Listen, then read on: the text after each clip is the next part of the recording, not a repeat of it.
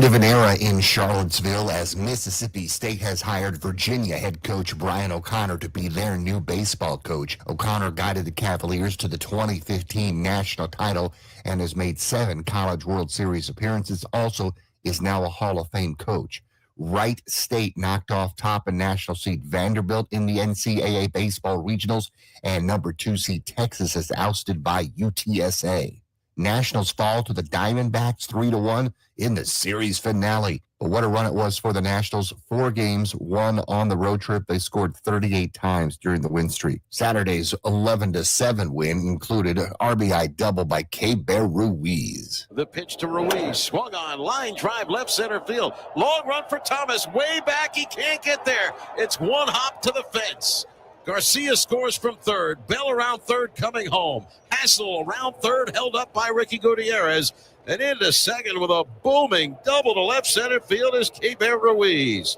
His 10th double of the year. The call from 1067 The Fan. The Rockies are swept again, the third fastest to 50 losses in MLB history. Francis Tiafoe becomes the first American man to reach the French Open quarterfinals without dropping a set since Andre Agassi in 1995. Sweden's Maja Stark wins the U.S. Women's Open in her first major, and Scottie Scheffler joins Tiger Woods as a Memorial repeat winner. I'm Byron Kerr on The Fan.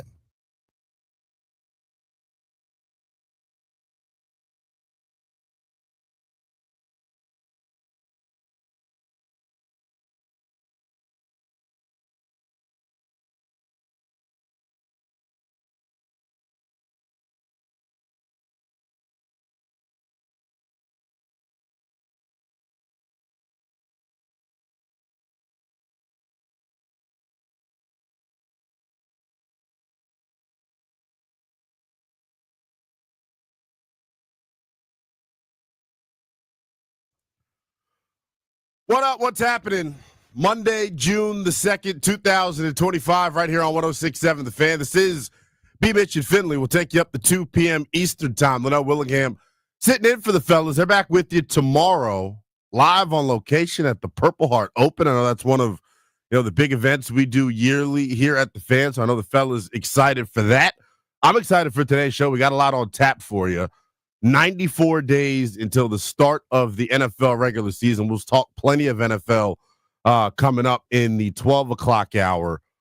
What is more likely in 2025?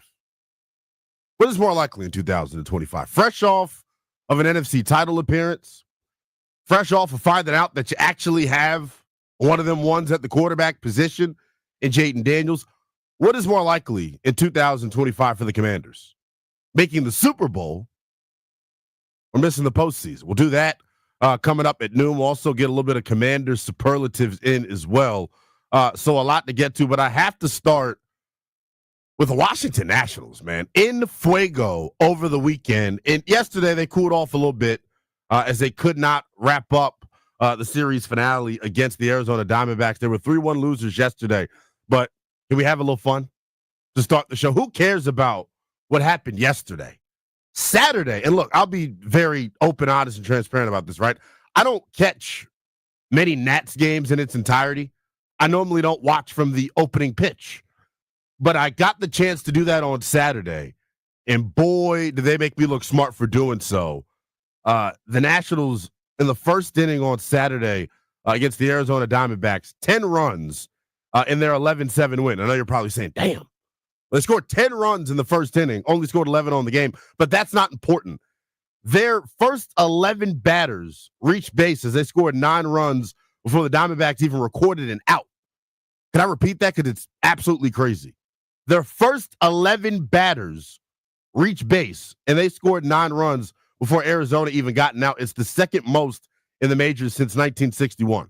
So quite literally a historic weekend for the Washington Nationals. And it's crazy because I keep going back to the Ken Rosenthal piece that was published in The Athletic last week, really, highlighting the Nats and their inability to draft, develop, and retain talent, right? So to me, and the irony about all of this is over the past couple of weeks, and I'll pull up the exact numbers here in a second, not only now that we sit here on Monday, does the timing of that article kind of look silly at this point? The Nationals are actually playing really good baseball heading into yesterday, and obviously they lost the series finale to Arizona. But heading into yesterday, they were winners of 4 in a row. They had won 10 out of their last 13 and a whopping 38 runs over their past 4 games. If you looked at that series versus Seattle at the tail end of last week, and then the weekend series with the Diamondbacks, 38 runs. That was 41 runs scored over the course of the past 4 games, and they finished the month of May with a record above 500. So for all the talk about it being doomsday around here for the Washington Nationals, I think they're playing pretty well. I'll even take it a step further. This was actually leading into yesterday via Nats communication. They had the best record in all of Major League Baseball dating back to May 14th. So this talking point of this group being out of it, this group being dead in the rights and one of the bottom feeders of Major League Baseball, I honestly don't agree with it. And maybe there's some recency bias going on here because of how well the fellas have played here over the past month plus. But you talk about the inability to draft and develop talent. Can you see Brad Lord, who has been in fuego out of the pen over his, past 7 or 8 appearances? Can you talk about, Cole Henry, who's been amazing in the pen over his, last couple of appearances as well, a rookie at that. So it's interesting. That's just in the pen where it really felt like doomsday. When you talk about just the way the first month plus of this season went, it looked like this bullpen, there was no saving them. There was no silver lining, no saving grace. Obviously, they've parted ways with, Lucas Sims and Colin Poche, and they've made some changes here. But I think big picture, the big story with this group, obviously, is the way that James Wood is hitting the baseball right now. It looks like one of the true bona fide stars in all of Major League Baseball at just 22 years old. But, for all of the hoopla, and I don't know how much time, Landfill, you guys spent on this last week, the Ken Rosenthal piece, but for all of the hubbub about the Nats' inability to draft and retain talent and then being bottom feeders, they sure don't look like it right now. And I get it, right? We're just getting into the month of June. Major League Baseball trade deadline coming up next month, toward the end of the month. Right now, the Nats are 5 games out of the final wild card spot in the National League. And when you think about what's coming up and what's on tap for them this week, see, Nats communication can put out, the record since May 14th, and we can go in and look at all the teams that they've played this week. This week it gets real because you got the Chicago Cubs coming to town, and they've been one of the best teams in all of Major League Baseball to start. And the thing that excites me the most about this series is you get to see the Cubbies with your 2 horses, right? Mackenzie Gore going to get the start on Tuesday. Jake Irvin will get the start on Wednesday. If you're not familiar, Nats fans, in terms of what has gone on this year with Mackenzie Gore, last year, the big talking point with him was, well, where's the consistency? Can he do it over the course of a 162-game regular season? He has been lights out to start the year, leading all of Major League Baseball in punch-outs and really giving this team a legitimate number 1 ace. And I know what the conversation has been surrounding Mackenzie Gore. We talked about this Friday night on Overtime. Well, on another team, he's just a number 3 starter. He's just a number 4 starter. When you lead all of Major League Baseball in strikeouts through the first 57, 58 games of the season, you are indeed a number 1 ace on any team. So I don't really want to hear that. Look, the season, long way to go, right? But they're competitive, and it seems like if they can continue to play well, they'll be within 3 or 4 games of the wild card spot coming up at the end of July with Major League Baseball's trade deadline. So for all of the talk, Ken Rosenthal dipping the pen in blood before going scorched earth on the Washington Nationals, maybe, just maybe, the conversation surrounding the Curly W's a little bit too premature. Bobby Blanco of Masson.com going to join us coming up at about 10:30.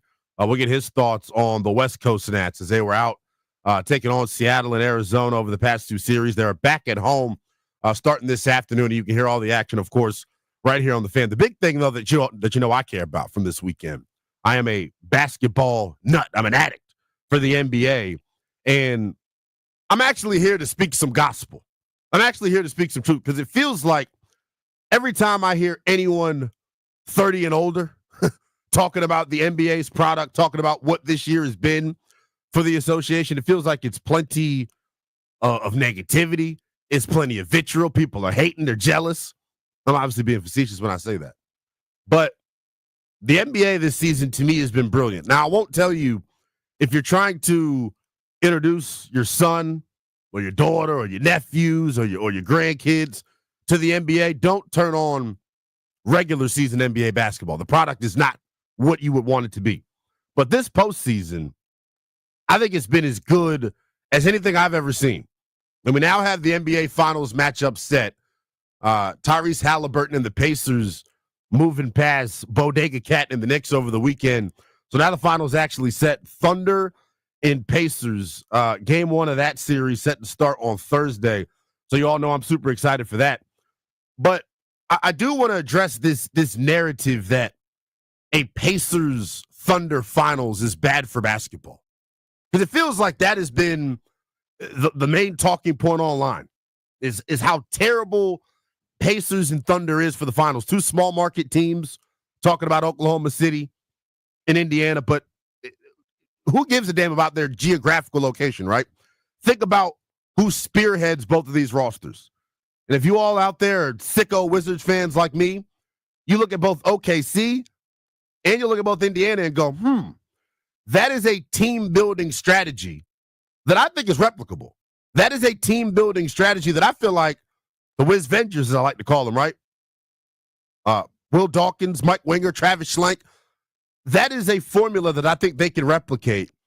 And talking about, both of these teams, the Thunder, yeah, they tanked, but their ability to wheel and deal in the trade market allowed them to set themselves up for success long-term. Same thing with Indiana. You look at the key stars on the Pacers, their big three, quote-unquote, Tyrese Halliburton, Pascal Siakam, and Miles Turner. Two of those three guys are acquired via the trade. So there's this thought process. Look, I was as geeked up as you all were. When the ping pong balls dropped and it was announced that we were going to have the number 6 overall pick, I damn near wanted to punch my television. That's how angry I was about it. But to act as if you can't team build without the number 1 pick is poppycock. I call poppycock on 100%. 100%. It's real deal, though.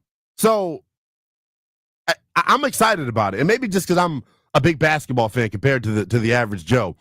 But a couple of numbers here that really kind of tell you, just how abnormal and unusual this finals matchup actually is between these two teams. So it's the first time since 2007, this is weird, that the finals will feature two teams that didn't play on Christmas Day. And I actually thought the Thunder would have played on Christmas Day. They were the number 1 seed last year in the Western Conference, so they should be getting their flowers. But the other thing is this Thunder and Pacers finals going to be the first since the luxury tax was put into place. None of these teams are taxpayers. None of these teams are dealing with all of the ridiculous layered ramifications of the new CBA in the NBA. So it's different. It's just different. At least one team was a taxpayer in every finals where the luxury tax was in effect. Overall, 26 of the 44 teams in the NBA finals since the luxury tax have been taxpaying teams. So the idea of you having to have multiple, Supermax guys on your roster, I mean, these two teams are showing it's a fallacy. And it's crazy, right? We always like to tie it back local. What was one of the main talking points this year with the Washington Commanders in terms of why they were able to have success, why they were able, to outkick their coverage and punch their ticket to the conference title game? Synergy, right? Camaraderie, loving each other, being a band of brothers, all the, cliche things that you hear in the movies. That was true about this year's Commanders team. I think it's also true about the Indiana Pacers and the Oklahoma City Thunder, who are now matched up in the finals. Two young teams that are growing with each other as players, but also growing with each other as like men. Like, I think people sort of underscore this a lot when we talk about sports. I'll use SGA, for example, who I think is probably the most criminally underrated star of the 2000s. SGA, Shai Gilgeous-Alexander. of the Oklahoma City Thunder, probably the most criminally underrated star of the 2000s.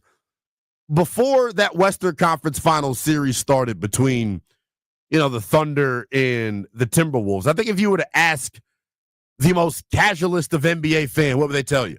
Because we already crowned him last year. Oh, Anthony Edwards, better than Shai Gilgeous-Alexander. Anthony Edwards, the future of the NBA. All of you gray beard, old curmudgeons out there, joking, obviously, right? Crowned Anthony Edwards last year. We were getting Michael Jordan comparisons. But in reality, I think you saw this postseason and you saw it throughout the regular season. Shai Gilgeous-Alexander, without a shadow of a doubt, is the best player in the NBA. And the season that he had this year, in terms of team success, right? Thunder, a 68-win team, best point differential ever in the history of the NBA, but you don't want them in the finals, right? Because they play in Oklahoma City. Give me a break. What we saw this year from Shai, like I said a moment ago, probably the most underrated season of the 2000s in terms of what he was able to accomplish.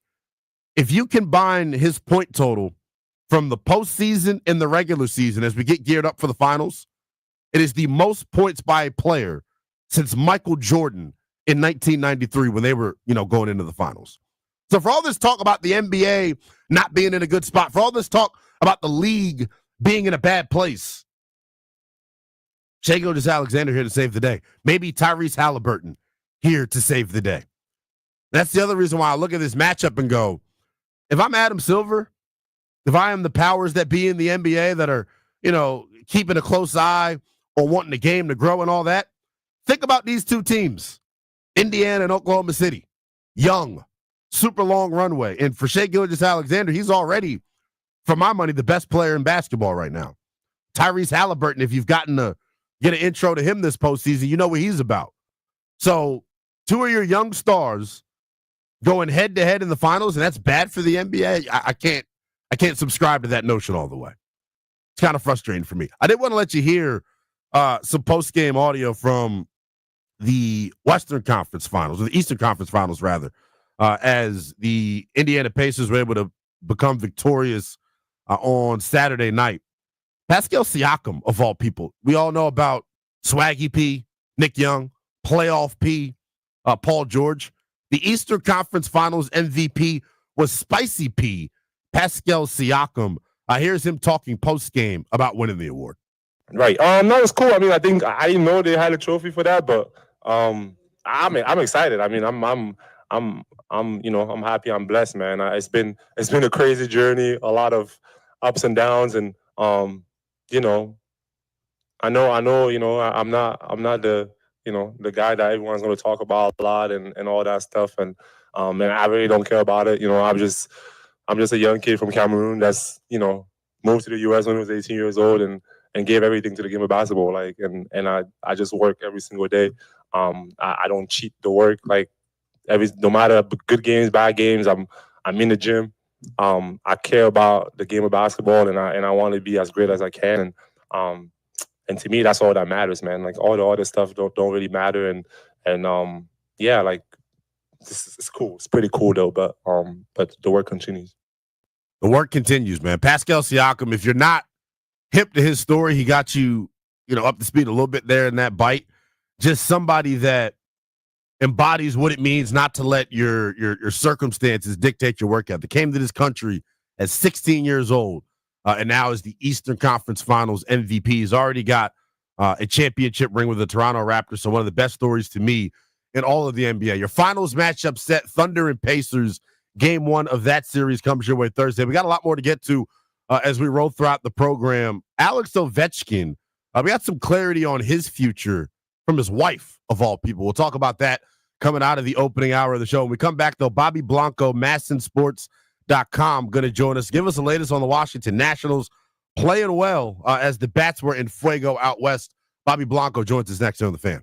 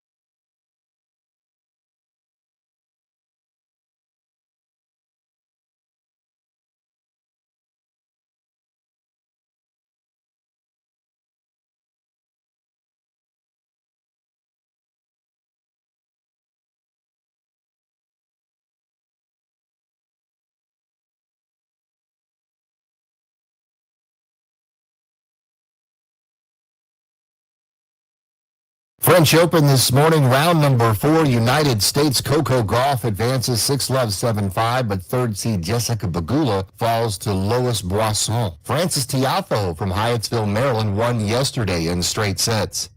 Nationals lost to Arizona 3-1, but win the road trip 4-2.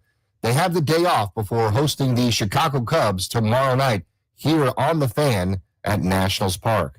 The Rockies were swept again, their third fastest to 50 losses in MLB history. They're at Miami tonight. In golf, Sweden's Maja Stark wins the U.S. Open. Scotty Scheffler takes the Memorial for the second time in a row. Mississippi State has taken away Virginia coach Brian O'Connor being their new baseball coach. He won 917 games in Charlottesville in the 2015 national title. Big upsets, Wright State defeated Vanderbilt and UTSA over Texas. Stanley Cup finals begin Wednesday, NBA finals on Thursday. I'm Byron Kerr on the Fan.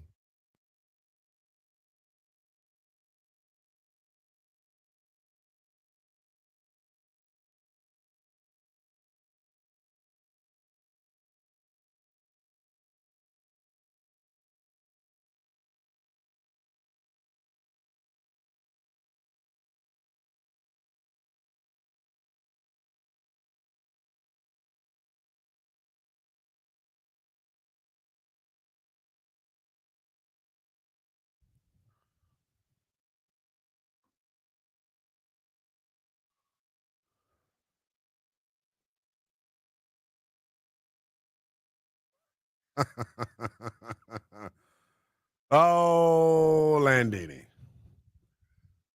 B. Mitch and Finley here on 106.7 The Fan. We're always live and free on the Odyssey app as well. And Willingham sitting in for the fellas. They're back with you tomorrow out on location at the Purple Heart Open, one of our favorite events here annually here at the Fan. So super excited for the fellas to get to participate in that. We open up the show talking about the West Coast Nats, as I'm calling them now, man. They take a trip away from home, spend a couple of days sleeping in somebody else's bed, and all of a sudden, the Nats bats are in fuego. Joining us right now via the Rude Gas Hotline. Rude, the most reliable heating and air conditioning products in the DMV, is our guy, Bobby Blanco of Masson.com. You give him a follow on the X app at Bobby_Blanco. Bobby, what's going on, buddy? Is your body clock doing all right? My body clock has been messed up since my son was born in December, but I think I'm well suited for a West Coast game. So, yeah, man, we're hanging in there, hanging up late. I'm glad they're coming home, so we can kind of get back to a normal schedule somewhat this week with the Cubs and Rangers in town. But, hey, that was a fun West Coast trip, huh? I was about to say, man, yeah, look, I was saying at the start of the show, Saturday night, look, I normally don't watch, Nats games in their entirety, and it's hard sometimes to catch it right off the rip, but I was lucky Saturday. Got off here on the Fan, was able to go home, chill for a little bit, and then watching the late night Nats. I mean, that first inning on Saturday, literally historic. First 11 batters reaching base as they scored 9 runs before Arizona got an out. Have you ever witnessed anything like that before? No. I mean, it's rare enough to see a team bat around in any inning. That happens every once in a while, but that's still pretty rare. And then to not only start a game like that, that's even rarer, and then to not also record an out in the process, right. And that, like you said, historic, like that never happens.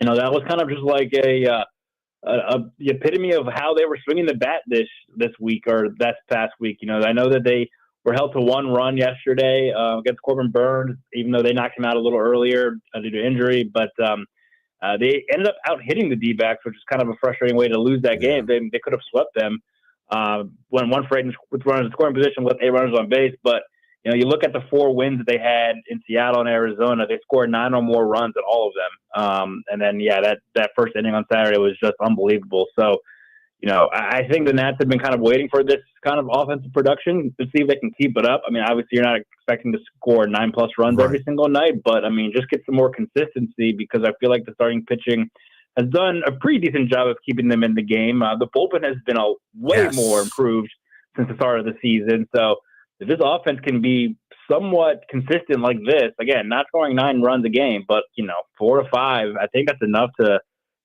keep this team in the game and win some more games as we get closer to the All-Star break. So you mentioned the bullpen, right? And that's a group, obviously, that's been heavily scrutinized since the start of the year. The irony of the Ken Rosenthal piece, I think, is kind of interesting now that we sit here talking about the inability of this organization to draft, develop, and retain talent. Speaking of the bullpen, man, Cole Henry has been a big ball of excellence. What have you seen from him this season, and how much of a surprise is it that he's come in here and been, I don't want to overstate it, Bobby, but been simply flawless every time he gets the ball? I mean, he has pretty much been flawless. He's only given up an earned run in one of his 18 outings, and that one outing was kind of like in like cleanup mode during that like 19-5 blowout loss to the Mets. So, you know, that was just kind of a day where they like, hey, we need someone to kind of eat this, and Cole Henry was the chosen guy. You know, the rookie gets the bad luck of the draw there, but otherwise, yeah, like you said, he has been lights out. I mean, 2 shutout innings the other night to close out that game on Saturday after they jumped out to an early lead, and Arizona made it close in the later half of the game. Yeah, he's been great. I mean, this is a kid, for those who don't know, I mean, he's a former second-round pick back in 2020, was always a starting pitcher, and had a lot of injuries coming into start his career, most notably thoracic outlet syndrome surgery, which we know, pretty much ended the career of Steven Strasburg and other pitchers. Like, a lot of pitchers don't come back from that. And then the thing about with Henry was that the only positive from that was that it occurred early in his career. He was still young enough where, okay, you have time to kind of build back up and try to make something of your career after this injury. You know, with Strauss happening after he turns 30 and other pitchers, like it's just too little too late, unfortunately. But when it happens younger, there's a better chance that you can come back from it. It's still very hard. And he did it. And, you know, he was slowly ramping up over the past couple of years, pitching in minor league games, had not made his major league debut yet. And this spring, they decided to try to make him to a full-time reliever along with Jackson Rutledge. And yeah, he's been lights out. He's been great. He's always had great stuff. It was always a matter of the injuries and to see if he could develop into a starter to go deeper into games. But, you know, I think they've been able to kind of put all of his strengths into short spurts because he is pitching 1 inning at a time. He can go 2 or 3 if they absolutely need to, but he's getting more high leverage situations right now, which has been great. And he's taken that and ran with it. And I think this is a great story for him, obviously personally, but for the Nationals as well, because like you mentioned, their struggles in the draft in recent years. I mean, to get anything out of him, Jackson Rutledge, who's a former first-round pick, like, you know, that you need to get some kind of major league production out of these high draft picks. And, you know, not every starter wants to go into the reliever role because, you know, starter gets kind of all the glory when it comes to pitching. But, you know, he's really embraced it. I talked to him a while ago. He like mentioned that, like, you know, all this group of young Nationals relievers, like 3 of them, him, Jackson, and Brad Lord, are starters turned relievers. And he kind of like, you know, we're like the O-lineman of baseball. Like, we get none of the glory, you know. It's like you're only getting noticed if you do something really good or really bad. So he's doing really good right now. So that's a really good sign.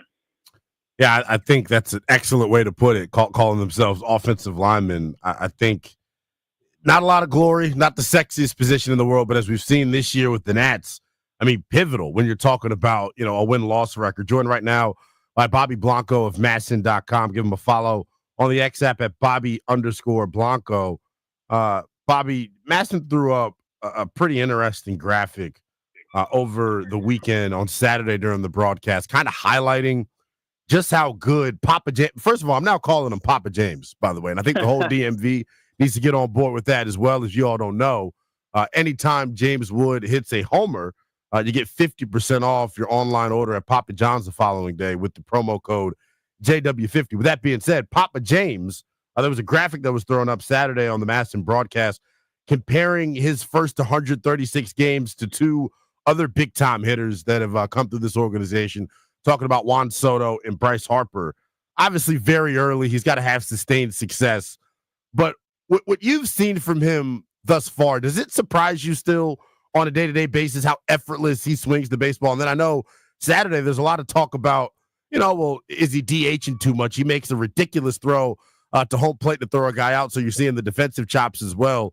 Is there anything, Bobby, that James Wood can't do, and what type of star do you think he's going to ultimately turn into here?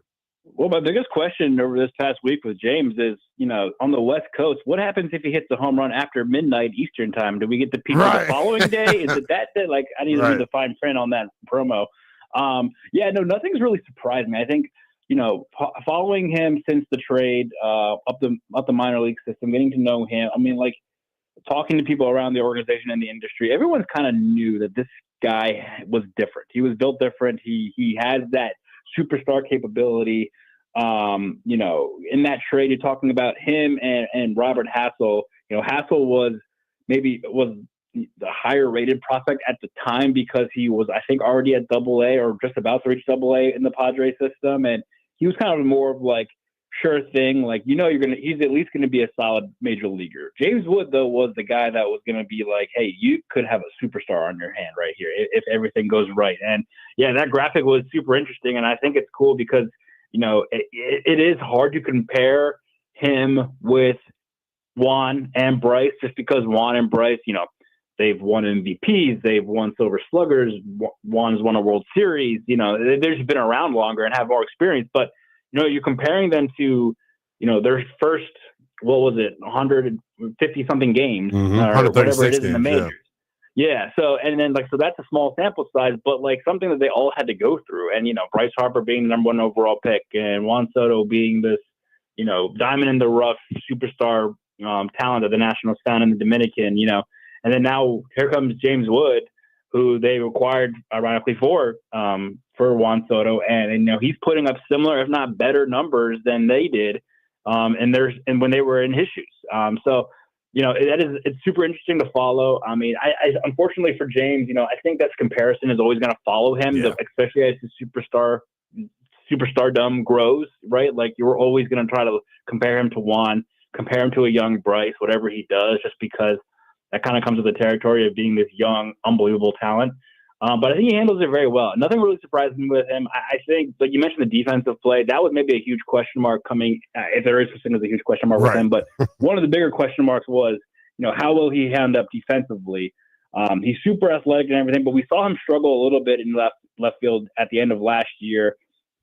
Trying to adjust at the major league level is difficult. And I think he's done really, really well so far this year. I mean, there's the athleticism right there and his height. Right. I think I've already seen him at least twice rob home runs just by standing at the wall and reaching up. Like he doesn't even have to jump, which is ridiculous. The defense was maybe one area of concern or question coming into this year, but I think he's answering it really well. And, the DHing part, I get people are kind of frustrated with it, but you're looking for this guy to play 150 games in a season and not wear him down too early. Keep in mind, he also was only a couple months removed from a hamstring or groin injury, I think it was, in spring training. So, I think the more he can get off his feet, the better. But, yeah, I mean, his defensive value is only going up out there and left. 100%, man. It's been fun to watch. Speaking of the outfield, I mean, if Robert Hassel continues to hit the ball the way he is, and then Dalen Lyle continues to show promise at the plate. I know he's hadn't hit it extremely well in terms of reaching base, but contact's there. He's having long at bats. What happens when Dylan Cruz and Jacob Young get healthy? What is the dilemma that Davey Martinez and company are going to be facing here? Oh, it's a great question, and it's a good problem to have for sure. I think that whenever Dylan is ready, and it's tough to know when that will be. Obliques are tricky. But whenever he is ready and coming back, I think his job is secured. I mean, he's such an important part of this team's future and this team's season this year. Like, you need him playing every day if he's available, no matter what, alongside James, alongside CJ, K-Bear, Louie, whoever else. So I think whenever Dylan's ready, he'll be back in there, and that his job's not really up for question. The only question would be Jacob Young, and it seems like Jacob's closer to returning than Dylan is. So I think we'll find out tomorrow whether or not Jacob Young is about to start a rehab assignment. That'll probably be pretty short, I would imagine, especially if it goes well. So you could see him back in the majors maybe by this weekend. But when that comes out, who goes back down to AAA? I think you're going to see Dalen Lyle go back down to AAA just because he's still he's doing well, like you mentioned. Like he's doing everything you could have asked for in terms of he needed to come up to replace an injured player before he was fully ready. But the bat isn't quite there yet. He's had some moments, but it's not very consistent. I mean, the defense has been great. The base running and speed are obviously there, but this is a guy that only played 18 AAA games before getting to the major. So I think he could use a little more seasoning down at AAA, which is not a bad thing. That's not a dig at him. That's just the way it goes. And Robert's been playing well enough where I think he can make the case interesting for whenever Dylan's ready. Yeah. If Jacob Young isn't performing offensively, we saw him struggle at the beginning of the year offensively. And we know the defense is great, but he hasn't really been able to produce much at the bottom of the lineup. And if Robert can provide pretty much the same level of defense while adding more pop to this lineup, that might be a tough call for Mike Rizzo and Dave Martinez to option him down to AAA and keep Jacob Young up here just to, and not really progress so much offensively. So I would be looking to see, Jacob Young, yes, you want him back healthy, but he also might be trying to fight for his spot against Robert because Robert's playing very well. So this is the elephant in the room, Bobby, and I'm gonna speak on something that maybe people are timid and shy about. If it gets to a point where James Wood is not one of your three best outfield defenders, what is the issue with DHing him? And I understand it's the timing of this conversation is kind of ironic because Josh Bell has all of a sudden woke up from the dead. But what is the big hubbub about DHing him? Would it be considered a slight? Yeah, I think it could be. I mean, you don't want to rub him the wrong way. Like you don't want. But if he's not one of your best, Bobby, what message are you sending to the rest of your clubhouse if you're putting three guys in the outfield that aren't the best at their job?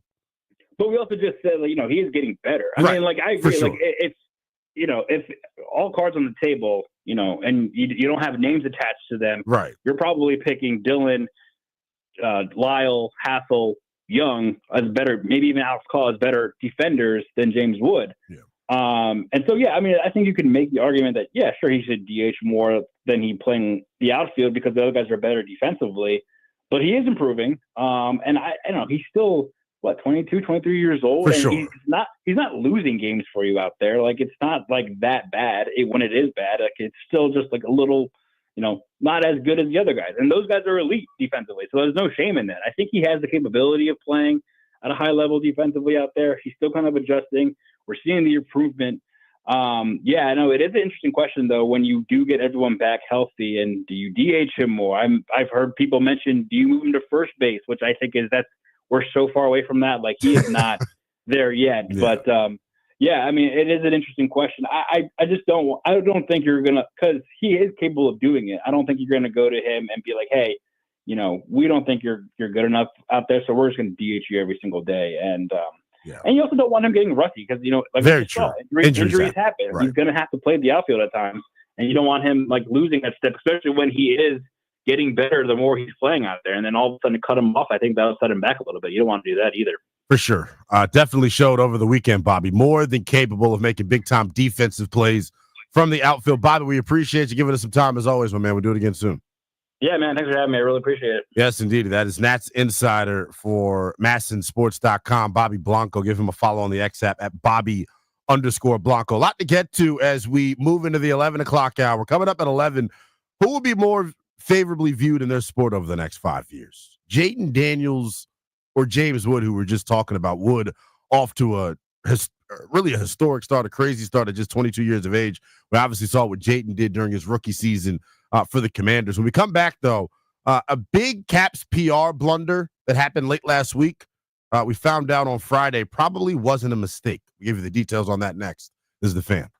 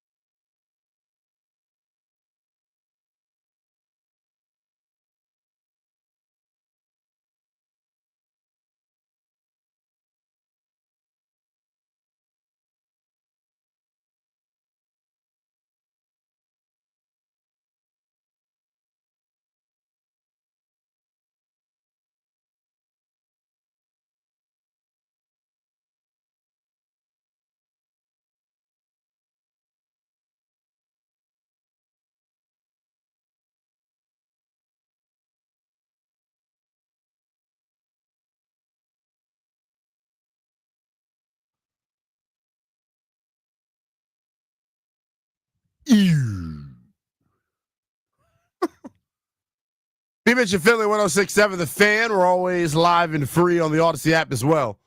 Linnell Willingham sitting in for both B-Mitch and Finley. They're back with you tomorrow out at the Purple Heart Open. Always a super cool station event. Super excited for them to get to participate in that. A lot more to get to. Coming up, top of the 11 o'clock hour, we will get into the Washington Commanders a little bit here. Damian Woody of ESPN.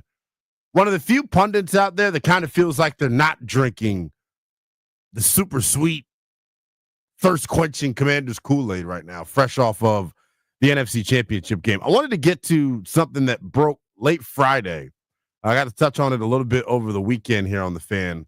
The Caps said Thursday, they had to come out Thursday and release a statement saying that no decision had been made on Alex Ovechkin's future in the NHL after an email was sent out to season ticket holders.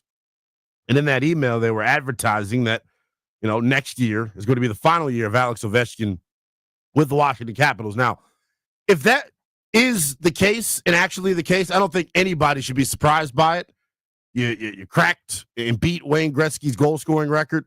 You've already, hoisted Lord Stanley's, trophy. You've done everything you've been asked to do here in D.C. You've done a lot for the community. I don't think any Capitals fan out there should be disappointed if Alex Ovechkin chooses not to sign another extension with this team. But the blunder that Monumental made is kind of what I want to tap into here. Just the whole handling of this situation to me seems weird.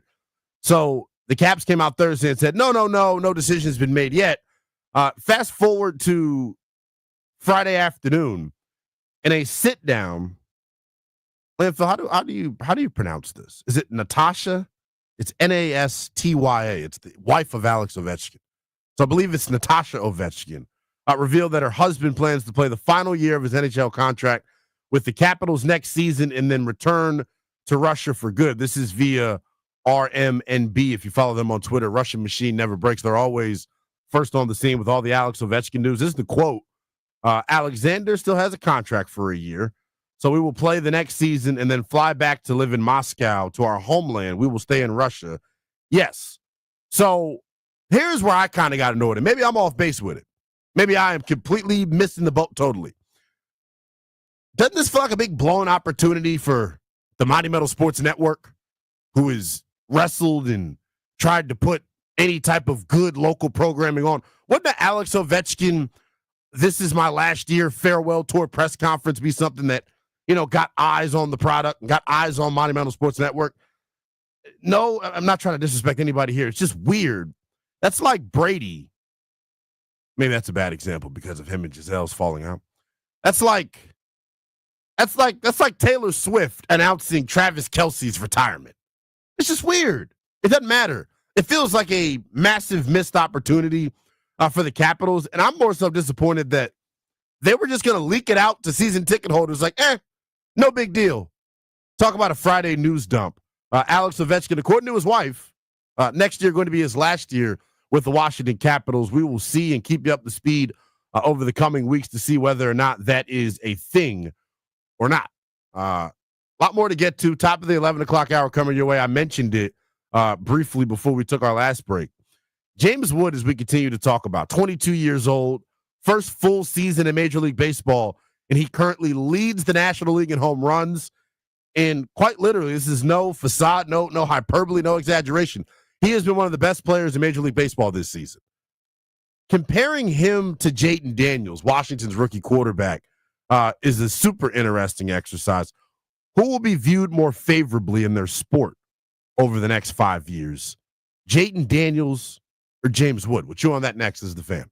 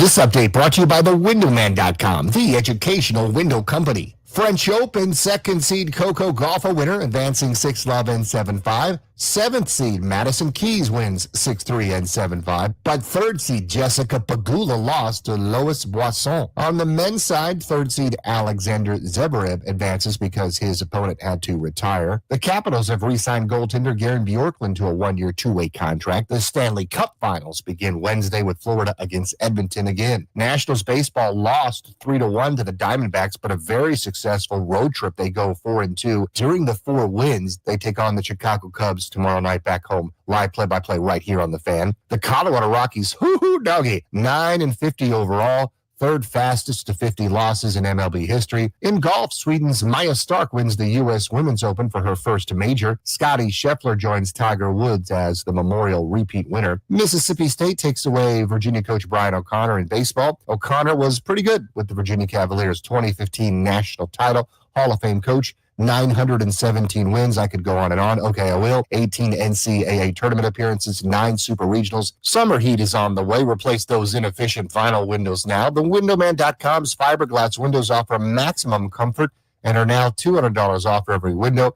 Visit thewindowman.com for your free consultation. $200 savings per Infinity replacement window only, of course. Minimums and installation apply. I'm Byron Kerr on The Fan.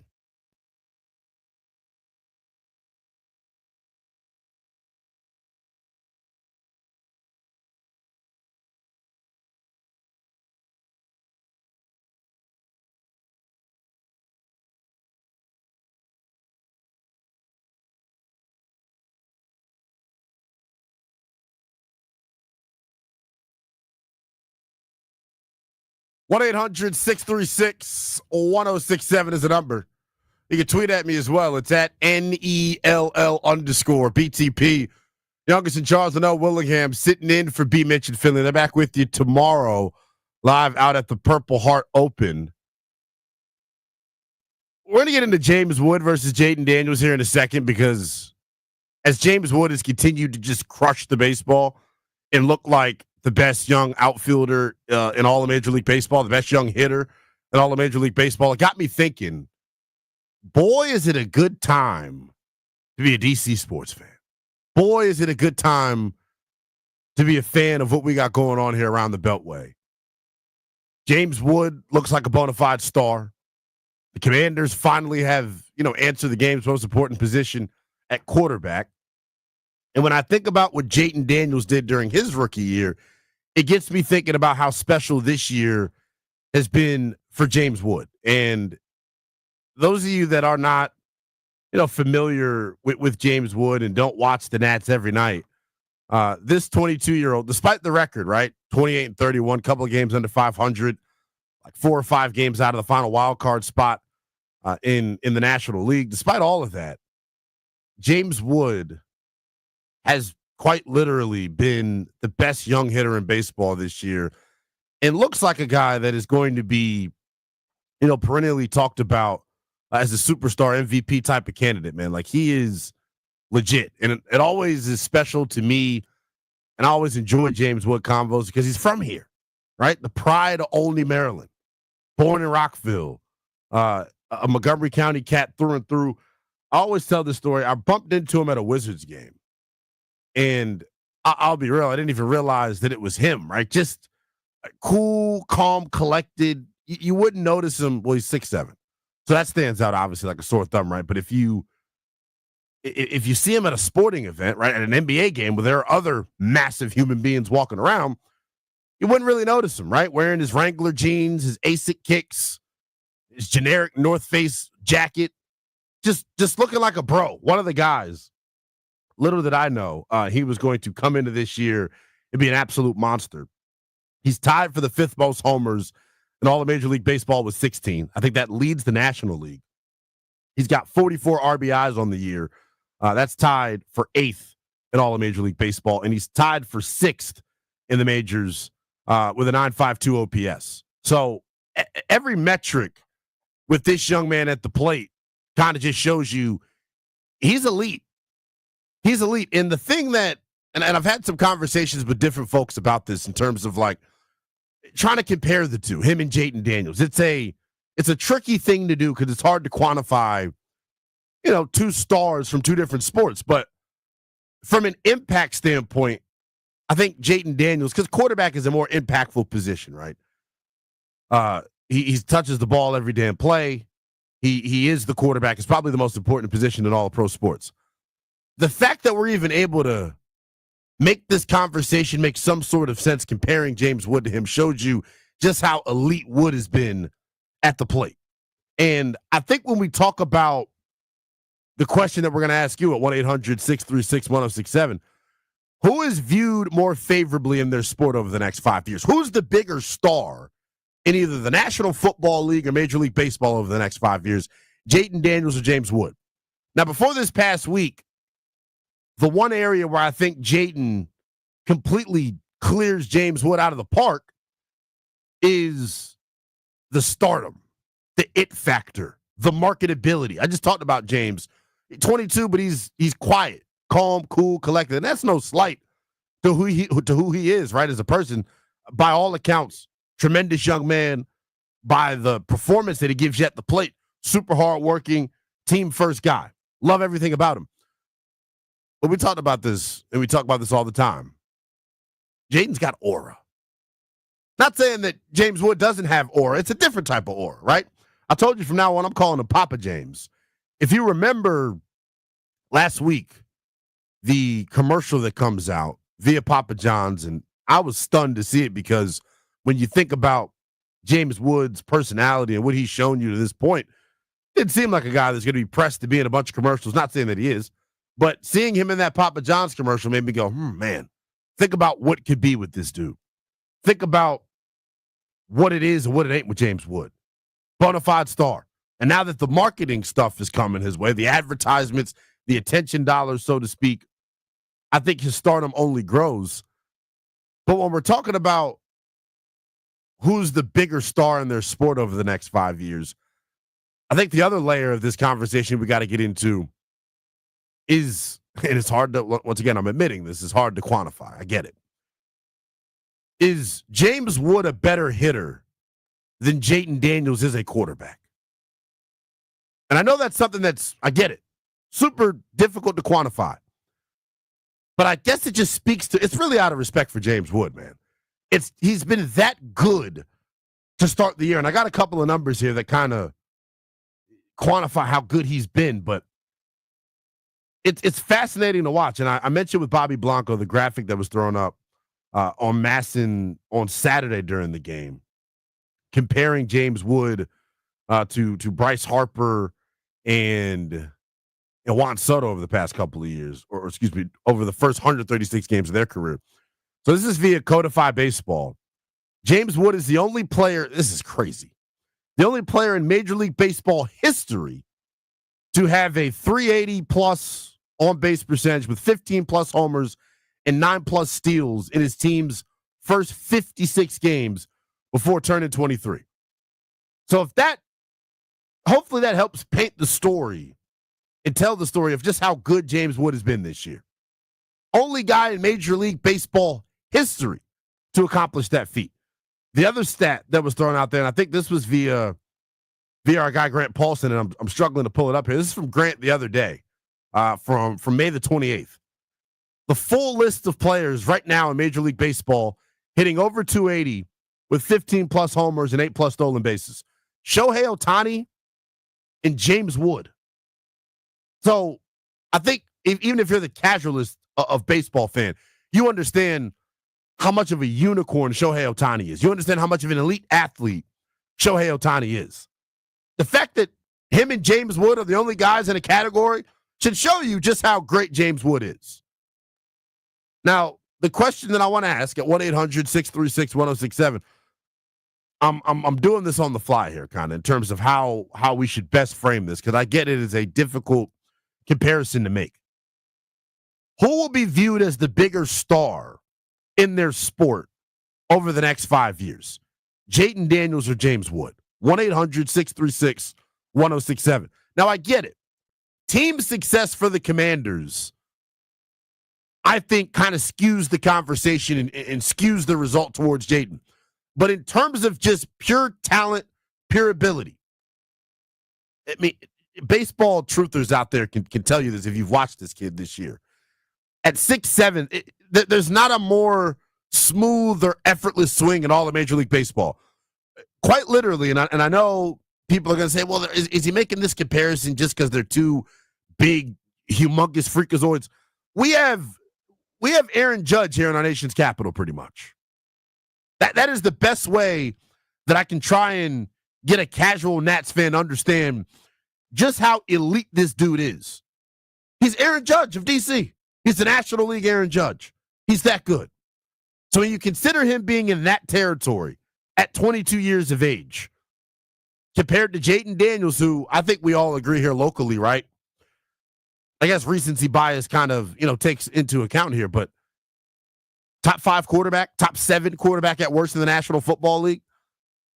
When you think about the way both of those two guys are viewed right now, 5 years from now, who's viewed more favorably? 1-800-636-1067. Sean is in Falls Church, wants to chime in. What's going on, Sean? Hey, doing well. Thank you for taking my call. I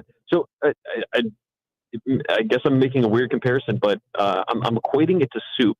Okay. The way that we're going about this, James Wood, here's the thing. They both, James Wood, Jaden Daniels, have the right ingredients. You put them in at the right time, everything is going to taste amazing. James Wood is the kind of guy that puts his spoon on the top of the pot, lets it simmer, lets it do its thing.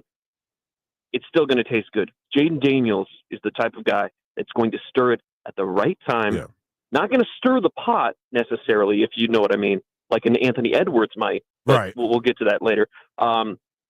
It's the right amount of stirring. I think that Jaden Daniels, especially for this town, just speaks a little bit more. I think also having Scott Boras as the agent for James Wood, I think that that stirs the pot in a different way that Nationals fans don't want to hear about. Kind of thing.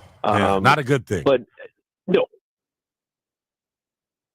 So I appreciate your call as always, Sean. We'll read a couple of comments from the chat as well because I think this is a fascinating conversation. Roby-Wan Kenobi says, first of all, hell of a name. Jaden will be the bigger star because football is the 1 seed, but James will be a star. So that's where I think when I was debating and hashing out this topic, that's kind of where I kind of came to a halt. It's like, damn, is it fair to James Wood? Not only do I think it's fair to James Wood, I think it's a compliment to James Wood. Everyone knows it. From a popularity standpoint, the NFL is king, right? The NFL is like Neiman Marcus, and like Major League Baseball is like Fashion Over Men's in terms of like popularity, mystique, aura, all that. So, yeah, Jaden probably has the better chance to be a bigger star because of the league he plays in, one, how good he is, and then just the popularity of football. But James Wood, the fact that we're even able to have this conversation, I think, speaks to how elite he is and the type of potential he has in Major League Baseball as just a 22-year-old. 1-800-636-1067. Something else that was pointed out in the chat, and I saw this as well. And let's just be real here. And maybe I'm in the minority here. Take your calls on this as well, because I'm curious to see what you all think. You can get at us in the chat as well. My best friend is an Eagles fan. So I think it is kind of, made my disdain, my hate for that group a lot deeper because I can't get him to shut the hell up. But Saquon Barkley announced as the Madden 26 cover athlete, and it's him doing that ridiculous hurdle that he hit. Do you all agree with me out there? And maybe this is something that we'll hash out a little bit later on in the summer when we're in those dog days where there's nothing to watch and all that. At this current juncture, I hate the Eagles more than I hate the Cowboys. The Eagles, to me, are the bigger rival to the Washington Commanders right now than the Dallas Cowboys in terms of the relevancy of the games played and then where the two teams are moving forward. But I don't want to get sidetracked too much. Something for you to think about. 1-800-636-1067. 5 years from now, who is the bigger star in their sport? 22-year-old James Wood of the Washington Nationals, who is off to just a tacky hot start at the plate, or Jaden Daniels, who came out guns a-blazing, leading the Commanders to their first conference championship since the 90s. 1-800-636-1067. Kenny is in Boston, wants to chime in. What's going on? Linnell, thanks for taking my call. This is a great question, and I'm glad I heard the second part of it. Unfortunately, James Wood will most likely not even be with us in 5 years. Jeez, Kenny. Jeez, brother.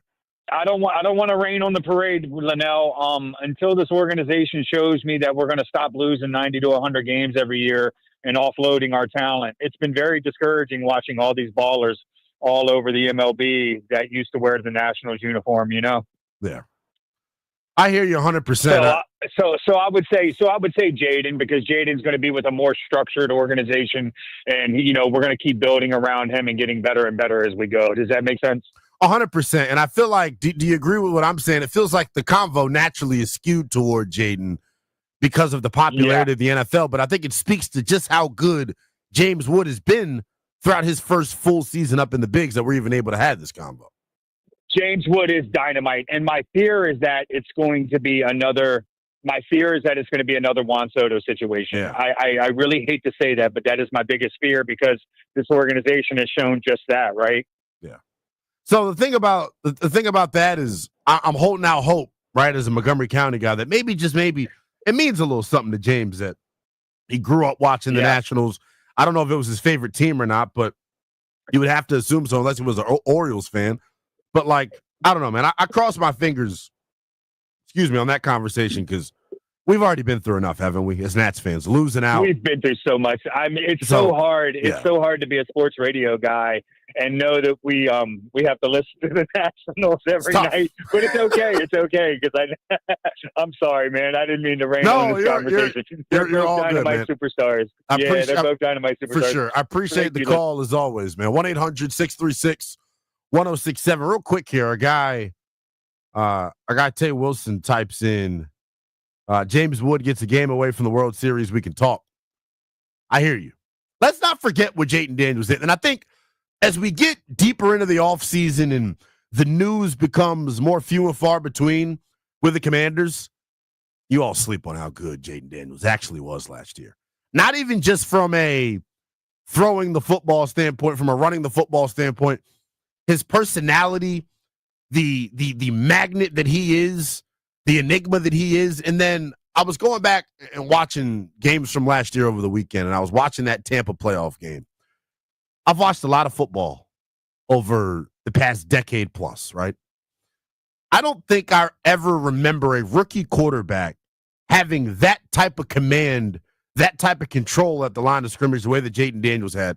And the play that I think about is the deep shot to Terry McLaurin against Tampa in the playoff game. Gets up to the line of scrimmage, shifts the protection, gets them in the right play, and then boom, the rest is history. It felt like we saw that routinely last year. Well, we'll continue to take your calls on this. 1-800-636-1067 is the number. Over the next 5 years, who is viewed more favorably in their sport? Jaden Daniels of the Washington Commanders or James Wood of the Washington Nationals? We'll take your calls on that next. Plus, the NBA on TNT signed off for the final time. We'll let you hear the best audio of that. Plus, if you just now are joining us, there is a Madden cover athlete for 2026. We'll give you the details on that next. This is The Fan.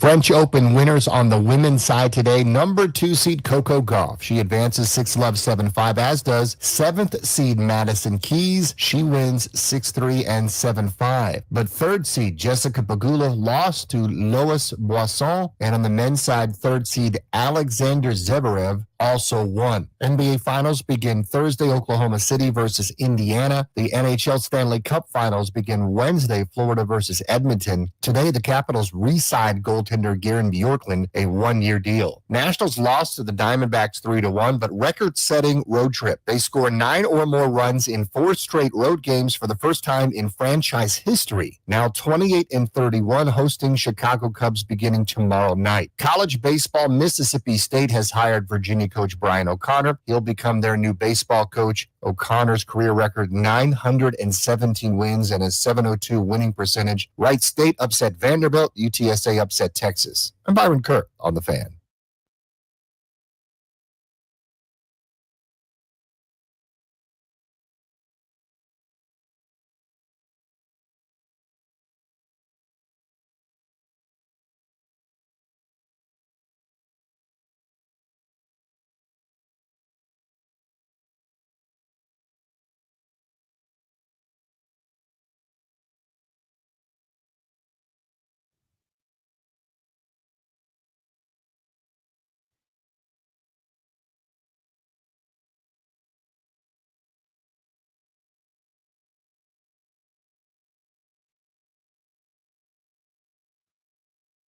Well, that took a crazy turn because I was wondering where the hell we was going with this. You keep me on my toes, Landfill. B. Mitch and Finley right here on The Fan. Linnell Willingham sitting in for the fellas. They're back with you tomorrow live out of the Purple Heart Open. Number to call us, 1-800-636-1067. You can tweet at me as well. Same handle on all social media platforms. It is at NELL_BTP. A lot to get to. Still continuing to take your calls on who's going to be viewed more favorably? Who's going to be the bigger star in their sport over the next 5 years? Jaden Daniels, the quarterback of the Washington Commanders, or James Wood, the 22-year-old rookie phenom for the Washington Nationals? 1-800-636-1067. I mentioned going to break. We had a little bit of news to break for you. I can really care less because I hate and despise everything about this organization. Saquon Barkley going to be the Madden cover guy for 2026.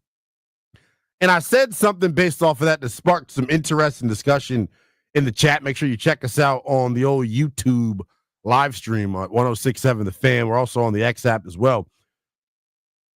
And maybe I'm speaking for myself, but based on some of the comments in the chat, you all may agree. It's very clear that the Philadelphia Eagles are the biggest rivalry right now with the Washington Commanders, the biggest rival of the Washington Commanders. And I've long felt that way and it's just me personally. This is a personal thing for me because of what I have going on in my life. Like I say, my best friend is a diehard Eagles fan. I've had to watch numerous games with him and his father in the bird's nest, as we like to call it. But yeah, I don't like the Eagles because of that. I was raised, and this is why you all should give me credit. Y'all got a lot of nasty, rude, mean things to say to me. That's what happens when you're elite. I get it. But there should be some kudos thrown my way. Do you realize I was raised in a damn Dallas Cowboys household? Do you understand what I'm saying?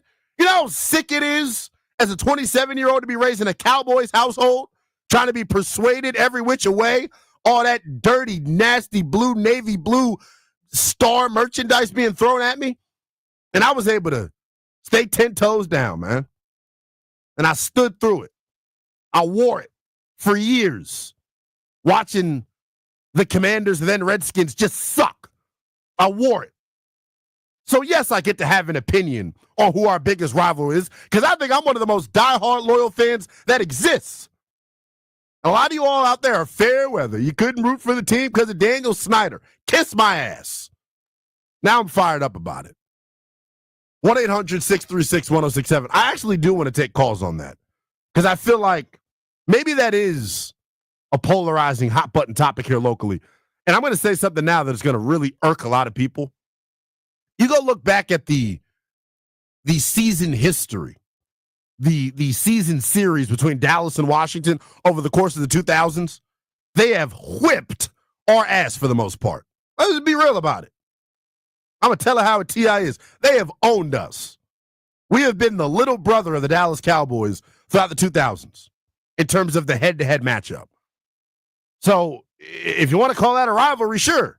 I just think there have been bigger, more impactful games between Washington and Philly. We've seen them play for the division title several different times throughout the 2000s, a couple different times. We've seen them play, in big primetime spots. So I just look at Philadelphia as the big rival. Maybe it's recency bias. I get it. 1-800-636-1067. Your calls on the biggest rivalry right now, the biggest rival right now for the Washington Commanders, and James Wood versus Jaden Daniels. Who is the bigger star in their sport 5 years from now? 1-800-636-1067. Deacon is in D.C. Jaden Daniels has chutzpah.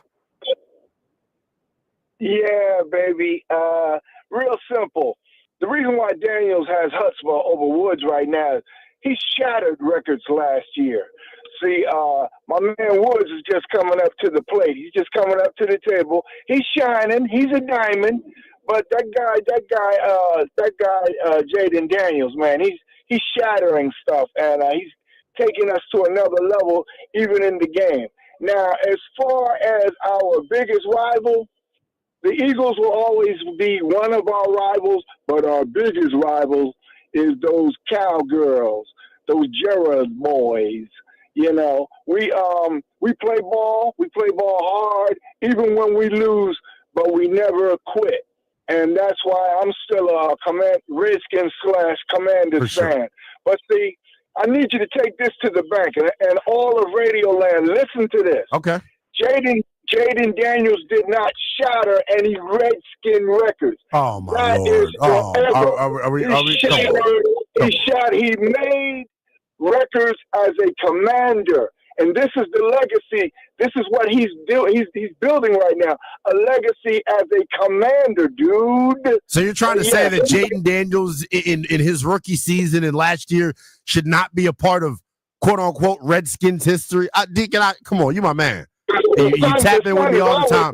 The son is always part of the father's family, but the son has come. He's grown. He's growing up, and he's setting his own mark now. Okay? He's setting his own mark. I'll let you have that one, Deacon. 1-800-636-1067.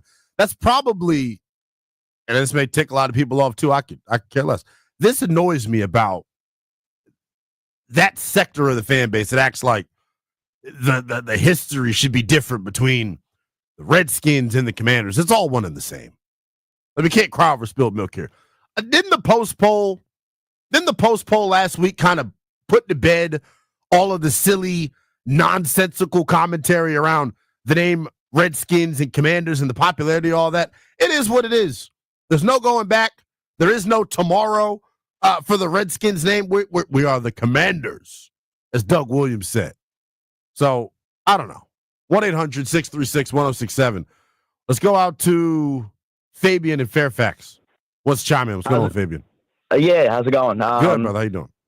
I'm doing good, man. But I just want to say, I think, honestly, it's got to be Jaden. I mean, growing up, just watching the Nationals, with contract stuff and all that jazz. I mean, going into James Woods when he is in, contract trouble, there's not that much, certainty going into it. I know that Jaden's a rookie. He's got that rookie contract. I just think that the people feel more comfortable with the fact that Jaden is going to be a Commander for the rest of his career, which I think we all agree on. James Wood, though, with the owners, you got to look at that too. So yeah, I agree. I appreciate the call as always, man. 1-800-636-1067. The other thing I keep going back to, it's really a byproduct of the popularity of the two sports.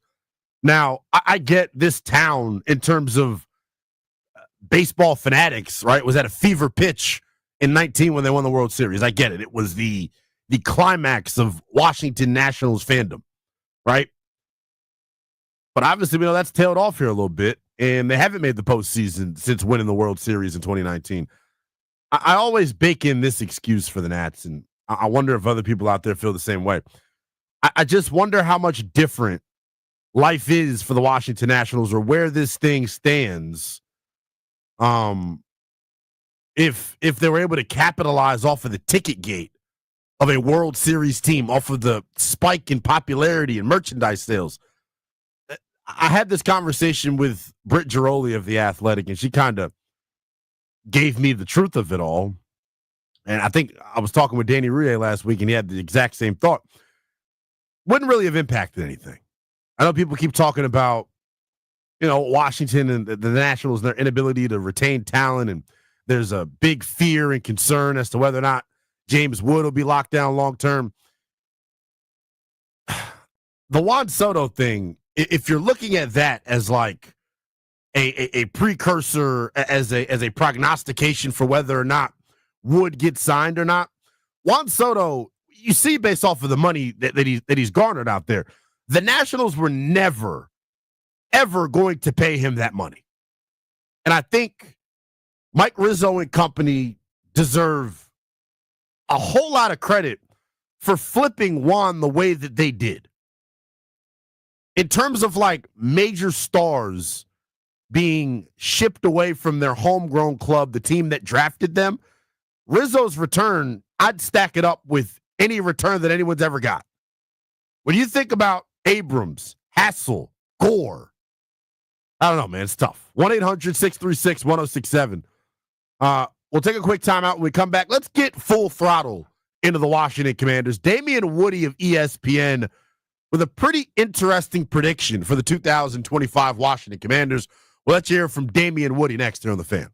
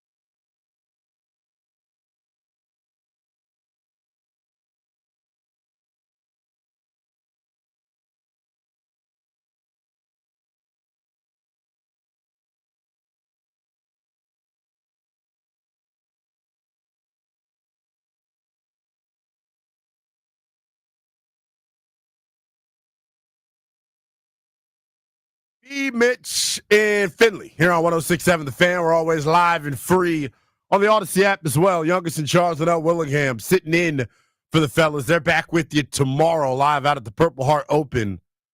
Make sure you keep it locked on The Fan all afternoon long. I'll take you up to 2 o'clock before handing things over to Grant and Danny. GP back in the saddle after taking a much-needed vacation last week. So super excited to listen to the fellas on my way out. We are, how has JP been doing this? Has he just been saying random obscure Redskins and saying, we're this many days away? We are Preston Smith days away from the start of football. That is, I believe, the start of the regular season. Cowboys and Eagles from Lincoln Financial Field to open up the season on Thursday Night Football. So super duper excited for that. The offseason to me, this year, a lot, and I think fans out there can relate to this offseason, a lot different than off seasons of the past. I think every day that I wake up, we're a day closer to the start of training camp, the start of the preseason. I get excited. I'm geeked up. I'm an addict just like you all are.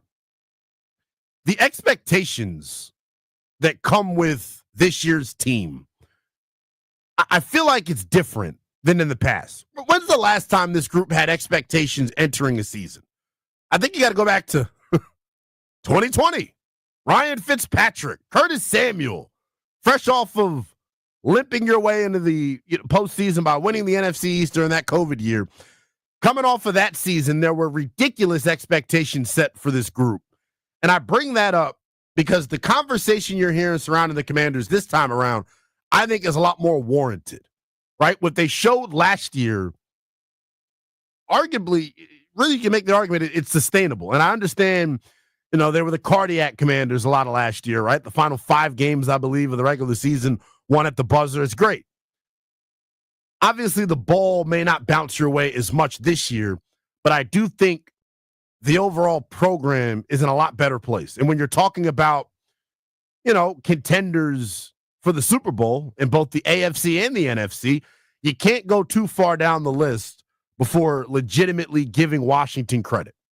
So I think every national pundit I hear that I listen to feels like, they are sipping the Commander Kool-Aid. Now, for years, that has always been a very dangerous thing. I think fans out there can speak to that. Like I just said, anytime we have had expectations, we always fall short. I don't think that happens this year. Matter of fact, I know that doesn't happen this year, and it's because of one guy. It's not the quarterback. It's not that blue-eyed, handsome devil Adam Peters. It's not Josh Harris. It's Dan Quinn. When you have a guy leading your building the way that Dan Quinn does, when you have a guy that instills confidence in folks the way that Dan Quinn does, complacency isn't allowed to exist over in Ashburn, and I don't think it does. I think he has done a tremendous job of setting the expectation for who they are, right? Everyone was laughing at their cheesy monikers, anybody, anywhere, anytime. They showed it last year. You bet your ass it is anybody, anywhere, anytime. So expectations, I don't think impact this group at all. I think it motivates them. You know what else may motivate them? The doubters, the detractors. Damian Woody of ESPN can be thrown in that category. He had this to say about whether the Commanders are in line for regression in 2025. Jaden Daniels had a season the likes of which we have never seen before. He took his team all the way to the NFC Championship game. What would constitute a successful second season after that debut act, particularly with all the pieces they've added? Damian Woody. Jaden Daniels could have a better season, but the Washington Commanders might take a step back. I thought the Washington Commanders overachieved last year. Jaden Daniels was spectacular, no question about it. But if you look at the whole of the Washington Commanders, really, they shouldn't have been on the field with the Philadelphia Eagles last year. They actually might take a little bit of a step backwards. I think their defense is underwhelming, and some of these other NFC teams are on the come up. The Rams and some of these other teams. So Jaden Daniels could be better, but they might take a little bit of a step back. So that's Damian Woody. Honestly, I kind of feel like I prepared us for a hammer to be dropped by Damian Woody. It was more like a pencil, right? More like a coin being thrown at you. That just reminds me of weird things me and my cousin used to do back in the day, landfill. You ever had anybody light a penny on fire? Not light a penny on fire, but put a lighter to a penny and then throw it at you? It's a terrible thing to do. Don't do it to anybody. But no, Damian Woody there, I think, says what all of us think in the back of our mind. If you guys can take off the burgundy and gold colored lenses for a second, everything Damian Woody said there has the chance to be correct, right? I wake up each and every day flip-flopping back and forth about what this team could be in 2025. I can paint you the picture of them, taking a little bit of a step back, winning 9 games, and maybe not making the playoffs. And I'd still feel damn good about everything moving forward. I can also paint you this picture. Them hosting the Lombardi at the end of the season. Jayden Daniels being the league MVP after the season. Another Junks discussed that earlier this morning. I think all of those possibilities, all those scenarios are on the table. To act as if they're above regression as a fan, I think you're full of it. You can't genuinely look at this group objectively and say, there's no chance that they can regress. That's just not the case. Now, Damian Woody and everybody that talks about this group, we reference this defense in terms of why they may regress. I don't think it's an offensive regression that we're worried about. I think it's the defense who honestly outkicked their coverage last year, but then didn't really do a whole lot on paper to significantly upgrade. I can give you 2 direct replacements that happened this year on defense. They swapped out John Allen for Javon Kinlaw and Jeremy Chin for Will Harris. If you're being objective about those 4 players over the course of their career, then how can you say anything but Washington downgraded at those 2 positions? And that's me saying it. I'm as big of a cheerleader for the group as anybody is, but you have to be objective when talking about this thing. While I can see a scenario where they hoisted Lombardi, I can also see a scenario where they stink on defense.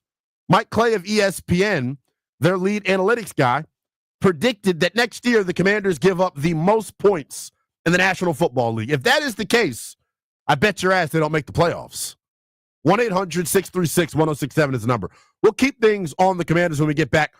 What is more likely in 2025 for the Washington Commanders? Fresh off of an appearance to the NFC Championship game. Fresh off of Jayden Daniels winning Offensive Rookie of the Year and really being, the best thing since sliced bread to the NFL. What is more likely for next year? The Commanders making the Super Bowl or the Commanders missing the playoffs as a whole? We'll get to that next here on The Fan.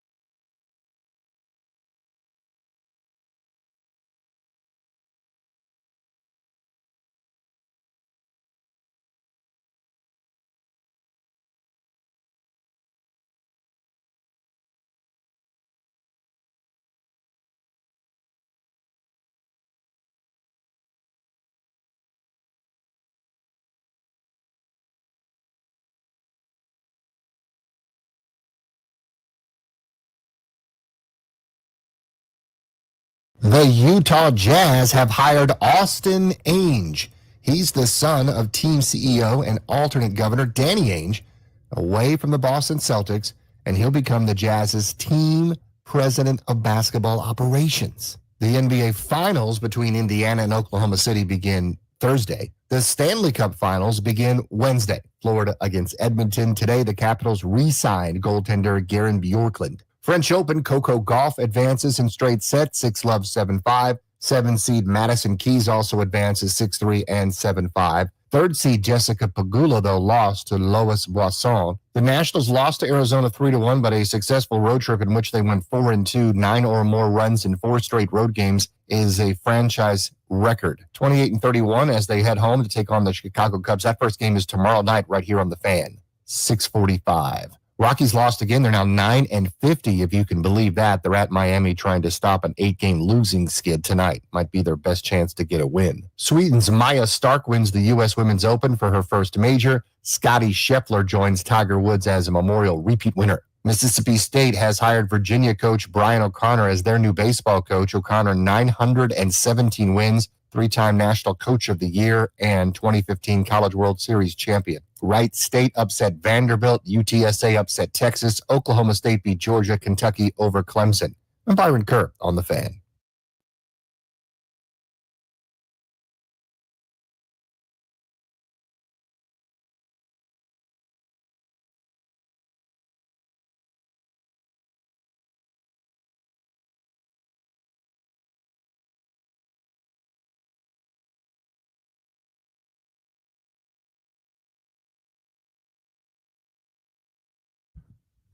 B-Mitch and Finley right here on 106.7 The Fan. We're always live and free on the Odyssey app. Linnell Willingham sitting in for Brian and JP. They're back with you tomorrow out at the Purple Heart Open. Always a cool event. That gets to take place every year, supporting a hell of a cause. So definitely excited for the fellas to get to participate in that. A lot more to get to here as we take you up to 2 p.m. Grant and Danny going to follow your boy, Grant Paulson, back in the saddle after taking some time off last week. So super excited to tap into them. Right now, though, taking your calls at 1-800-636-1067. The Washington Commanders last year, I think we can all agree, after taking some time to sober up, so to speak, from the emotional high that was the season last year, I think we can all agree that they probably outkicked their coverage a year ago. They definitely exceeded expectation, and I think they deserve credit for that. From the top down, ownership, front office, head coach, the locker room, everybody was on the same accord. And it led to them making the NFC Championship game for the first time since the 90s. Coming off of that success, coming off of that level of prosperity, when you think about the moves they made this offseason, trading for Deebo Samuel, trading for Laramie Tunsil. I'm a big Jalen Lane guy and think he is going to be a seismic part of this offense. Peter Schrager was on ESPN, I believe it was this morning or over the weekend, talking about, Jalen Lane unprompted. Why does that matter? Well, Cliff Kingsbury and Peter Schrager are like best friends. Maybe that may be a little bit of a stretch, but they are definitely California cool with each other. If you pick up what I'm putting down, and for Peter Schrager to randomly name drop Jalen Lane, a 4th-round pick of the Commanders, lets you know he's probably going to be in for a big-time season. I expect it as well. Anytime you get to add that type of speed to the offense, Cliff will put him in a position to cook. But I say all that to say this is an improved group on offense. I think they're improved on the offensive line. They're improved at the skill position group. The defense is where the issues lie with this bunch. And even they've gotten better, I guess. You can make an argument. Like the cornerback spot. Jonathan Jones bringing in a Super Bowl champion like him, I think is awesome and improves your floor and the depth of that position. Right? Drafting Trey Amos in the 2nd round, a guy that, if Connerly wasn't there at 29 overall, the pick probably would have been Trey Amos. So to be able to land him in the 2nd round, it improves your defense, right? Bringing in Javon Kinlaw.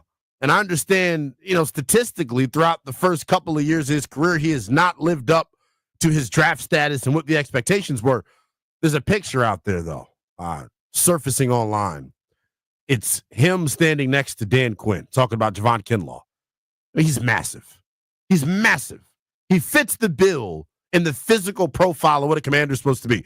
So I hope he helps the run defense. Dietrich Wise, a guy that was brought in from the Patriots, another Super Bowl champion that I think helps this commander's defense in the biggest, area of weakness, that was stopping the run.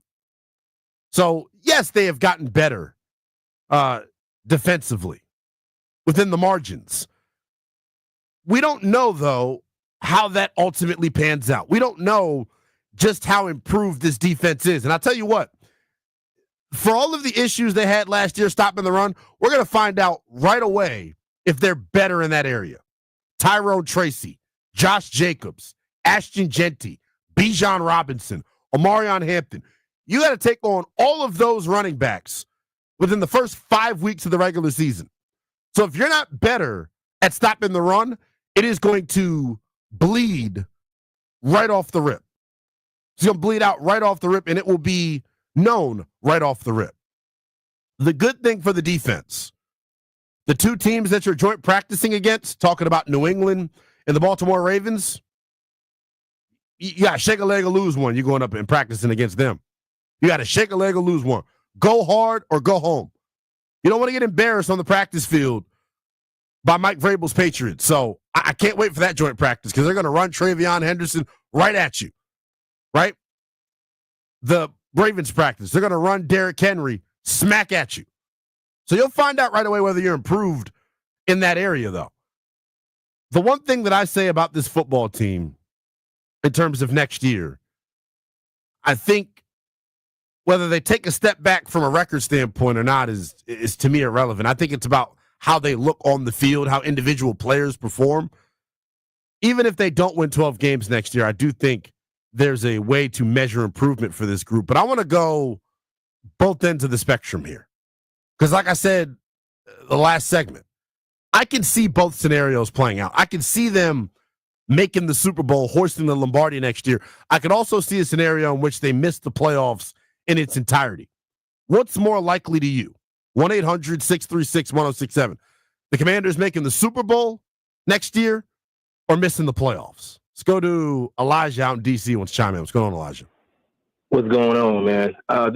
You kind of chimed in. You pretty much said what I was going to say so far as with the run defense. We're going to understand early on both sides of the ball what's happening so far as with the run defense and their ability to protect Jaden Daniels.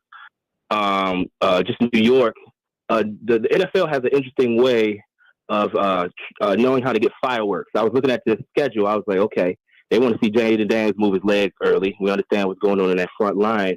We're not saying that the Giants are ready beat by any means, but we saw the draft that they had, and we know that they did give us some fits, and we only put up some field goals. Now, I will say the team is way further than that point, but it's going to be interesting.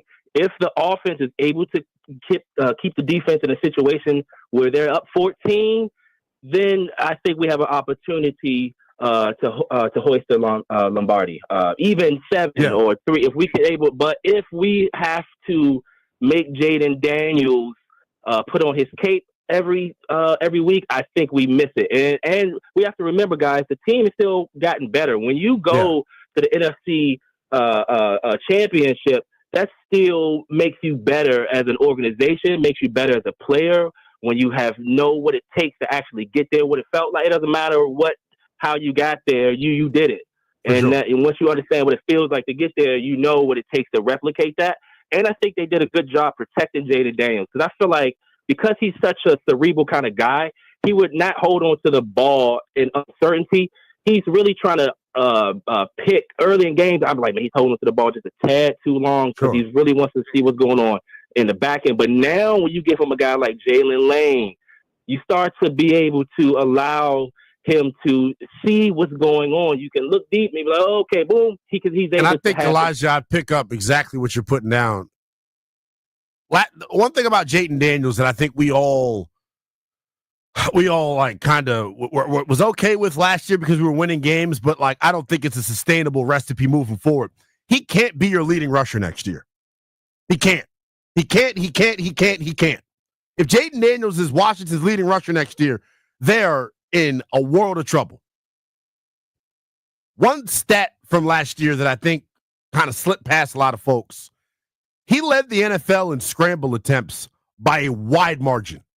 That also is something to me that if they're going to take a step forward, if they're going to punch their ticket to the big dance, gotta let the ball go. Now, I think by season's end, if you watch this group, by season's end, there was not a trust from Jaden Daniels and this Commanders offensive line. And for good reason. They were banged up down the stretch on the interior. Brandon Coleman was hurt on the perimeter. Cornelius Lucas was in and out of the lineup. The offensive line faltered a lot down the stretch. And it feels like every time we talk about that group, it's, or every time we talk about the run game, rather, it's Brian Robinson Jr. not doing enough. I point directly to the offensive line, their lack of health, and then they just didn't play well down the stretch. You take out that Titans game down the stretch, and it was pretty average to below average group, including Tyler Biotish, including Sam Cosmi, who was hurt, but also got his butt kicked a fair amount down the stretch. 1-800-636-1067. What is more likely next year for the Commanders? Making the Super Bowl or missing the playoffs? Let's go out to Shane in Switzerland. Wants to chime in. What's up, Shane? Hey, what's going on? Hey, look, here's the thing. It's definitely missed the playoffs. You just hit it around the head. Is this a defense Super Bowl team? Is this what playmakers are out there that there's none, zero. Okay, Lattimore last year, in my opinion, was a disappointment. The Tampa Bay ate him up. Evans, it's just, no, this is not a defensive Super Bowl team right now. It's not. If you look at every team that won the Super Bowl, the last, just 5 years, it's been a dominating defense. Look what the Eagles did last year in the Super Bowl. They dominated the Chiefs. We do not have that right now. Our offensive is great. There's an old saying, right? Offense sells tickets and defense wins championships, right? This is not a defensive team. And this is a fact. And our division got better, too. Look what the Eagles did. If you look at the Eagles, I think they stole the draft. They drafted even better than they did last year. And we still got to go through Philly. I hate to say it, we still got to go through Philly. And if you look at that front seven, it is unreal how big and strong. They're just athletic all over the place. So for all of the compliments, Shane, and I appreciate the call, for all the compliments that anyone has for Philadelphia's front seven or the Giants' front seven, give those same flowers and kudos to this Commanders' offensive line, who by season's end, I think will be viewed as a top 5 to 7 group in all of the National Football League. When you think about the athleticism of that group, when they are healthy, you look at the sum of their parts, and I got another bold proclamation for you as well. Brandon Coleman probably going to start at right guard in place of Sam Cosmi. That's if, Josh Connolly wins that right tackle job. That left guard spot to me is super interesting as well. There is a key free agent signing that Washington had that I feel like no one's paying attention to. Nate Herbig, I think, is a starting guard for the Commanders in week 1. I think Nate Herbig and Brandon Coleman are your starting guards next year for the Commanders, because I think overall throughout his career, he has been a better football player than Nick Allegretti.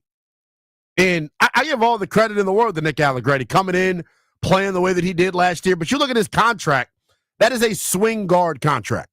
That is not a contract that screams, I got to be a starter year in and year out. Right? Dan Quinn comes from the old Pete Carroll tree. Competition everywhere, all the time.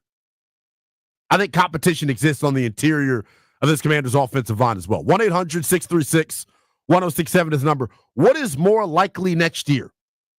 The Washington Commanders making the Super Bowl and following up on their success, or missing the postseason in its entirety? 1-800-636-1067. Let's go to Tony out in Clinton. What's going on, Tony? Hey, listen, man. I got to pick with you first, man. We still a traumatized fan base. We still got lingering feelings of life. We still think like losers, man. Like you can't sit here and talk about, I don't care about if our record is better than last year. I just want guys to play better. I want our guys to – that's what losers say, man. That's loser talk, dude. If we – Tony? We'll put Tony back on hold. I guess that was the radio gods trying to correct Tony. That's not what I was saying at all. I'm saying I would understand it, and it would be still viewed as a positive season if they didn't have the same record as last year, right? If they missed the playoffs next year, I think based off of the roster, based off who they have at quarterback, you could consider it a disappointment. I think there's an argument to be made for that. But I look at the personnel that they have defensively. How many blue chip defensive players do they have? They don't have a lot. Joe Witt Jr. is going to have to scheme things up via the pen next year, and I think he's capable of doing it. But it wouldn't be the craziest thing in the world, right, if they missed the playoffs to me. I'm not expecting it, but I wouldn't be stunned by it either. 1-800-636-1067. Their defensive metrics from a year ago are super interesting.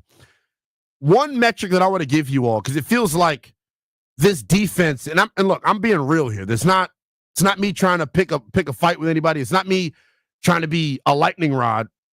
It just is what it is when it comes to this Commanders defense next year or last year. We gave them credit for being better than they actually were. That's how I would describe this Commanders defense last year. We gave them credit for being better than they actually were. I got a couple of numbers via my guy Warren Sharp, who always does a tremendous job giving you the analytics and telling it how a TI is when it comes to defense, offense. The Washington Commanders faced these quarterbacks in consecutive weeks from week 12 on to close out the year. Backup Cooper Rush, Will Levis, a bye week, that hand model Jake Haener, terrible Spencer Rattler, backup Kenny Pickett, rookie Michael Penix, and then backup Trey Lance. Last year, the Commanders by far had the number one easiest quarterback schedule in all of the National Football League, yet their defense still was leaky at times. With an improved quarterback schedule, with a more difficult quarterback schedule, I have doubts and reservations about whether the defense can replicate last year's success. If the defense is even average next year, I think it's a success. 1-800-636-1067. I keep giving you the numbers. Mike Clay of ESPN does his annual predictions for the NFL season for all 32 teams. He predicts every statistical leader. He predicts how many games each team is going to win, all of that, snaps played and all. He predicts the Commanders. He projects the Commanders to give up the most points in the NFL next year. I'm telling you now, if the Washington Commanders give up the most points in the NFL next year, they won't make the playoffs.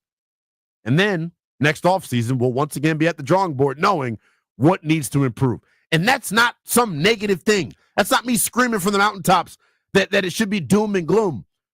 They're in year 2 of a rebuild, right? Let's keep the real context surrounding this thing. Let's be honest with the context surrounding this thing. They're in year 2 of a rebuild, and they're already way ahead of schedule. They've got their quarterback of the future. In reality, in the NFL, that's all that matters. Now, they'd be further ahead in this rebuild if Ron Rivera and company weren't asleep at the wheel on draft night during his 5-year tenure here. 1-800-636-1067 is the number. Let's go to Aaron in D.C. real quick. What's going on, Aaron?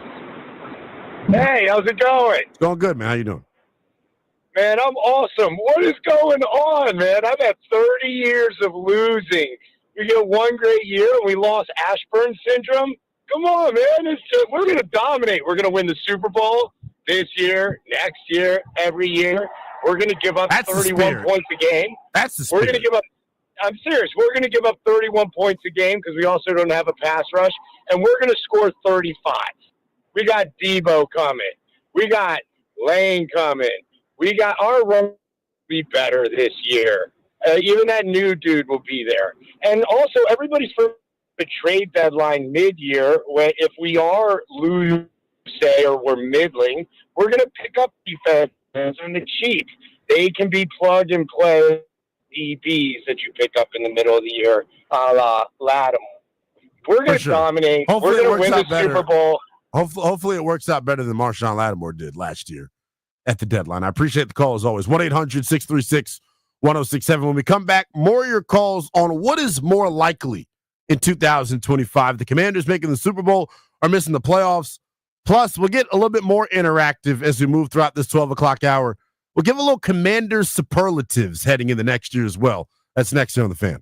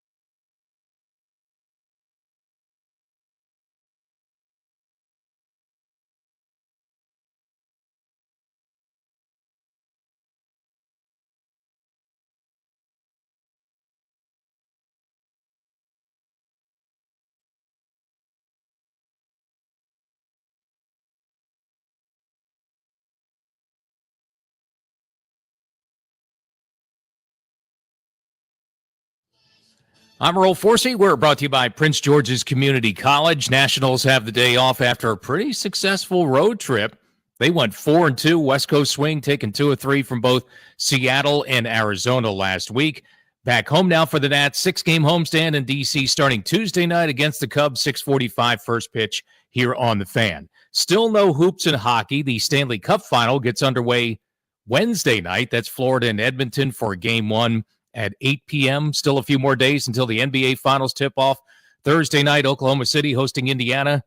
Game 1 at 8:30 there. Tennis, the year's second Grand Slam, continues. Top American second seed Coco Gauff. Straight sets winner today in Paris. She advances to the quarterfinals of the French Open, where she will face another American, Australian Open champ Madison Keys, in the quarterfinals.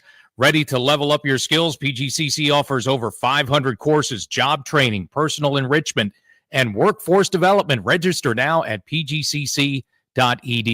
From the Crop Metcalf 5-Star Sports Desk, I'm Earl Forsey on the Fan.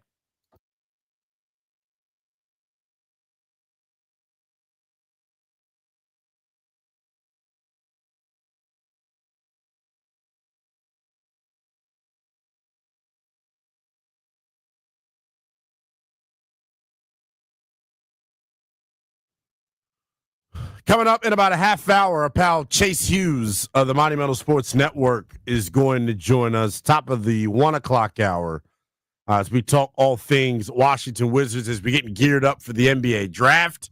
Had a couple of new mock drafts come out over the weekend. We'll see who the draft pundits are mocking to the Washington Wizards. We'll talk about that and more with Chase Hughes coming up at 1 o'clock. Right now, though, taking your calls at 1-800-636-1067. What is more likely in 2025? The Commanders making the playoffs, or excuse me, making the Super Bowl, or missing the playoffs in its entirety? 1-800-636-1067.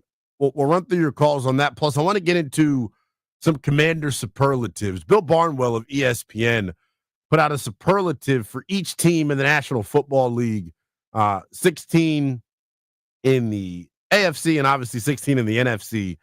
So spun that into my own version of Commander superlatives, and you all can get in on that as well at 1-800-636-1067. Let's go to Paul in D.C. Wants to chime in. What's going on, Paul? What's going on in there? Listen, man, I don't know what these people talking about, but they're forgetting the bigger picture called football.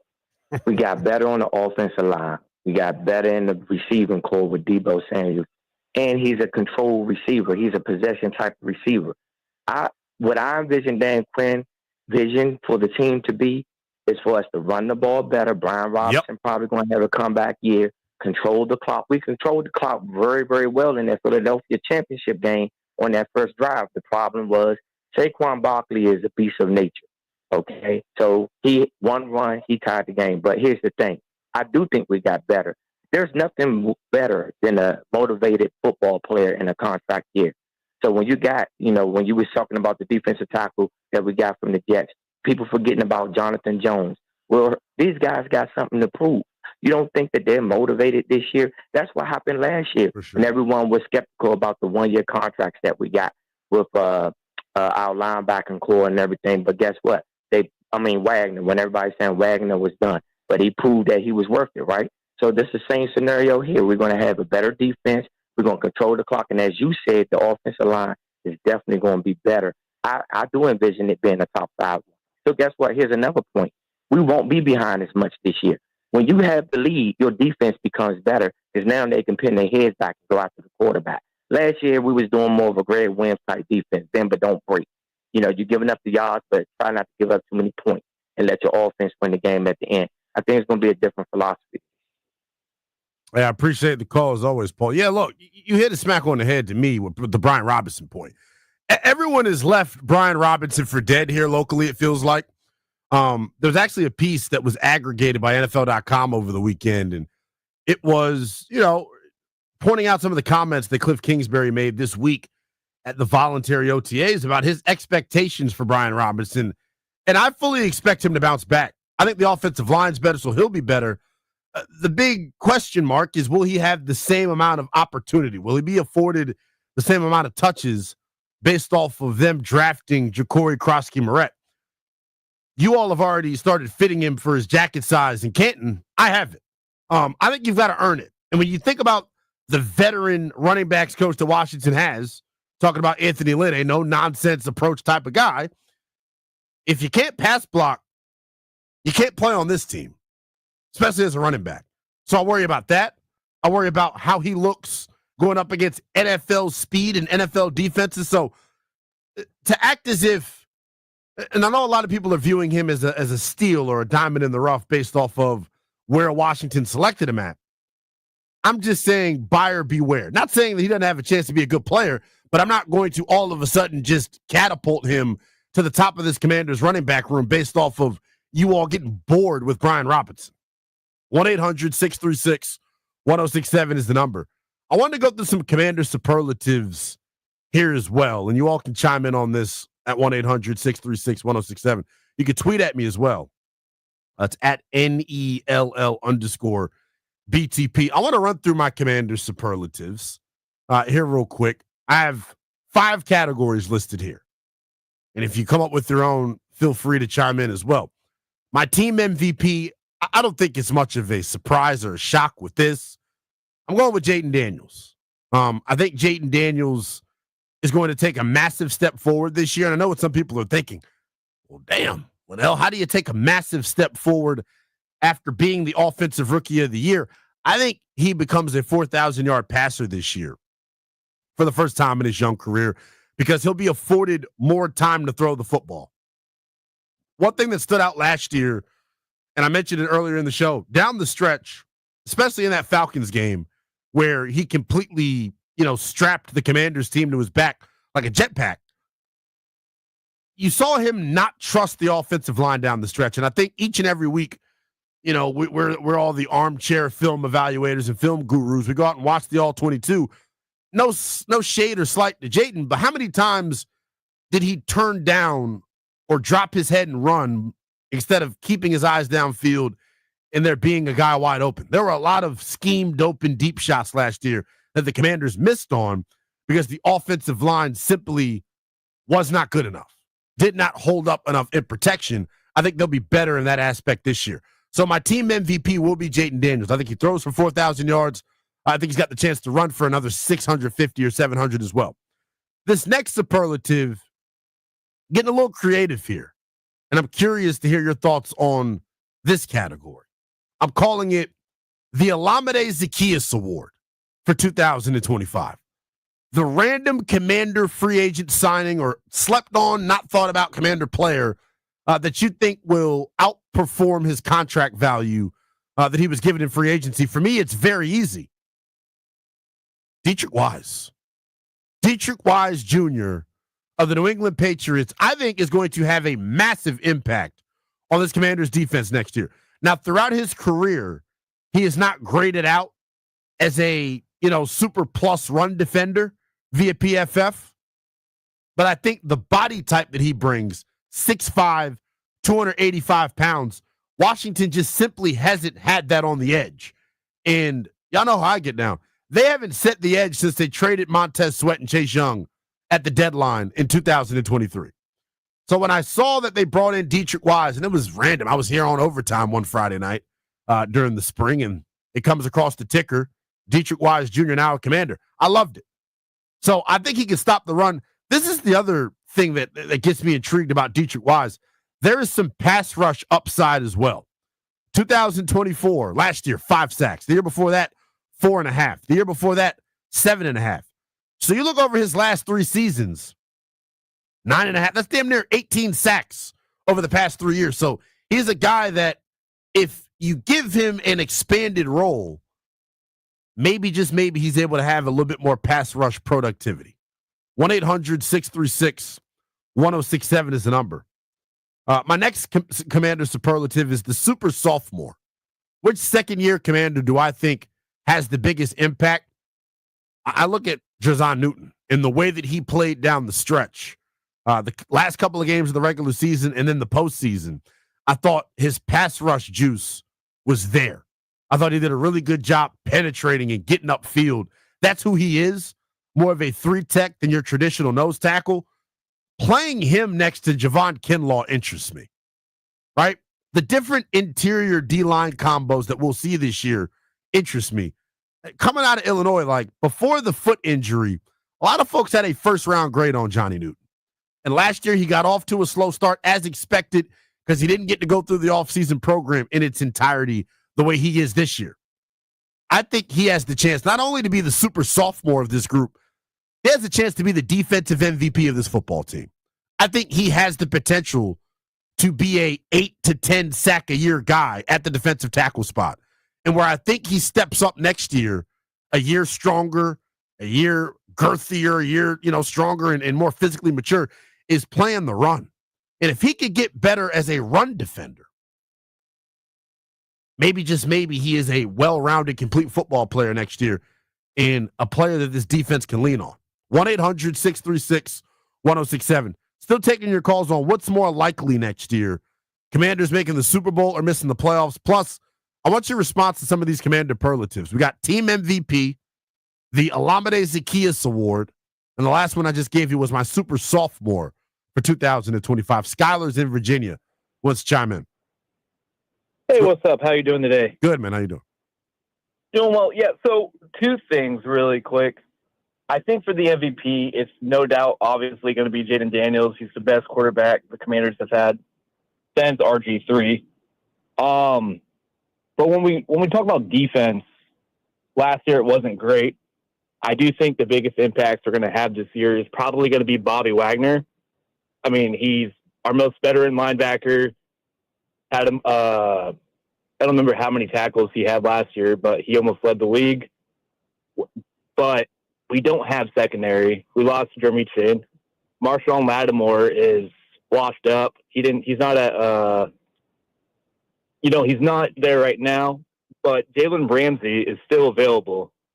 So if we can go and get Jalen Ramsey for a 2-year contract, we should do it because our defense is at best mediocre. We can't compete with the Eagles on the run game or the pass. The Lions, we got lucky against the Lions. I don't think we would be able to do that again.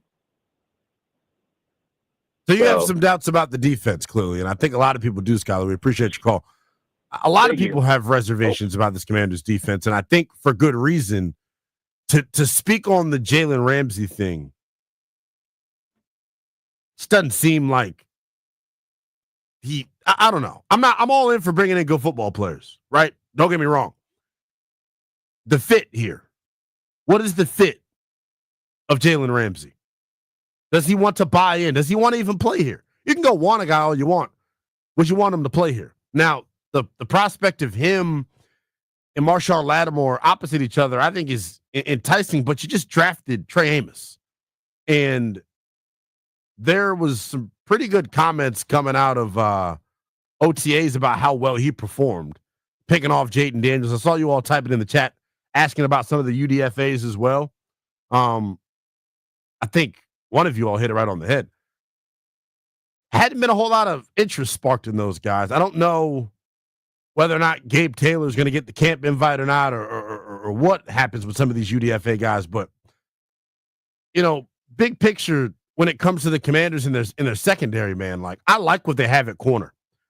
And I know there's a lot of speculation and doubts and reservations surrounding Marshawn Lattimore. Correct me if I'm wrong here.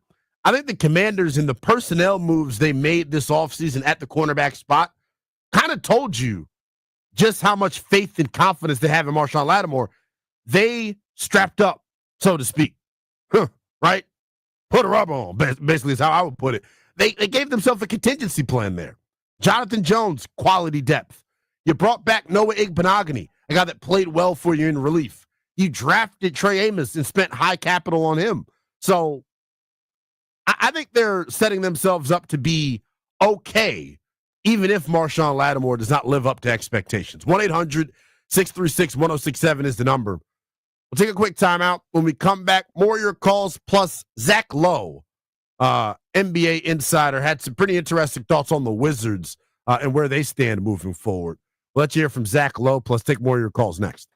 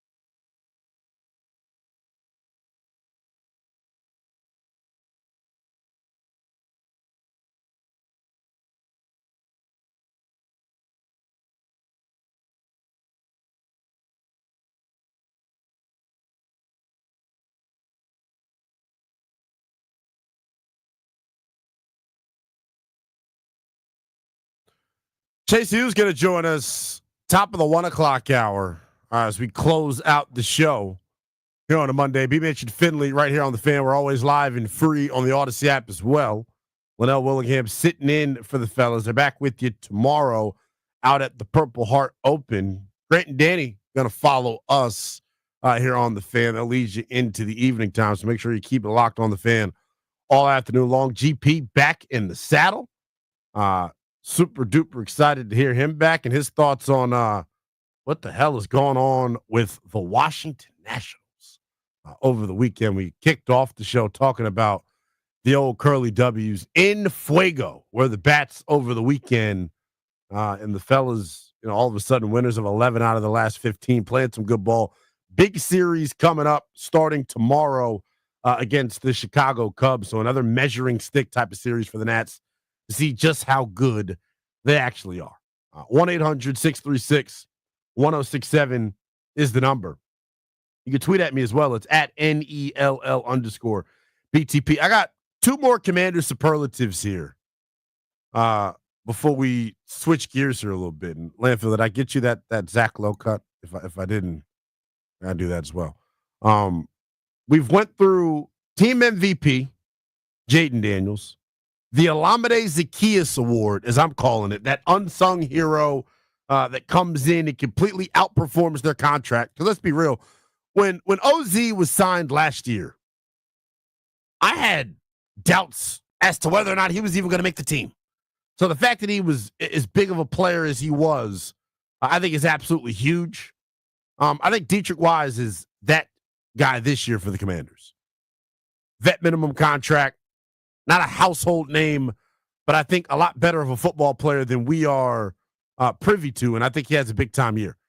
My rock star rookie, and obviously this superlative kind of explains itself, the most impactful rookie, the best rookie I think Washington will have out of their 2025 class. This was tough for me because you all know the affinity I have for Jalen Lane. And if you're just now joining us, a little bit of a nugget and a tidbit from earlier today. Peter Schrager of ESPN, now of ESPN, formerly of NFL Network, randomly name-dropped Jalen Lane as like, yeah, he's going to get a lot of action in this Commanders offense.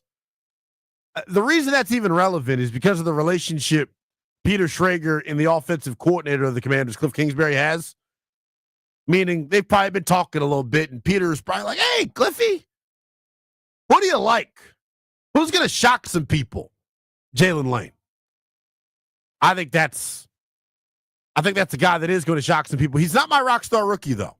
My rock star rookie, I think, is going to have a chance to compete for D-Roy. I think Trey Amos, based off of the stuff you heard about him coming out of the voluntary OTAs, I'm excited to see him next week out at the mandatory minicamp. It just seems like he is sticky in coverage. And I know I was listening to the Take Command podcast. Logan Paulson and Craig Hoffman do a tremendous job on that. You can download that wherever you get your podcasts. It's somebody that, Logan specifically named as a guy that stood out, Trey Amos. I know he had an interception of Jaden Daniels. Shocker, right? First of all, I think during camp last year, the bit that we were doing for the folks that were out there every day was how many, passes is Jaden throwing without a pick?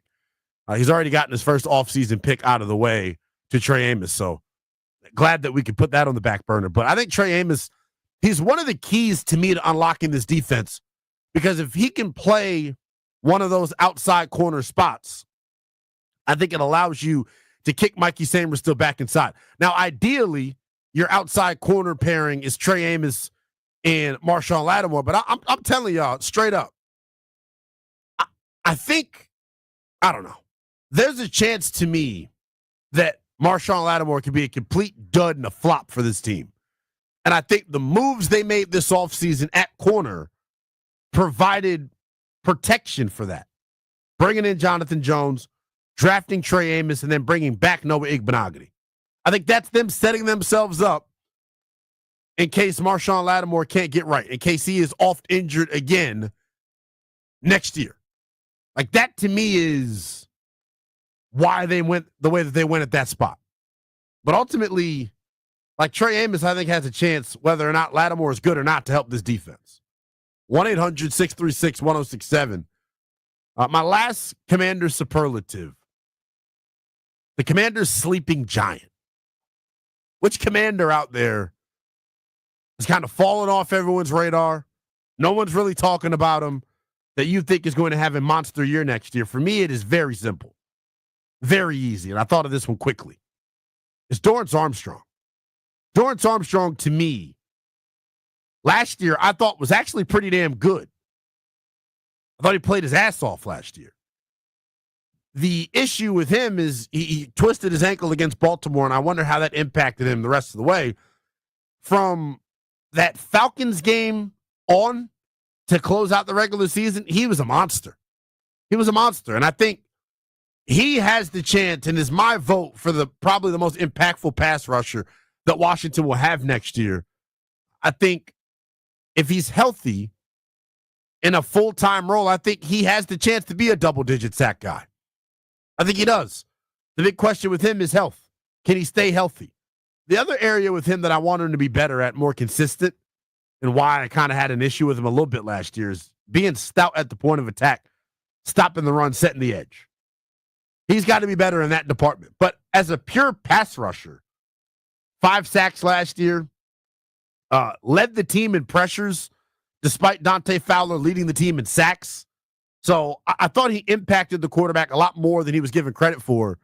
It's just for him this year in 2025, you got to finish better. And I actually think he will. 1-800-636-1067 is the number. We'll take a quick timeout when we come back. Final hour of power before we hand things over to Grant and Danny. Chase Hughes joins us next to talk all things Washington Wizards ahead of the NBA draft.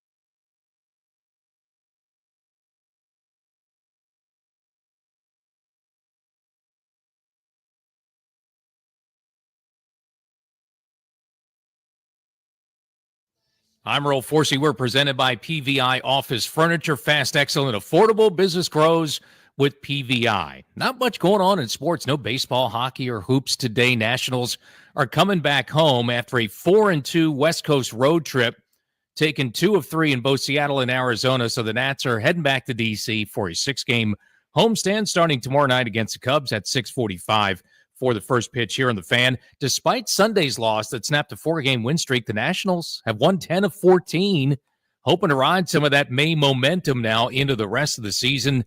Nats were 15-12 in the month of May. That is their first winning month in nearly 2 years.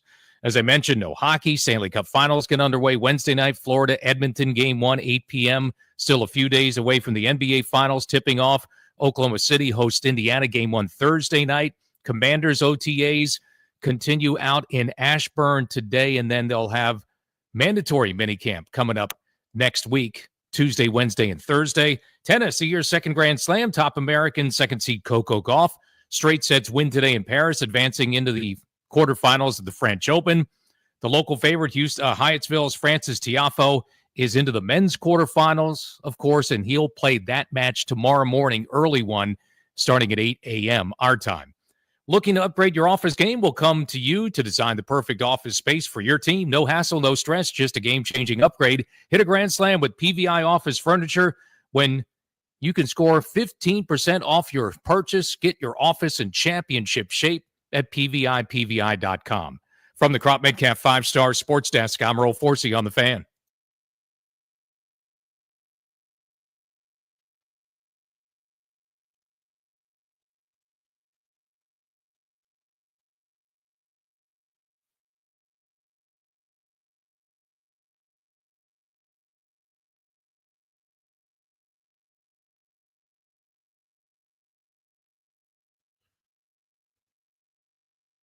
B. Mitch and Finley here on the Fan. We're always live and free on the Odyssey app as well. The youngest in Charles and L. Willingham sitting in for the fellas. They're back with you tomorrow out at the Purple Heart Open. Always a cool annual event. Super excited for them to get the broadcast live from there and participate in that. We've talked everything. It's been a cocktail of DC sports throughout the first 3 hours of this program. Touched on the Nats, touched on the Caps, touched on the Commanders. Now it's time to complete the DC sports conversation with our pal Chase Hughes of the Monumental Sports Network. You can give him a follow on the X app at Chase DC Sports. Chase, what's going on, man? How are you?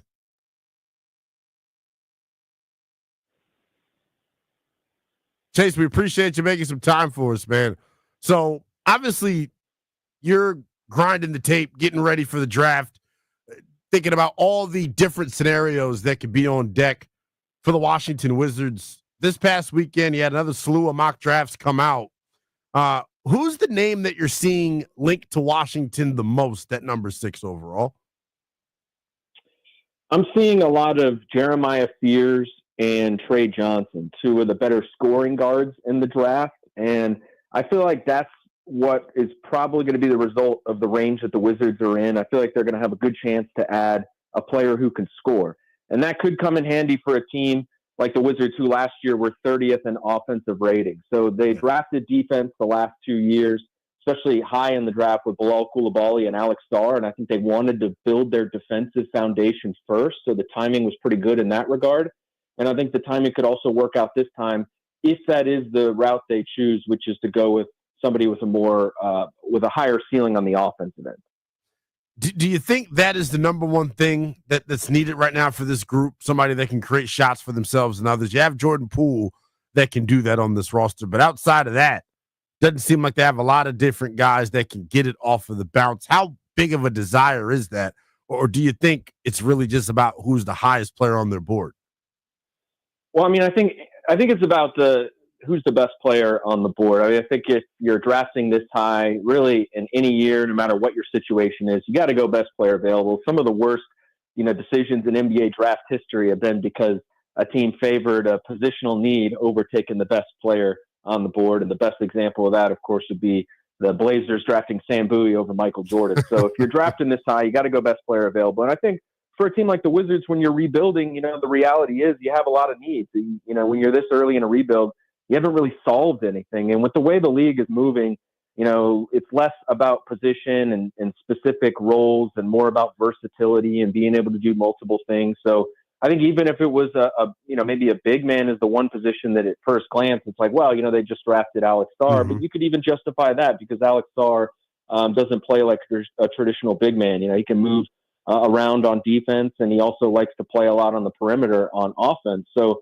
I think it could go in really any different direction in terms of the type of player, and the Wizards will just be looking for who's going to be the best player, not just a year from now, but 5 years from now and 10 years from now. A big picture offseason question here, Chase. If they do go with that lead scoring guard at number 6 overall, how does it impact what type of moves they may make this offseason in terms of kind of clearing out the logjam they would have at the guard spot? You've got Bub, you've got Marcus Smart, you've got Jordan Poole, and then you add in this first-round pick, A.J. Johnson, I guess, a part of the fold as well. Like, is there a trade that you think they would swing in that scenario, or do you think it's kind of just let the guys compete and someone's not making the roster?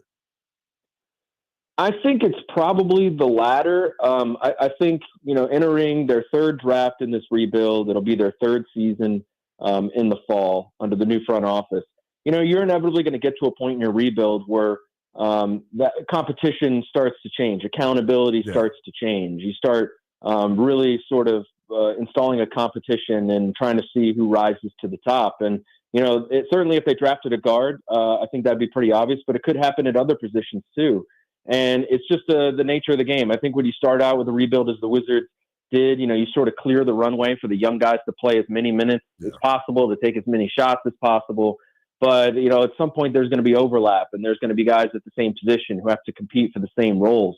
So if they drafted a guard, say if it was Jeremiah Fears, certainly it'd be tough to play all their guards at the same time. But, I think there might be a little bit more wiggle room with the style that the Wizards want to play, because they don't want to have, a traditional point guard run the offense and have guys in traditional roles. They want to have 5 players on the court who can dribble, pass, and shoot, and also ideally defend. So I think you look at like the Oklahoma City Thunder, Will Dawkins, their GM, came over from the Thunder, and the way they do things is they play a lot of guards, right? They play a lot of guards, and they have Chet Holmgren, Isaiah Hartenstein sort of cleaning things up on the back end. So there are ways to do it. I think you collect as much talent as you possibly can and then sort of figure it out later. Joined right now by our pal Chase Hughes, who covers the Wizards and the NBA draft for the Monumental Sports Network.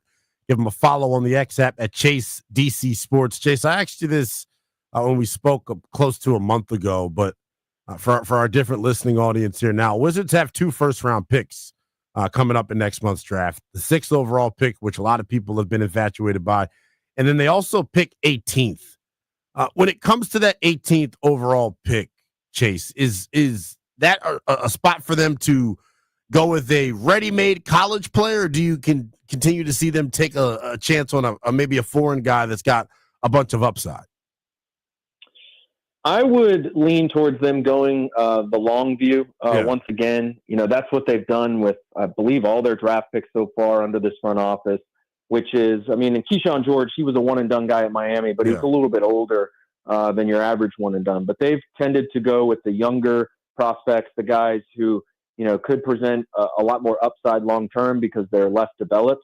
So that would be my expectation moving forward. But at some point, you do wonder, when will that philosophy be softened just at least a little bit? And, in this particular draft, I think 18 would be the spot to do it, right? You pick 6th overall, you try to get someone with really high long-term upside. And then, maybe 18th overall, you look at, somebody who's a little bit more seasoned. One player that is kind of stood out to me is Nick Clifford of Colorado State. Maybe it's because I'm a Maryland fan and I watched him play Colorado State in the tournament, but he was also really impressive at the combine. He does a lot of great things. But just taking him, for example, if you did pick a player who'd been in college 3, 4, 5 years, it could actually work out pretty well for the Wizards timeline if they want to compete for the postseason a year or 2 from now, because you might want a guy who can come off the bench and competently play in a playoff rotation rather than, somebody who you might still be waiting on for another few years until they get to that point. Chase, we're going to play the audio when we get off of the horn with you, but did you catch Zach Lowe's comments from over the weekend about the Wizards, and what were your Your thoughts? I did not. What did he say? I may have seen it and forgot. What did he say? So it was basically Zach Lowe kind of putting a wet blanket on what the Wizards have done to this point in their rebuild, still saying they are, considerably far away. And he looked at their outlook as probably the worst in the Eastern Conference moving forward. It's been very interesting to hear different people that aren't as close to the situation as we are talk about this thing. Because I feel like if you talk to folks here locally and folks within that organization talking about the Wizards, they're really thrilled with where they are right now. And when you look at this play style that they showed from February 1st on and the intangibles and the way that they competed, we were having conversations at the end of the season, Chase, about, well, if they land the number 1 overall pick, can they flirt with a play-in spot next year? Big picture, like, how should Wizards fans be looking at this rebuild in terms of how much longer is left to go? Obviously, the draft is going to impact that, whether you can land a star or not. But, like, should they be confident in what the Wizards front office has done to this point in terms of trying to turn this thing around? Well, it's definitely going to take more time. I mean, I'll have to listen to what Zach Lowe says. Yeah. I would push back on the worst outlook in the Eastern Conference, first of all. Yeah. But second of all, I mean, when you take the long view and try to rebuild and through the draft with young prospects, it just takes a long time. And it's really kind of hard to decipher, I think, at this point. Like, the Wizards have drafted a bunch of guys so far, and they've shown relative levels of promise. Bilal Coulibaly, Alex Sarr, Bub Carrington, and Keyshawn George in particular, but you could also include A.J. Johnson and Tristan Vucevic. And what they're trying to do is just get a bunch of young players together with upside and try to develop them properly, with the understanding that all of them are probably not going to work out, right? You're not going to bat 1,000. But if you find 2 stars out of 6 draft picks, then okay, you might be in business. And so I've been studying sort of the rebuilds around the league, particularly the ones that have worked in recent years, and like, okay, what did the timeline look like? When did they start to collect their pieces? And, the Oklahoma City Thunder are an interesting parallel. I try to sort of throw the necessary caveats out there that they're not a great model to replicate for any team just because they started with Shai Gilgeous-Alexander, right? Yeah. But I was looking at them the other day, and going into their 3rd draft of the rebuild, they had SGA, who went on to be an MVP, so obviously that was a great starting point. They had Lou Dort, and they had Josh Giddey, and of course they ended up trading Josh Giddey for Alex Caruso. But it was that 3rd draft that they got Chet Holmgren and Jalen Williams. And they had a bunch of picks. They missed on Ousmane Dieng, but they got 2 all-star players. And sometimes it can happen kind of quickly. And this is the 3rd draft for the Wizards. They've got 2 picks in the 1st round. If they were able to get a star or maybe 2, then things could look very different. So I think what they're trying to do is lay the defensive foundation, and I think they've brought in a bunch of guys who have proven that they were worthy of where they were picked, largely because of their defense. And if any of them can develop their offense, particularly this upcoming year, I think it'll be a really important year to gauge the development of Bilal Coulibaly. It'll be year 3 for him. But all they need is a couple of these young guys to take a big step forward. And they're so young that it's definitely possible, and it could definitely happen. 100%. I think, internal growth and development is a big thing. I know it's a big reason, I think, why they stuck with Brian Keefe, because of his knack for player development and, understanding, what makes guys tick. For you, Chase, as we look at this thing, big picture here, once again, in terms of, what their aggression level will be like this summer, do you expect them to be aggressive in bringing in, outside of the organization talent? Like, we know they're going to have the 3 draft picks, right? But in terms of free agency and the trade market, like, do you expect them to, work diligently to try and retool this thing? Maybe not with longtime vets. I mean, we've seen them sign a few guys, and they tend to come in handy at the trade deadline, like Jonas Valanciunas this past year. But I think when you're rebuilding, even if you're trying to put all your chips in the side of the table that is the NBA draft, you still got to be nimble, because, going back to my sort of studying of these rebuilds that have worked, a lot of them found pieces along the way in unexpected places, and it wasn't always through the draft. Like, the Cleveland Cavaliers got Jared Allen in a trade, and it was kind of unexpected when they got him from the Brooklyn Nets. It was in the James Harden deal, I believe. They were like a 3rd team that entered into the mix, but he's been a pillar for them. The Thunder, of course, Shai Gilgeous-Alexander, that is a very extreme example, but a lot of these teams, you need to try to add players who can fit your timeline in free agency and in trades. It's hard to do it solely through the draft. And, sometimes it's not going to be in the exact timeline you want it to be where, you draft your core, then all of a sudden you're adding pieces through free agency. Some teams have done that, but I think it always pays off to be nimble. And if you can get a Jared Allen along the way when a team is ready to give up on him, then that's always a great thing to do. For sure. And I think that's why this finals, and we'll ask you about that coming up here in a second as well. This NBA finals is so intriguing, man. When you think about how both Indiana and OKC got their patience is the number one thing that I think both of those fan bases would tell you that they needed, because it wasn't a quick fix for OKC, and it damn sure wasn't a quick fix for Indiana. The Pacers, though, are the more interesting case study to me, Chase, because of their ability to understand and use the trade market. Washington has been, pretty aggressive in moving up in the draft in the first couple of years here, but how they use the trade market is going to be interesting as well. What would you consider to be Washington's most sought after asset right now? Draft picks or a player? That's a great question. If I had to choose one, maybe Alex Sarr, just because he was so recently the second overall pick. Mm-hmm. And I think his upside long-term is obvious. I mean, I could make the case that Bilal Coulibaly, could go on to have a great career. But, the fact that I think Alex Sarr was just drafted so recently that high and had a pretty good rookie season. He was all rookie, was fourth in rookie of the year voting. And given the archetype that he is, he's basically a prototype defensively as a defensive, versatile defender at the 4/5 who can block shots and switch out onto the perimeter. So I would imagine that, if the Wizards were fielding calls, he'd be the guy who would, be the most valuable asset. But the 6th overall pick in this draft, I think, is also pretty valuable. And of course, Bilal Coulibaly would be in that conversation. Yeah, there was a mock draft that came out that actually, or some insider convo about, the Sixers maybe considering a bucket of different guys at number 3. It's not just a slam dunk for them to take Ace Bailey. What to you, Chase, is the dream scenario here for the Wizards coming up next month for both 6 and 18? If it's a trade up or whatever, what do you think, would appease this front office the most in terms of the scenarios? I think at 6, the best case scenario would be someone falling unexpectedly that doesn't have a red flag that would make it that the Wizards would want to avoid them. But, teams ahead of them draft the best player for them, and then someone who really fits what the Wizards need falls to them. Maybe if Trey Johnson fell, that would be great. I don't think VJ Edgecombe is going to fall, but if he did, he would make a lot of sense with how they covet athleticism, positional size, and defense. And then at 18, there's a group of players that I feel like could be in the play at 6, or probably more likely to go, late lottery. But if one or two of them were to fall to 18, then it would be great for the Wizards. Kaman Malawach of Duke, Kon Knippel also played at Duke. Igor Demin, I think if he was there at 18, if Thomas Sorber was there at 18, those are guys who I could very easily see going, maybe 9th or 10th or 13th or 14th. So if they were to fall to 18, I think that'd be a great scenario for the Wizards to get a guy who a lot of people thought or believe is a top 10 talent. Falling to 18 would be very fortuitous for them.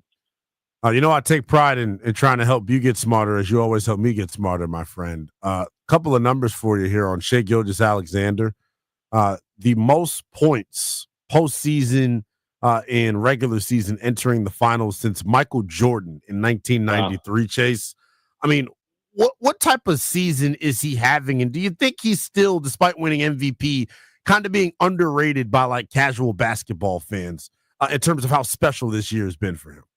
Honestly, I think it might be a little underrated because the scoring, just look at the scoring. He averaged this year 32 points per game, shooting 50% from the field and 37.5% from 3. So he was efficient, scoring 32 points per game. And this dawned on me yesterday. If you were to tell me going into an NBA season that my starting backcourt would combine for 32 points per game on that level of efficiency, I'd probably take it, right? Because you're saying okay, one guy's scoring 19, the other guy's scoring 13, and they're both efficient. That's pretty solid. And then when you look at the impact he has defensively, now they don't ask him to do a ton compared to some other players because they have an unbelievable embarrassment of riches in terms of defensive guards to put next to him. They also have Chet Holmgren on the back end. Jalen Williams is all defense as a forward. But, he regularly is at the top of the league, both in deflections and steals. And so I think that's pretty rare, especially in this day and age, for top scorers, like guys who are scoring above 25 points per game and doing it efficiently and giving an honest effort on defense and being disruptive on defense. That's a very rare category of player, really throughout the history of the game, but I would say especially now. Yeah. So if you appreciate that sort of two-way old school player, I think SGA is kind of that guy, and I think it goes overlooked a little bit. For sure. He's just been out of this world. He's known off the court for like the fashion and the way he dresses. And then Chase, I don't know if you follow him on Instagram. He's got some of the most clever IG captions you'll ever see in your life. He is my favorite player right now in the NBA. And you know how I flip-flop back and forth with guys. I normally like to root for who's the flavor of the month. I was late to Nikola Jokic. I will not be late to Shai Gilgeous-Alexander. I think he wins Finals MVP. There was a conversation. If he wins the title, Chase, is he the best member of the Thunder in franchise history over a Durant, a Harden, and a Westbrook? That's a tough one. I don't think he's the player that Kevin Durant was at his peak in Oklahoma City, but Smart if he's man. the best player on a title team, then I feel like he's got to be the best Thunder ever. Like he would have the best career in Oklahoma City of any of those guys. I don't know if he'll end up ranking as high all time as Kevin Durant will. Durant had his best years, I would say, in Oklahoma City. Obviously, he was great in Golden State too. But yeah, if he wins a title and he's the best player, then in terms of franchise lore, I don't know how you compete with that. For sure. Yeah, it's going to be an interesting convo. I can't wait for the finals to get started on Thursday. Everyone's seemingly counting Indiana out. I think they'll put forth good faith effort. The key to me in that one is, can Spicy P continue to keep it rolling, Chase? Can he outplay Isaiah Hartenstein and Chet Holmgren? Chase, we appreciate you giving us some time as always, my friend. Continue to grind the tape as you get geared up for the draft. Absolutely, man. Thanks for having me. That is Chase Hughes, one of the absolute best, talking all things Washington Wizards. Give him a follow on the OX app at Chase DC Sports, and make sure you check out his work online at monumentalsports.com. A lot more to get to here in the final half hour of the program before we hand things over to Grant and Danny. When we come back, earlier this show, we mentioned the Madden cover athlete was revealed. I got some pretty damning numbers on the position in the history of that position being on the cover. That is next here on The Fan.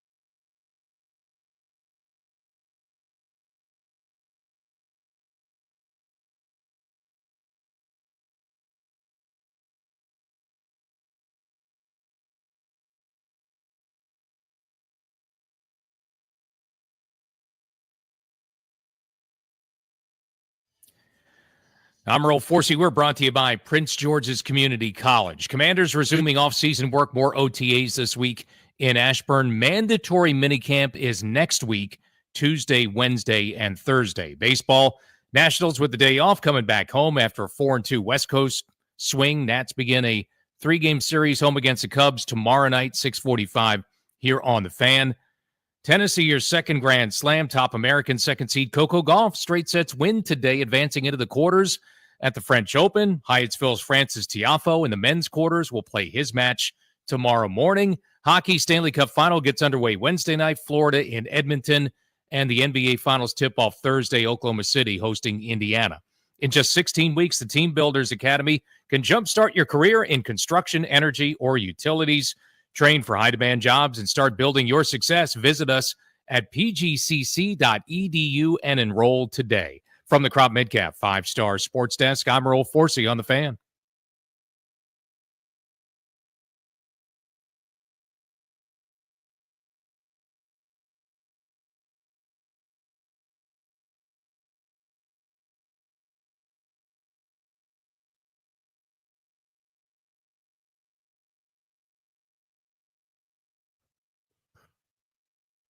Big thank you to our guy Chase Hughes, who joined us in the last segment. If you missed any of my convo with Chase, you were in luck. Download the always free Odyssey app. Use the Odyssey Rewind feature. Go back to the top of the 1 o'clock hour. Always good catching up with Chase Hughes. NBA draft coming up in about 2 weeks. Who will the Wizards take at number 6 and 18 overall? We'll take your calls on that at 1-800-636-1067. Also, your confidence level in this Wizards front office to get them out of this rebuild sooner rather than later. 1-800-636-1067. Saquon Barkley announced earlier today as the cover athlete for Madden 2026. First and foremost, I got some things to get off of my chest here. First and foremost, Madden sucks. It's a terrible video game. It's awful. I'm addicted to it, though, because it's my only way to get to pretend to be a real NFL talent evaluator and GM. But the game over the past several years has sucked. And I've actually been in a Madden league here at the station, and it's kind of hurt my reputation. So the lead producer for Grant Danny, Darius Dameron, has commissioned a Madden league for almost a decade now. I obviously just got into it 2 seasons ago. I think over the span of like 6 seasons in that Madden league, I don't think I won more than 20 games total. My schedule is all over the place. I'm always forced to have to, miss games and play at all these oddball ass times. You know how I get down. I'm the leader of the late night, right? You always catch me on overtime. But there's some nights where I got overtime finishing up at 10, and then I'm in for Kevin Sheehan maybe the next morning at 10 a.m. or I'm in here at 10 a.m. I do a bunch of play-by-play. I got stuff that I got going on. So it was difficult to coordinate my schedule with the Madden League. So I took a lot of forced losses. And then I also just got my ass kicked at times. And it just wasn't very fun because I'm not very good at the game. Compared to the people that play it all day long is how I would say it. You get me some random average joker, I'd spank him in Madden. Now, my diatribe about the game itself is over. Bottom line is it's stupid. Saquon Barkley, though, being on the Madden cover could end up being feast or famine for the Eagles. I got some numbers here on the amount of games played by the last 4 running backs that were on the Madden cover. And we got a wide range of dudes here. Christian McCaffrey was last year's cover athlete, played in just 4 games. Yuck. Year before that, or excuse me, not year before that, Sean Alexander, back in the day, was on the cover of Madden. He played just 10 games in that season. Peyton Hillis, we all know. What a fall from glory for Peyton Hillis, by the way. He played just 10 games after being on the Madden cover. So the idea of the Madden curse still existing, I think is an interesting convo. Tom Brady was on the cover of Madden with Pat Mahomes, and I think Brady won the bowl that year. So I don't know if it's accurate to say that the Madden curse exists, but you got to have some sort of doubt or reservation if you're an Eagle fan out there. You're not nervous. Look, how many of you wanted Jayden Daniels to be the cover athlete? Because I think if we're looking at like a short list of dudes who could have been on the cover, it's Saquon Barkley, it's Jayden Daniels, Justin Jefferson potentially. I don't know. But I'm actually happy Jayden Daniels isn't on the cover because I don't want what could potentially come with that. I just don't. But I do have this like feeling of being like left out. It feels like every team in the NFL has had a Madden cover athlete but Washington. Is that a real thing? Is that like a tangible thing we could find out? That like the Jets, have the Jets ever had a cover athlete? I don't think so. The Giants had Odell Beckham. The Cowboys, I don't know if Aikman was on the cover of Madden at a point in time back in the day. I don't know. But it does feel like we've always been like consistently robbed of getting the Madden cover. And I'm actually okay with it because I believe in the Madden curse, whether we've got, info on it or not. I don't know. Jupe types at me in the chat, says I want to smoke a Madden. Jupe, you got me on X. DM me your gamer tag because Madden, as much as the game sucks, people have gotten now the ability to play Xbox and PS5 like crossplay, so I'm down into that. The Madden curse is a real thing though. Who is the best in our Madden league?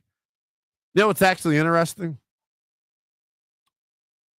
Anthony Haney's pretty damn good at Madden. Yeah. Producer of the Hoffman Show. Weekdays 4 to 7 on Team 980. Anthony's pretty good at Madden. Toby's actually not bad at Madden. Not better than me, but not bad. Darius is okay. That's something we should do here at the station. We should get a 106.7 The Fan Madden League. Landfill, I feel like you were a Madden guy once back in the day. No, never a Madden guy. That's tough. It's very tough. Shame on you. 1-800-636-1067. Because I care about you, I'm going to call you Brian, not White Brian. Madden guy? Love Madden. I haven't played the last couple, but why? Can you tell why you haven't played? Oh, it sucks now. It sucks. It's terrible. It's terrible. But yeah, Madden 13, I was playing MUT like every day. Wow. And you know what's crazy? It's people like you, White Brian. Now I'm calling you White Brian. MUT is the worst thing. Madden Ultimate Team is the worst thing that's ever happened to the video game.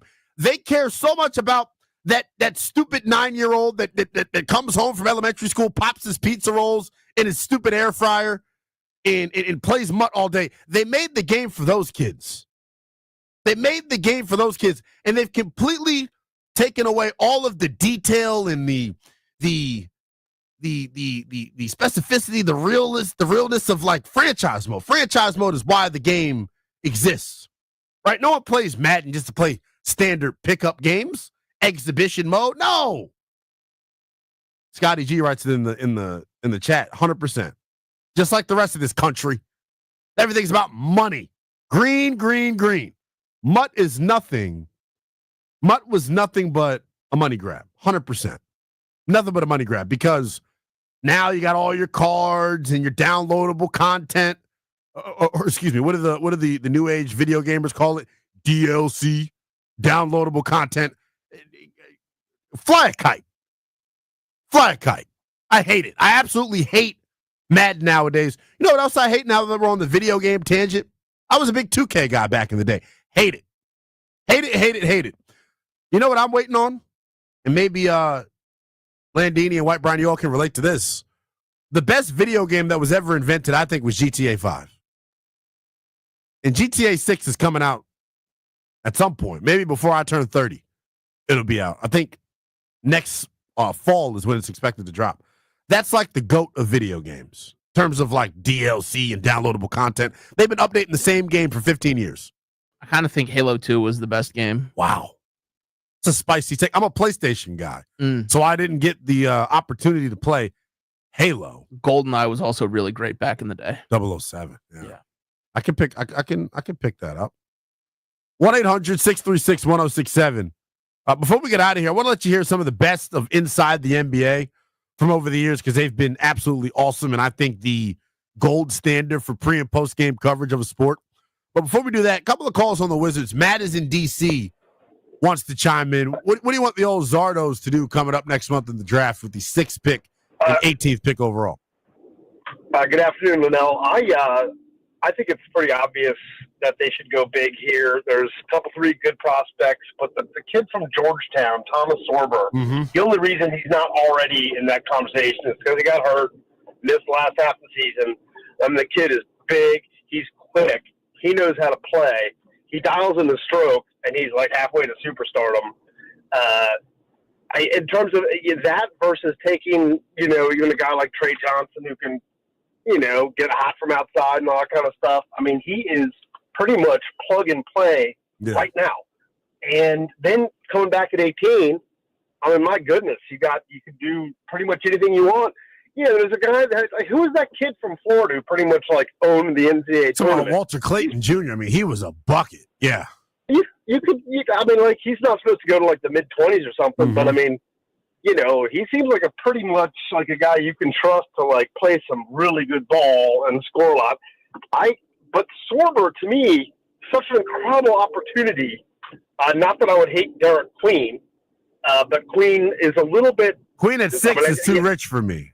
Anybody in the chat that wants to chime in on that as well? I mean, Queen at 6 is too rich for me. You know who he reminds me of a bit, Linnell? It's going to probably make you think I'm stupid, but watching some highlights, he's got some Chris Webber in him. I mean, that kid.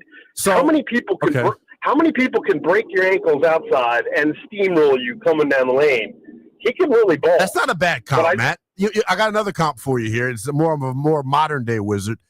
The unorthodoxness and his ability to finish around the rim. It's what do the kids say? It's giving Anton Jameson. Yeah, I think he's more athletic. He's got more. Anton was awesome, but he's got a little bit more sort of he's fit. He's got a little bit more sort of game, a little bit more of that Weber let's go have some fun aspect. But I think for the Wiz, when you got a ping pong Sar. Yeah. Sorber is the kind of kid who can anchor you inside. Yeah. And I tell you, I would be shocked and appalled because there's no way he's coming back to 18. Like the gentleman was saying, maybe Sorber falls. There's no way. The Spurs at 14 to pair someone like him with Wembanyama. There's no way they pass that up.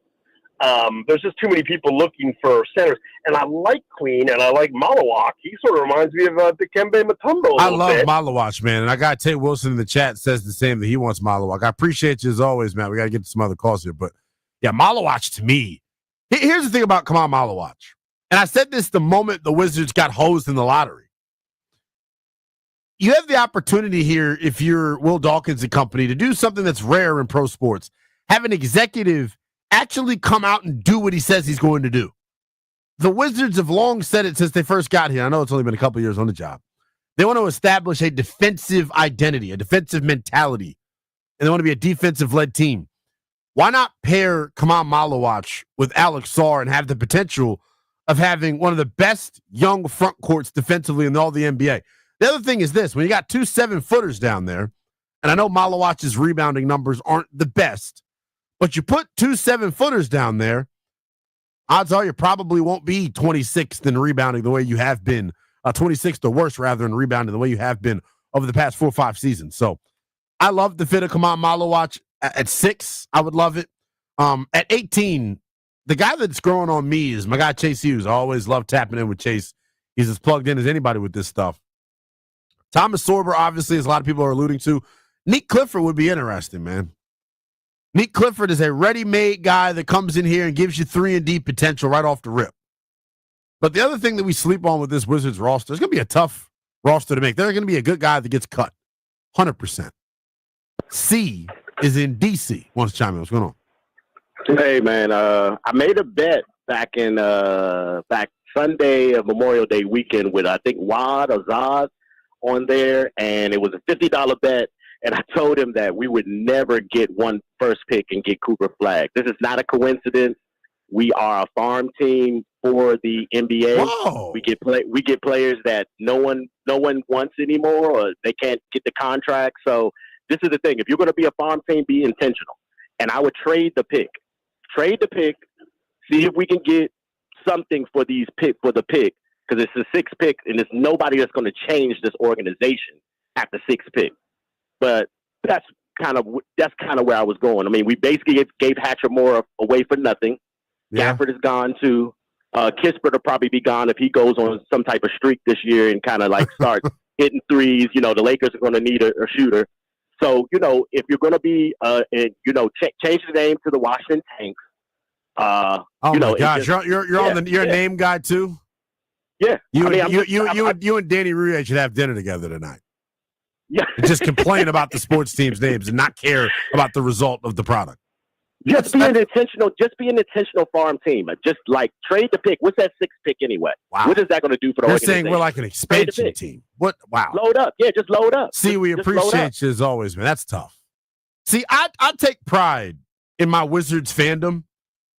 And one thing I always say, I do national radio as well for the Infinity Sports Network. One thing I always say when I tell the national listening audience that I am a Wizards fan, it's like finding out you like meet your dream girl in the club, banging body, nice teeth, pretty, but her breath smells like hot garbage. That's how I feel as a radio host being a Wizard fan. 1-800-636-1067 is the number. We'll close out the show with something a little light. Last night, over the weekend rather, was the finale of the NBA on Inside the NBA, rather, on TNT. Some of their best moments from the show coming your way next.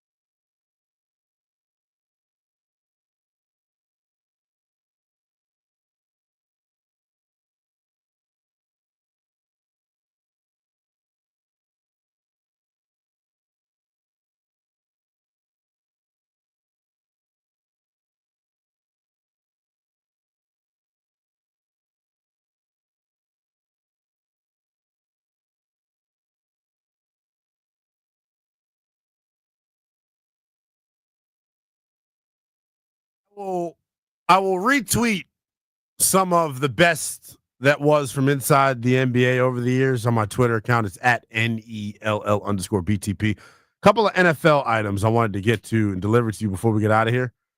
Frank Ragnow, the former All-Pro center for the Detroit Lions, calling it a career all of a sudden. So he will not be the starting center for the Lions this year. One of my sexy takes for this football season, the Lions minus Aaron Glenn, minus Ben Johnson, I think take a pretty substantial step back.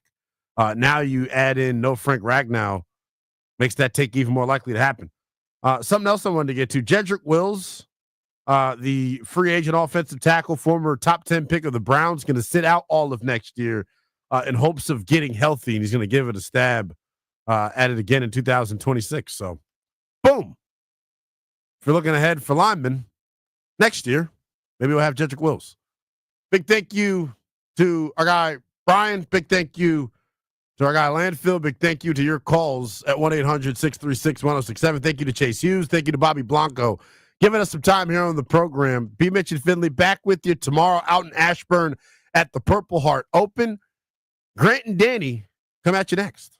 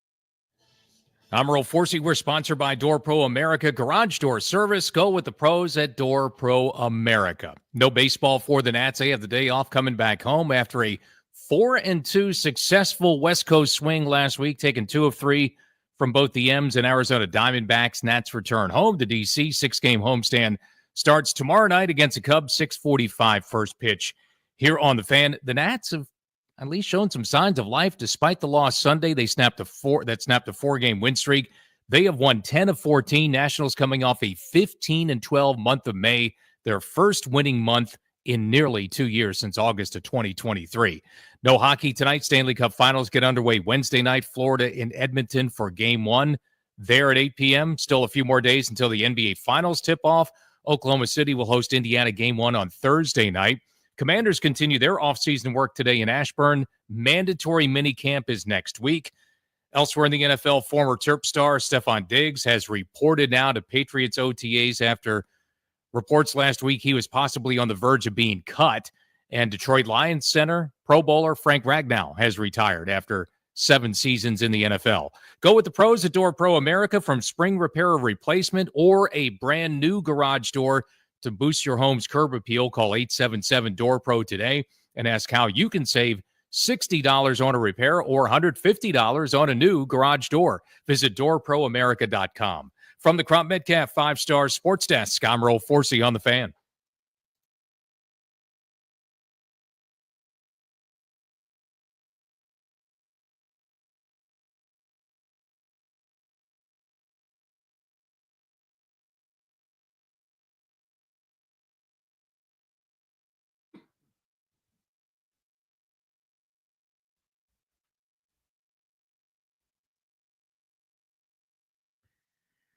Good Monday afternoon, and for the first time from your friends Grant and Danny, happy June 2025. June, dude. It's June. What? We did it. It's here. It's summertime on 106.7 The Fan. Thank you for making the show part of your day. We're back at full saddle today. We are in this thing to win this thing.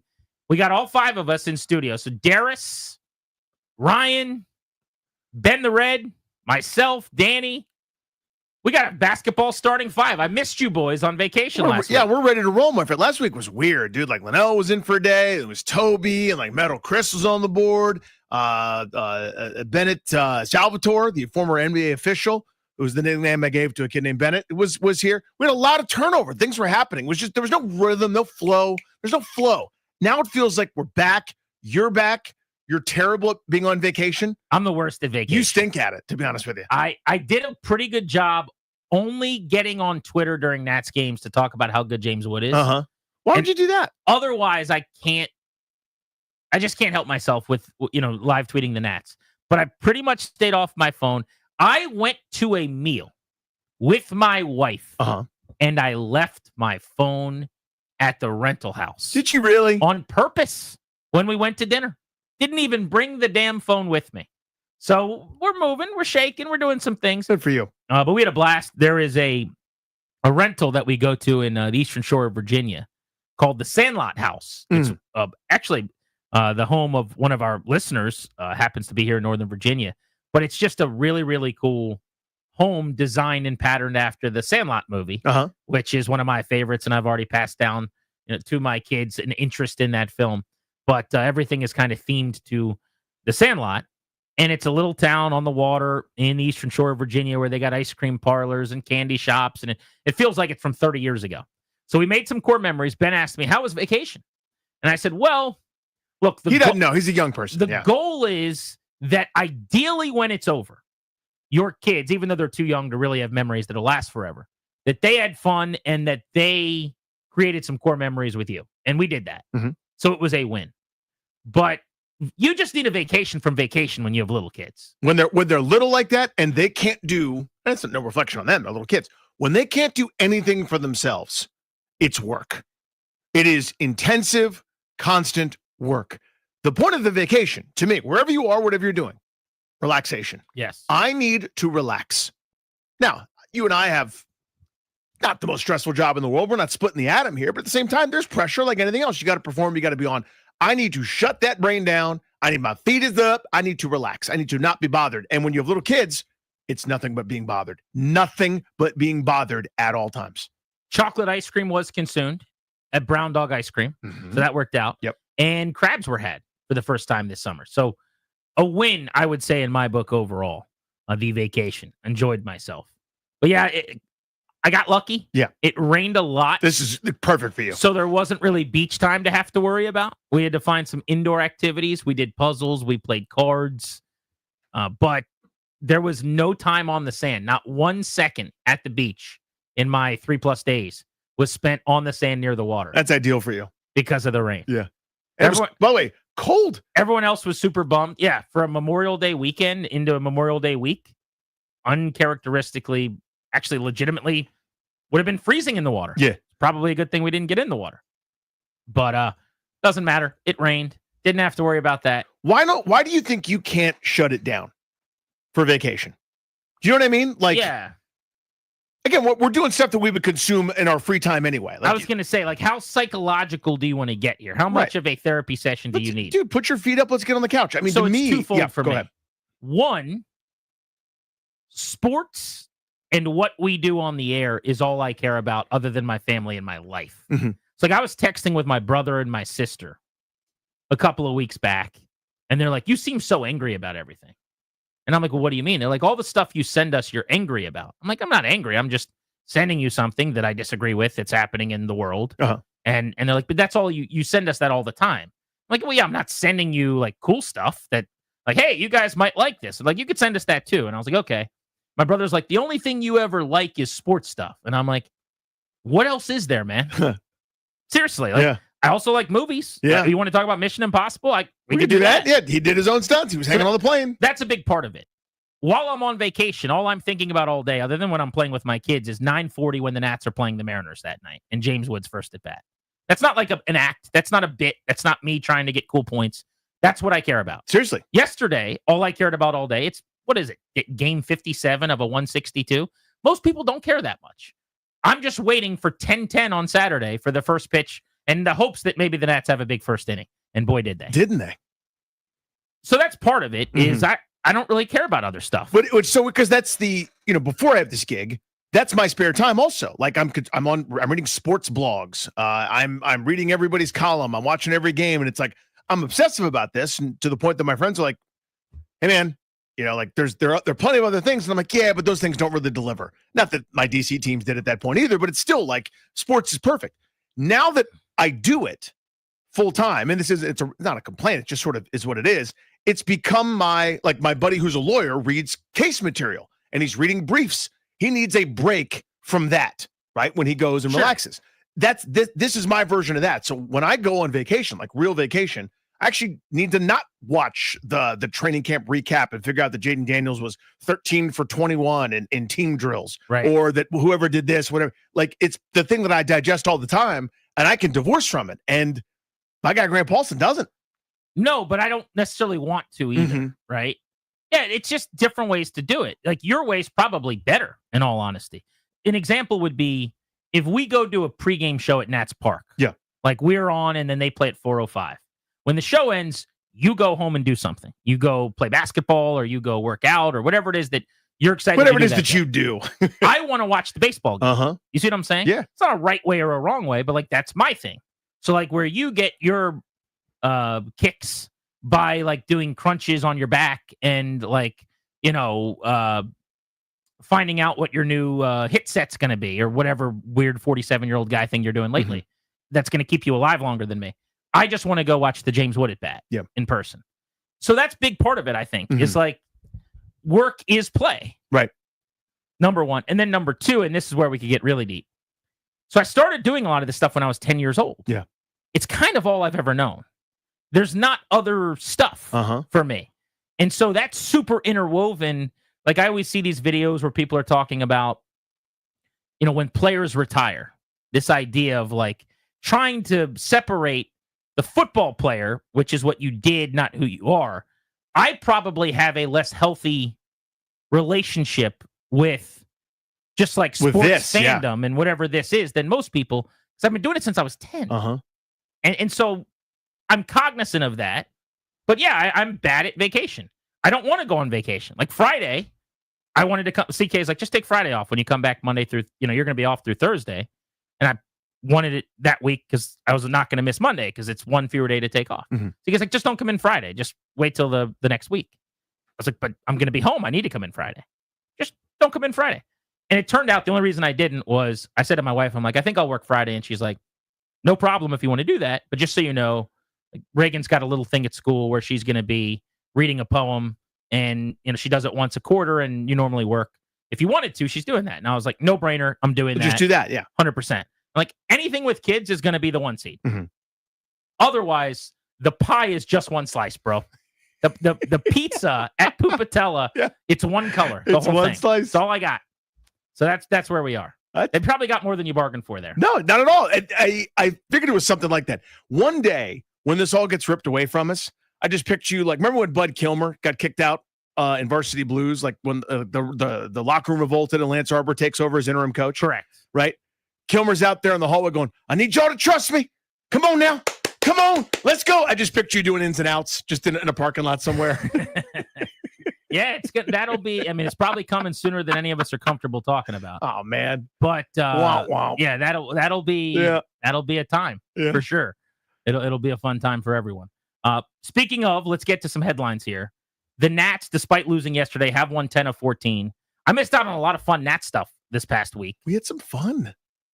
The Ken Rosenthal piece that came out, it was oddly timed. Mm-hmm. Nothing he said was wrong, but it felt like it should have been published 1 year ago or 2 years ago. Like, hey, while the Nats are hot and playing over 500 baseball for a 3-month stretch. You have to include the sentence at the time. Now, they have won 7 of 9. But anyway. Right. Yeah. But 7 of 9 is such a fleeting sample and like a nothing burger. Yeah. But the point is, each year over the last couple of years, like they're getting closer and closer. And if you take the first week of this season out, they're literally an over 500 baseball team this season right now. And if they spent any real money at all on anything that mattered, a bat, a starting pitcher, a reliever, they'd be the wild card team in the National League right now. They would be in the wild card at this moment if they had just a little bit of money to spend on good baseball players. They don't. And so they're just piecemealing this thing together with kids and trades. And the result is they're going to win probably 77, 78 games or whatever. They'll be short of the postseason, but they're scratching and they're clawing, and they're fun watch right now. Yes, they are. I mean, how do you not enjoy the last couple of weeks of Nats baseball, where James Wood is a superstar, the likes of which we have only really had in the form of, Bryce and Soto and Strasburg along the way. He's on his way to MVP caliber, top player in the league status when it's all said and done. And then the kids are okay. Robert Hassel looks like a big leaguer. Dalen Lyle looks like a major leaguer. In the bullpen, they've been able to cut all 3 of the crappy minimal deal veterans that they brought in here. Who could have thought that Lucas Sims and Colin Poche and Jorge Lopez wouldn't have been a great triumvirate for you? So now you've got homegrown arms and Brad Lord, Jackson Rutledge, Cole Henry, who are answering the bell in the bullpen. It's been entertaining the last couple of weeks. I'm fired up. It's been a lot of fun. So Saturday we're at a going away party for some really good friends of ours actually that are moving away, and it's Saturday and so we're hanging out, but it's still, you got kids involved. There's a kids party, so everybody's home. But by the time I get everyone home and get my 7-year-old in the bath and get them ready for bed, I sit down to watch the Nats game and they're already up 10-0. Like, what is going on? Like, First what is time in happening? 77 years that a team has scored that many runs before an out was recorded. I saw a great line. Instead of a no-hitter, an all-hitter, Brandon Pfaadt threw the first all-hitter in baseball. That's a great pick. They were ripping him. Double, double, double, homer, double, walk, double, hit by pitch, by pitch, double. Even if a team has a tell on somebody and knows what's coming, right, that wouldn't happen. If you're banging trash cans and you're wearing things where you touch a button on your chest, you still can't do that. Like, that's impossible. Like, you couldn't do that in BP. You know what I mean? Like, I can't remember seeing anything like it, and I didn't have that data point that it's been, 50 years since that happened, but there we are. 11 straight batters reached on Saturday night, man. Those are one of those innings, by the way, where all you can think about is, like, don't be the guy that makes 2 outs. Don't be the guy that ruins this merry-go-round. So I do this bit on Twitter about James Wood and people sleeping on him. Yep. That simultaneously, I think there's a lot of people that have really started to enjoy it because I'm adding layers to it. And then there's people that just hate it. Yeah. Like, they just can't figure it out. And that's fine. It's not for them. They don't need to. Right. They're allowed to be very angry. They're like, I know who he is. But this week finally was the first time I feel like he started to get the national and local attention that he deserves, where it clicked with people. They're like doing the Leo meme, like pointing, is anybody noticing what this guy's doing in DC? MLB Network's doing segments. Now we're having conversations. Where does he rank among players in a draft to start an organization with? I mean, he just had a May that over the last dozen years, only some of the greatest players in the sport have had. 7 home runs, 6 stolen bases. It's Trout, Betts, Tatis, Acuna, Ohtani, James Wood. People know he's good. That's nice. We're talking about, Danny, when this thing's all said and done, a guy that could turn into the greatest Nationals hitter ever. We're talking about annual 40 home run ability. Maybe it's 50 home runs in a season when it's all said and done, possibly. And if they're good, which it's going to be hard not to because you're going to drag them right into that fight, maybe wins an MVP award or two, which previously, only Bryce Harper's done around these parts, right? They did it. They got one of them once, as the kids say. Well, we talked about this a little bit last week while you were out. He's got a 912 OPS, hitting 282, 5 bombs against lefties.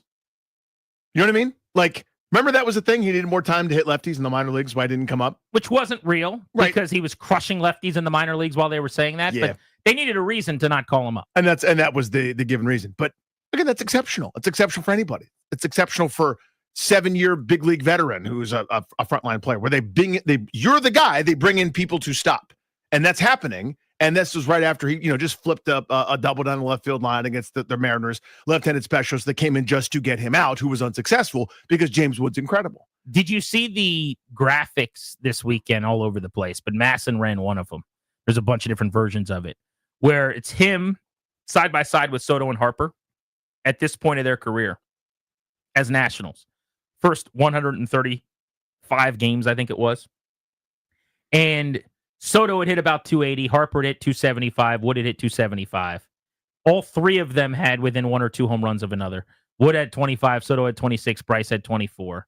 RBI count, Wood was at 85, Soto was at 87, Harper was barely over 60. And then in terms of OPS, Harper was 830, Wood was 860, and Soto was a little over 900. So of the numbers that you see, Soto was the best of the three, narrowly, then Wood, and then a sizable gap, and then Harper would go on within a couple years to win an MVP award. Mm-hmm. But the reason I bring it up is to say Bryce Harper and Juan Soto got called up at a time where the Nationals were a playoff team, one of the better teams in the NL, maybe the best team in the NL in both of those cases, and had this star-studded lineup of legit quality bats. Guys along the way, like whether it was Daniel Murphy or Anthony Rendon or Ryan Zimmerman going 30 and 100 or whatever it was in those given moments. James Wood, from the day he's gotten to the big leagues, has basically been the best hitter on the Nationals. Like, there's no support, so to speak. There's no good team where there's a good offense and you're just going to fit in nicely. Like, you are the guy that they're having the meetings about. You're the one. No one else on the team's been intentionally walked this year. He has multiple times. And so it's way harder for him to play on a bad team with a not good lineup than Soto and Harper, who were thrust into a really good team with a pretty good lineup. And yet his numbers stack up basically the same as Soto's and much better than Bryce's so far. It's just astounding. Yeah. If you remember that year, the one of the great offensive seasons we have ever seen, not just here, but anywhere, that Bryce Harper won the MVP with a WAR of almost 10, where he hit 330 with 42 bombs, 460 on base percentage, a 1.1 ops, like as good as anybody in the sport. He hit 330 with 30 homers. That is insane. The year that nobody else in their regular everyday lineup hit 20 homers. In a year that nobody else basically did any kind of damage offensively at all. This was an injury-plagued season for Zimmerman. This was Danny Espinosa, your everyday guy at second base. Ian Desmond had one of those down terrible years as he was approaching a contract, trying to probably hit bombs to get himself paid. Their next best hitter was Yuniel Escobar, just kind of slapping Judy everywhere. I think he had 9 homers on the season. Did nobody protect him? And he did that. That's kind of what this has been like most of the way. C.J. Abrams has been pretty damn good, an all-star caliber first half. But in front of him, behind him, with all due respect to Nathaniel Lowe, I'll take my chances with Nathaniel Lowe over James Wood. And that's kind of what made that year that much more remarkable. We're watching that on a nightly basis. Well, but he's had, it's guys like Chaparro and Ruiz and Meneses. I mean, these are the types of guys that have been batting around or behind him in the order.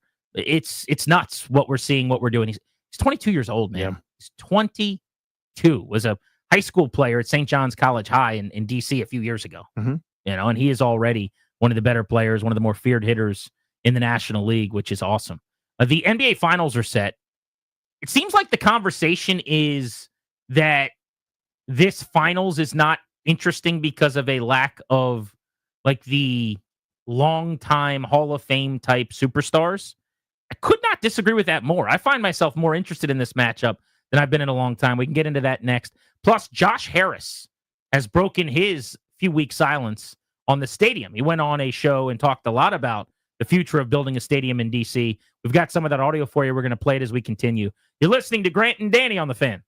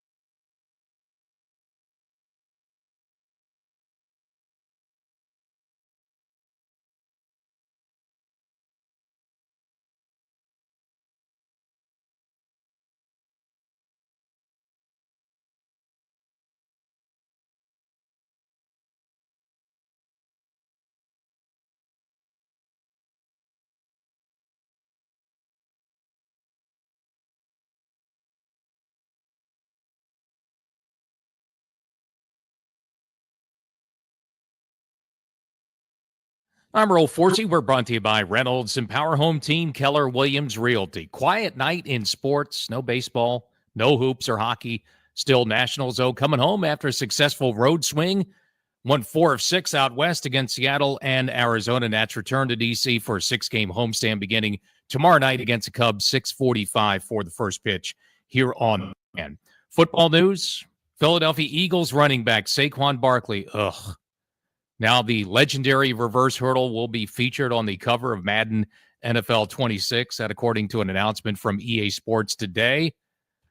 Tennis, the year's second Grand Slam continues. Second seed Coco Gauff, winner in straight sets today in Paris. She is on to the quarterfinals at the French Open. Hyattsville's Francis Tiafoe plays his men's quarterfinal match early tomorrow morning at 8 a.m.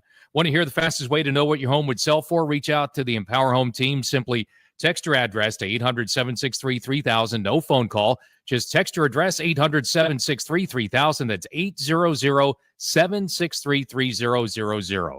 From the Crop Metcalf 5-Star Sports Desk, I'm Earl Forsey on the Fan.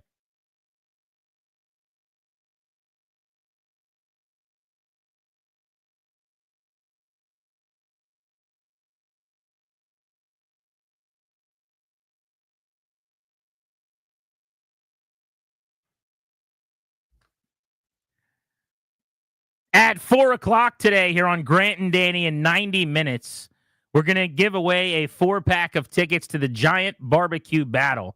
This thing's really fun. I know you and I at different points have such both a fun this. event, dude. It's great. It's June 21st and 22nd over on Pennsylvania Avenue. It's a couple days of barbecue, great fun for the family, DC's best bands, Pepsi Lay's Art to Go, and summer grilling stages. But if you like meat, and I know you like meat. I do. And I'm a big meat guy myself. This is a ton of fun. So it is such a good vibe. It's tickets at 4 o'clock. You just roll around, eat delicious food, and everyone's nice to you. Like you could spend your day in way worse ways. It's kind of like a grill meat convention thing too, because there's like vendors out there. I think my buddy, when he went to this thing a couple years ago, got a big green egg. Like it's just, if you're a dude, this is the kind of thing you're into. You bring your kids along, you just eat meat and walk around and look at different types of grills. It and is stuff. fun. Yeah, so we've got those tickets coming up at 4 o'clock. Our poll of the day involves the NBA Finals, which do not start until Thursday. I gotta love it, the month between games. I guess August wasn't available, so they just decided to have them start on Thursday instead. And the NHL's doing this too. We've got a long layover, so this is what's happening now, where it's all about TV and timing everything up. So momentum be damned. We'll just sit around and wait a while. But the Pacers punched their ticket. They beat the Knicks over the weekend. Series ended in 6, so they move on to take on the Oklahoma City Thunder. But the question we've come up with for our G&D poll of the day, presented by Metropolitan Moving and Storage, local long-distance residential commercial, 3 decades of best-in-class service and experience. Danny, did the right guy win the Eastern Conference Finals MVP? There's a viral video where Tyrese Halliburton clearly thought he was going to win the MVP award. Because as Ernie Johnson is saying, and the winner of the award is Halliburton steps forward and then he says, Pascal Siakam. And Halliburton kind of looks like side-eyed, like, oh, good for you, Pascal. Nice. I'm happy for you. But did the right guy win it? Was Siakam the MVP for the Pacers in that series, or was it Halliburton? I'm going to give the numbers, and I want to get your thoughts. So Siakam actually shot 52% from the floor, Halliburton 45%. Siakam averaged 25 to Halliburton's 21. Siakam, though, just 5 rebounds and 3.5 assists. Halliburton, 11 assists and 6 rebounds. He averaged 21 and 11 with 6 boards, and he averaged 2.5 steals per game. He was, for the most part, the guy they're going to in the big spots. Now, he was more volatile with scoring and shooting. Siakam was a little more steady. But what do you think? Halliburton, Siakam, who should have won it? Siakam was awesome this series. He was. Halliburton's the unquestioned MVP to me. So when people go, who had the higher scoring average? And that's all you look at? Okay, I guess if that's what your criteria are. Siakam was a matchup nightmare for them. They did really well. Got him the ball in good spots. Who got him the ball? Do you remember who it was? It's Halliburton, dude. I mean, you look at the overall numbers, whether it's game scores, offensive rating, he with less usage. In other words, this is a stat I look at a lot. You could put any player, it's my OJ Mayo corollary. You could put any decent player on a crappy team and go, You got it, dude. Go get your buckets. You get a lot of guys that could score 20 for a lot of bad basketball teams. Can you do it efficiently? Can you do it in a way where you're putting up numbers, both in terms of scoring, rebounding, assists, using the basketball less than other people? He had a lower usage rate than Siakam and put up way better offensive numbers. Why are you talking about Jordan Poole like he's not in the room? And like he actually did have a better year this year. Yeah, a nice season, but that's the point. When he came here, everyone said he might score 25 points a game. It's why Terrell Pryor went for 1,000 yards in Cleveland once. Someone's got to catch the football on that offense. You look at the 21 points a game, 6 boards, better rebounder, you said, than Siakam, 10.5 assists, the steals, defensively. Just he was the better player. And it's not a knock on Siakam. He was awesome. Probably the second biggest reason why they're going to the finals. But you know what the biggest is? You could say it. It's Tyrese. I don't know how the voting works in terms of who gets a vote and how many there are. I know it's media related and you know rights holders are involved and different things. It's like it's the power media outlets that largely determine this and beats and things like that. But it was one vote that separated the two of them. And to the players, this stuff matters. I'm sure it was a great thrill and an honor for Siakam. So that goes both ways, right? It's not like it's just a sad story where Halliburton didn't win the thing. But I wonder if some of it is a fatigue factor to an extent. Or how do I say this? You feel like, well, Halliburton's going to get his. Everyone talks about him. He's the superstar. He's beloved. If they win the finals, he'll win the finals MVP. They're going to be around for years. You know, it's Siakam's chance to be honored for what he did for the Pacers. And if there's not a little bit of a fatigue's a word or like getting cute with it, where instead of just going blind ballot style, names don't matter. Let's crunch the numbers here and compare performances and take Halliburton. You go, well, Siakam's right there. And Halliburton always gets all the love. Right. And we talk about this all the time. MVP fatigue. There were years that Michael Jordan didn't win the MVP in the NBA. Again, let's give it to Karl Malone. Again, let's give it to Charles Barkley. Those guys had great years. They may have individually deserved it, but it was always, okay, I'll see you guys in the finals where I'll wax you. Right. And that's the thing. So Halliburton, I wouldn't have thought is on that level yet to always get the thing because he's not on the mountaintop yet. He's on his way, certainly propelling a team to the finals. So to me, this was one of those.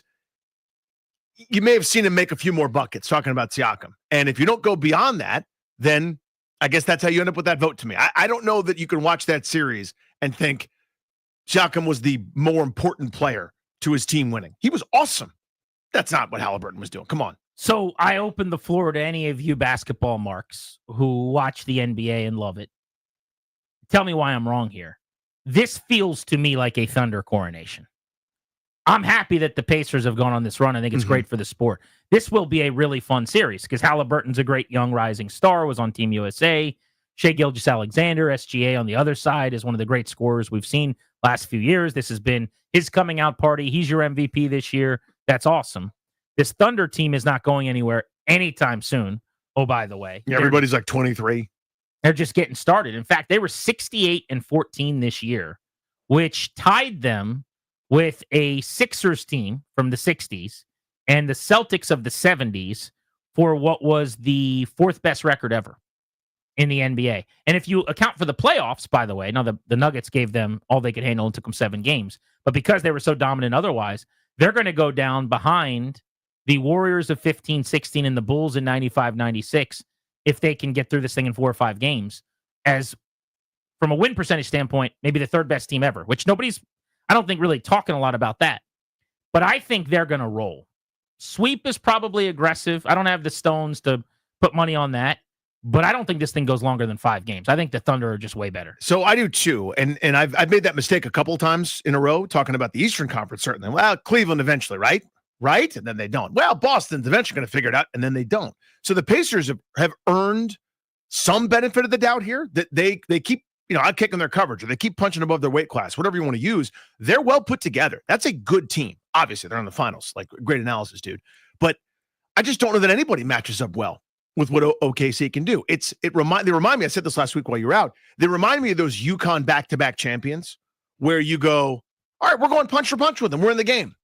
And it feels like maybe they're getting the better of the run of play, and you look up and you're down 20. Yeah. It's that vice grip. It's the turnovers. It's the endless switchability on defense. It's the everybody can cover everybody. And if somebody gets through, you've got 2 different erasers on the back end. Just the way that they hound you and bother you. And then it seems like everybody's just equipped. I'll make the clutch shot. If you're on a 5-0 run or 7-0 run, I'll hit the corner three, said Jalen Williams, or I'll do it. It said guy that you haven't heard of until this postseason run. It's always somebody, whether it's Isaiah Joe or Cason Wallace making a big shot for them. Everybody seems ready to roll as an ancillary sort of extra punch in the what's behind some of their alpha stars like Shea. They're great, man, and they're just now announcing themselves, and this is the opening act. Right, like they're going to be here for a little while, and if you're a Wizards fan, that should excite you some because Will Dawkins helped to build this thing and learned how to put it together there. And Washington's one of a plethora of organizations that's going to try to walk this walk now that the Thunder have. Easier said than done. Right. But you got to pattern yourself after somebody. You get yourself an MVP and then go from there. Right. But that's what you're hunting for. You got to model somebody. Mm-hmm. And their model is this team that is in the finals and is having this historical season. I love the matchup. I love young superstardom for the sport. Someone else eventually has to take the mantle. We talked about this in a long time, in a lot, I should say, for a long time in the NFL with the quarterbacks, where the big four was Brady, Manning, Breeze, and Rodgers. Mm-hmm. And we're like, eventually these guys are going to be gone and we're going to be in big trouble. No, we're not. We'll be fine. Patrick Mahomes, Josh Allen, Lamar Jackson, Joe Burrow. Yeah.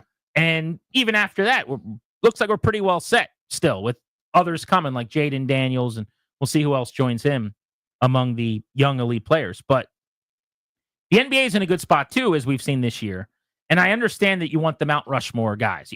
It's better when it's Steph one final time or it's LeBron. But I've never understood the fascination with, is this going to be good for the NBA's ratings? Like, are you a TV executive? Right. Who cares? Precisely. That's so dumb to me. Is it a young, fun, exciting team? Is it going to be entertaining to watch? Then so what if they don't draw because of the market size? That has never resonated with me. I rubber stamp your triple stamp right there. Yeah, I mean, people talking about TV ratings as proof of something. I don't think the ratings for these finals are going to be any good. But this, to me, is like eating vegetables. This is what the league needs. Now, they're going to have 7 straight years of a different champion. That's number one. They wanted parity. The new cap rules are kind of enforcing that, and you're seeing it now. But now that you get to this new place where you may not have the Heat or the Knicks or the Celtics or the Lakers or one of these marquee teams, you're talking about the Warriors too. This is what's needed, right? So long-term benefits of having more and more and more teams that are relevant, that are part of the national conscience, is only good. It's only good for the league. So more of these happen. Think about, you crowned a champion in Milwaukee a few years ago. Milwaukee was one of these kind of small markets. Now it's not, right? Now that you have Giannis there, maybe not for that long. But this is a major deal for the league. We have to take some short-term pain. We don't get the 13 share. Maybe it's a 7 or 8 share. But big picture, long-term, it's really good. Let's go to Quentin in Gaithersburg. We'll sneak him in, wants to talk Tyrese Halliburton. What's up, Quentin? How are you? Hey, how y'all doing, man? Grand Danny, pleasure to be on the phone with you. Yes, sir. Appreciate you.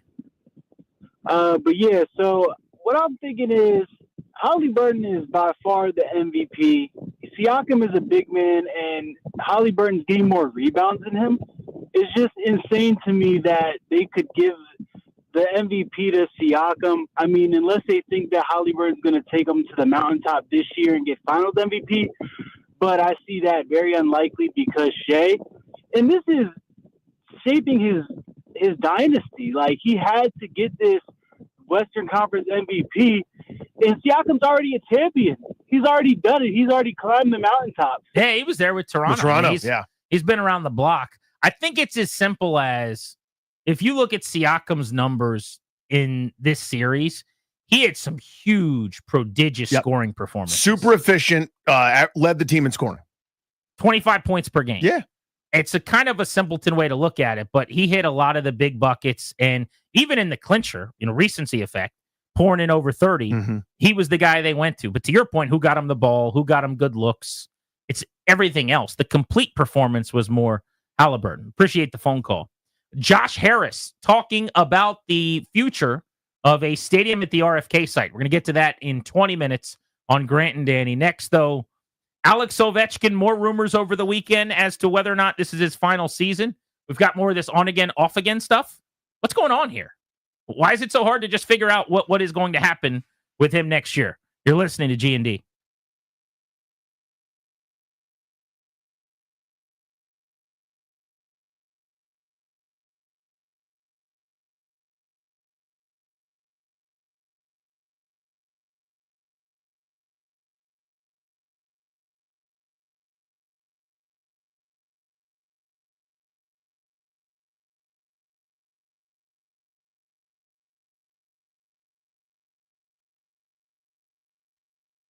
Hey guys, it's Grant. FanDuel is the best place to find all your favorite player props for the NBA Finals starting up this week. And now you can make the smarter play with new performance trends. If you want to check a player's consistency during the playoffs, or maybe if they've been flirting with triple doubles, get the latest stats right inside the app. See who's heating up. I love this because you don't have to leave the app. You just stay right there. You get all the numbers you need to make all the best bets possible, which is really, really cool. If the game's already tipped off, that's not a problem. You can combine live props, bets into a same-game parlay for a chance to win big. If you don't already have a FanDuel account, it's not too late. Get in on the action now. You're going to get started with $200 in bonus bets. This is a great offer. First $5 bet's got to hit, and then you get $200 in bonus bets for a $5 win. Visit FanDuel.com/GP, promo code GP, FanDuel.com/GP. Got to be 21 in Virginia. First online real money wager only. $5 deposit required. Bonus issued, non-withdrawable bet. Expires in a week. Restrictions apply. Terms, sportsbook.fanduel.com. Gambling problem, 1-800-GAMBLER.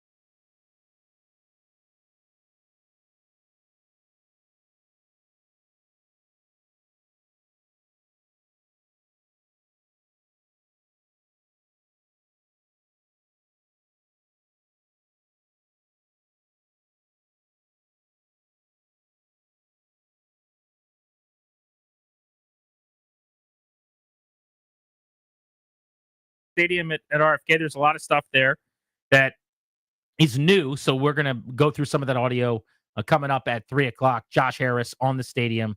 Pretty relevant.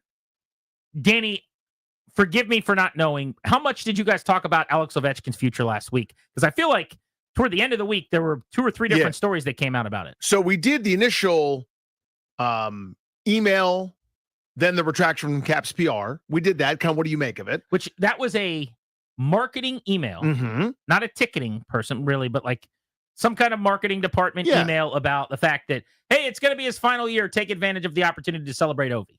Right. Or buy a suite or get a package or whatever. Yeah, it was from a Caps person. Right. From internal.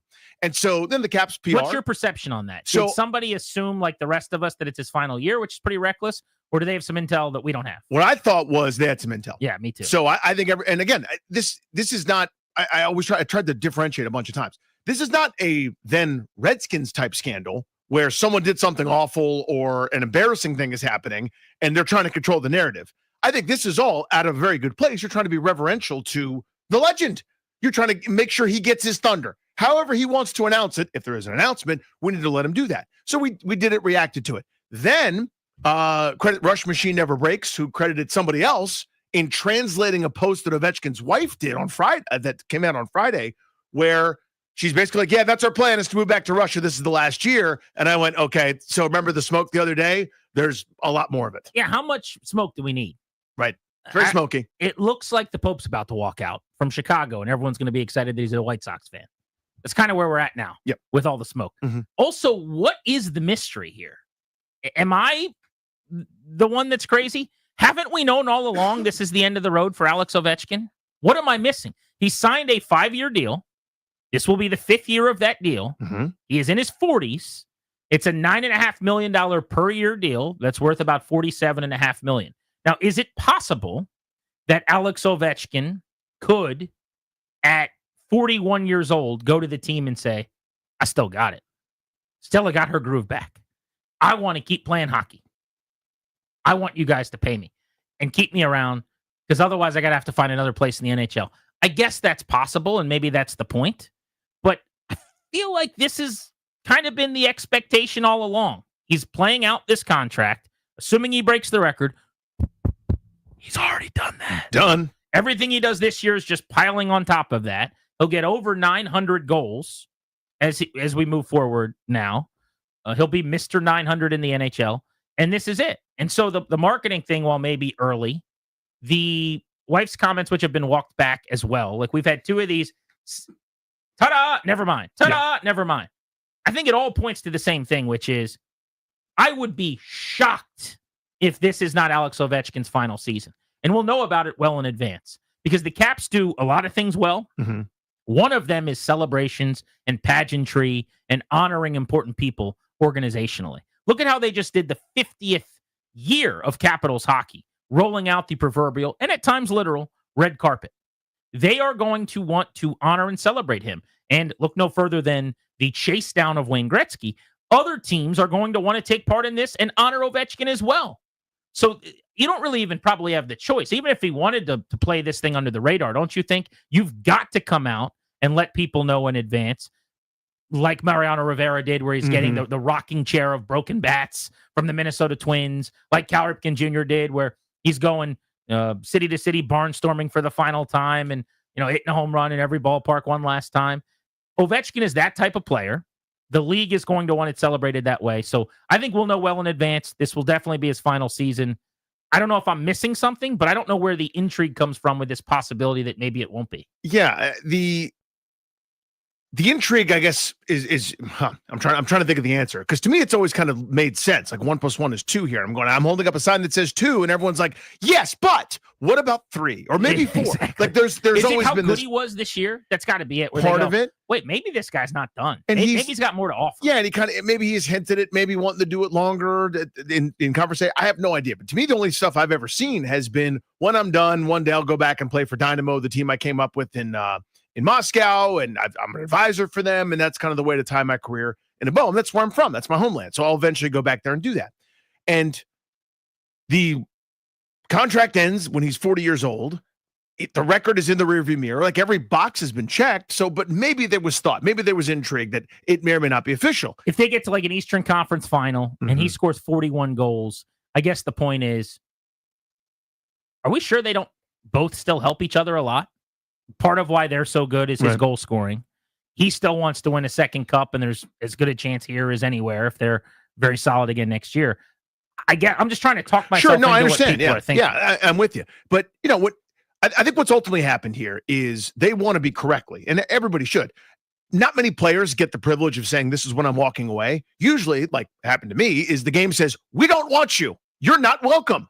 Find something else to do. It's very rare that you get someone who achieves this legendary status where he has absolutely earned the right to make this announcement or not as he sees fit. If he wants to play 82 games and then go through the playoffs, let's say they get eliminated in the conference finals and go, okay, that was it. If he wants to do it that way, he's allowed to. But now too much has leaked or come out where that thunder has been taken. So it almost forces him to say something or them to have it, to kind of make something formal out of it. And that's the only part I feel bad about is that it kind of forces someone's hands, but it seems pretty obvious what's going on here. Josh Harris seems pretty confident that RFK 2.0 is going to happen. We've got that audio for you next, right here on Grant and Danny.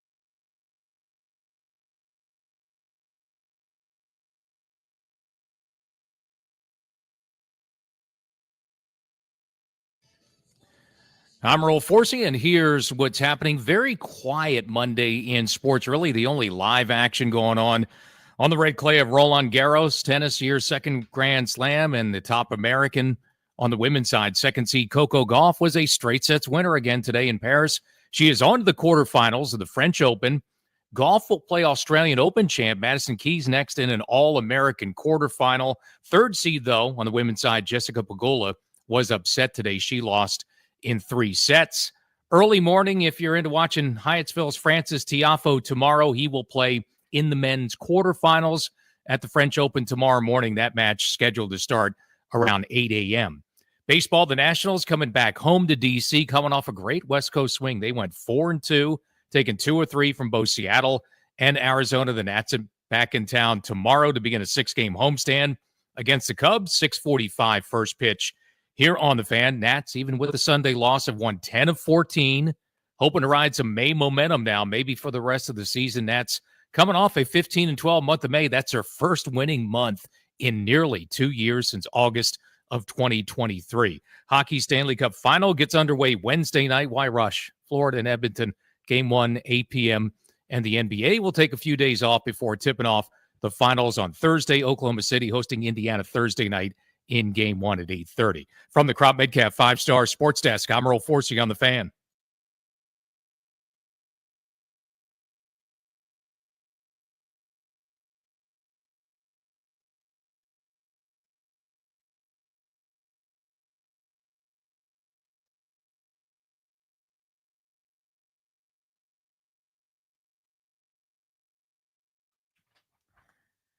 The Grant and Danny radio program is exclusively sponsored by the law firm Condori and Murat, estate planning, elder law, real estate transactions, probate administration. Their attorneys are always there to protect you and your family's assets. Schedule a free consultation with their team today by visiting kmlawyers.com. Be sure to tell them we sent you. That's kmlawyers.com. The owner of the Commanders, Josh Harris, was on a podcast with Alex Rodriguez. The name of this podcast, I got to find it. Do you remember it, Darius? The Deal. Sounds like a business podcast, maybe, or a bunch of people that have a lot of money get together to talk about having a lot of money and how they got their money. It's on Bloomberg, if that tells you anything. Oh, there you go. Okay. It's like a businessy thing.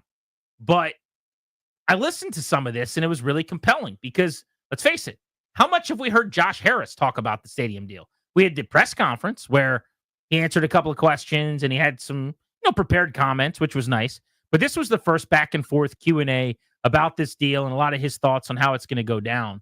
And I've not heard this audio played on the station, and I wanted to get into some of this so we can react to this now. But have you heard any of this interview that he did with A-Rod? Just a little, to borrow from our friend Fred Smoot, schniblet of it here and there. I have not heard the extended. I want to. So let's play through some of these clips, and we can start and stop them as need be.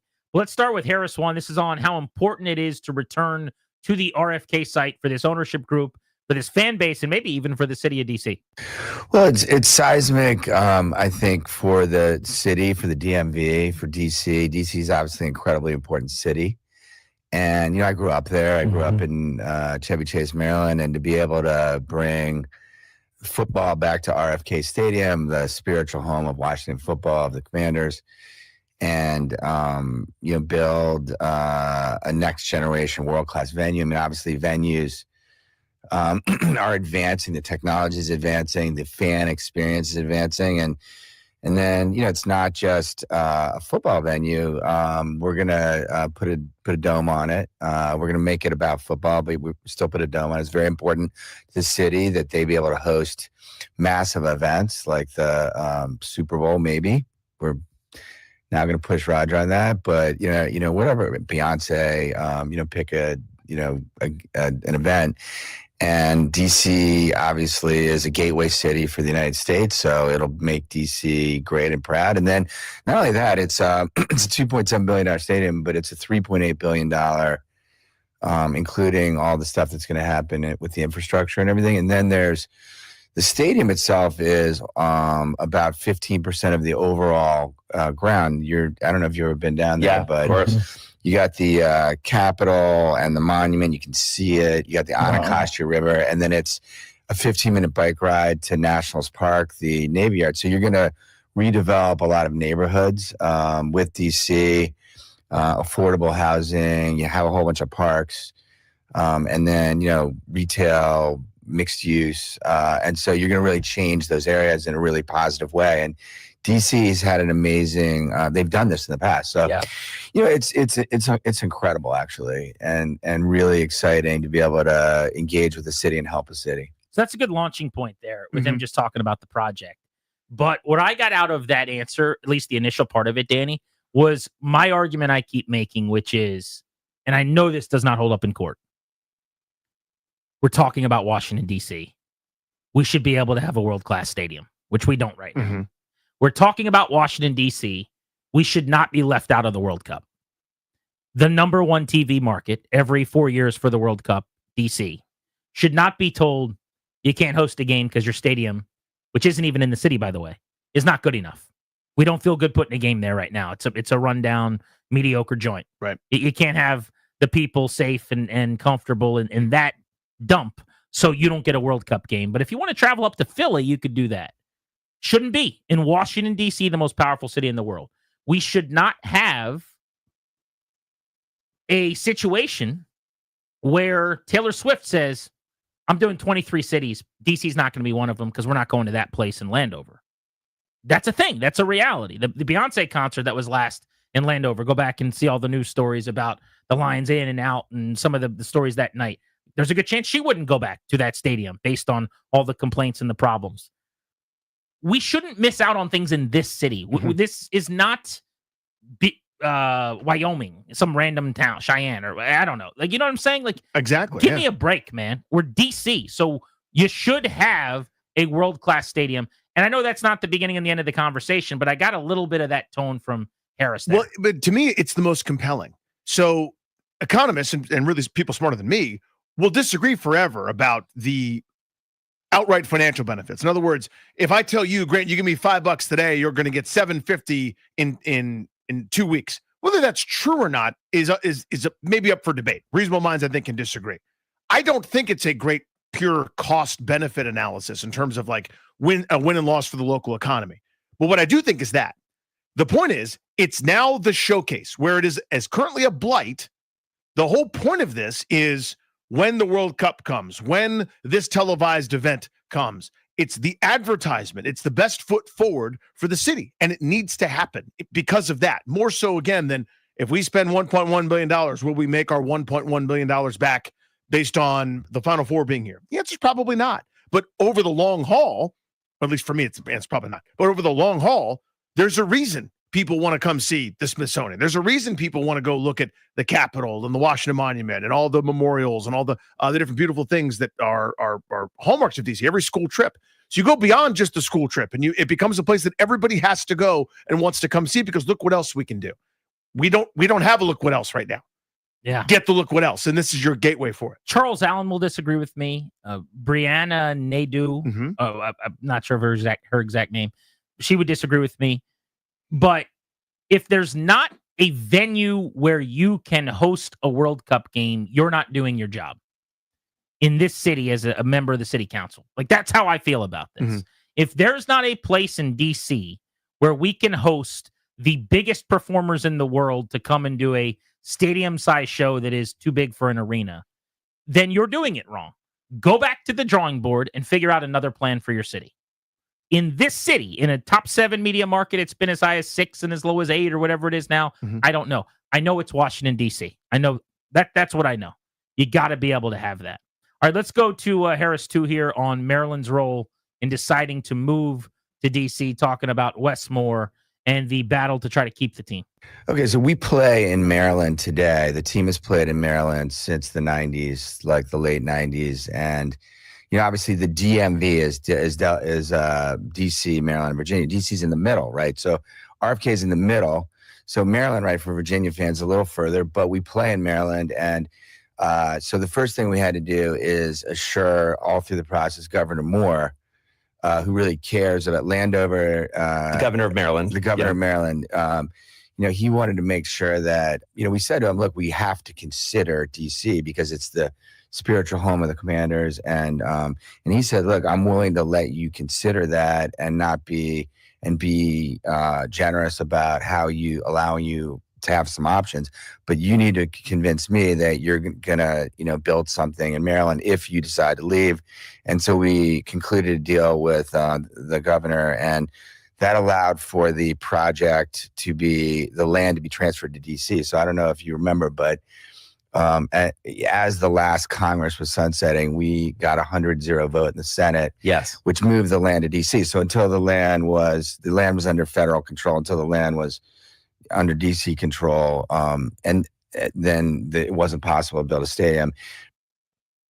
That's Harris on the Maryland part of this. Now, he suggested that they would build something at that site according to, basically the demands of Wes Moore. Mm-hmm. All I've ever heard is that they would take care of detonating and moving that stadium on, basically, that they would take it down, that it's not going to be a blight. It's not going to sit there like RFK. I've never heard that they're then going to pay to build something there. That was interesting to me. So that's the part I pulled out as well. Because they own the team owns that land. Right. Okay. So and they would give it to Maryland, I guess. Again, that's the question. So in general, there are exceptions, but in general, if I own land and I'm going to move somewhere else, local government, it's none of your business what I do with it. But maybe there's a trade there. Maybe there's something that's a bigger part for it. Like, I'll allow you to go shopping, even though your lease hasn't expired or this or that, without fret, if you promise to do something with that ground once you're done with it. Maybe that's what he's implying. But even still, that's something I hadn't heard to this point. Because I don't get the sense they're going to help build anything there. They don't care about that land when they leave. Right. They just had to agree, best we could tell so far, that if Maryland wants to build something there, they're going to be able to, because there's not going to be a stadium, and it's going to be leveled, and the dirt's going to be ready to dug into when they're done. I think it's within a year after they're done. Yeah, whether it's selling the land to the state or whether it's keeping the land, destroying the stadium, laying flat ground and letting a developer come in and put whatever you want there, whether it's a sportsplex or a million things for local residents or retail, the mixed use, the same type of stuff you're going to put in downtown DC. I have no idea what the deal is there, but I hadn't heard any of that where Wes Moore was like, yeah, you can go ahead and look around.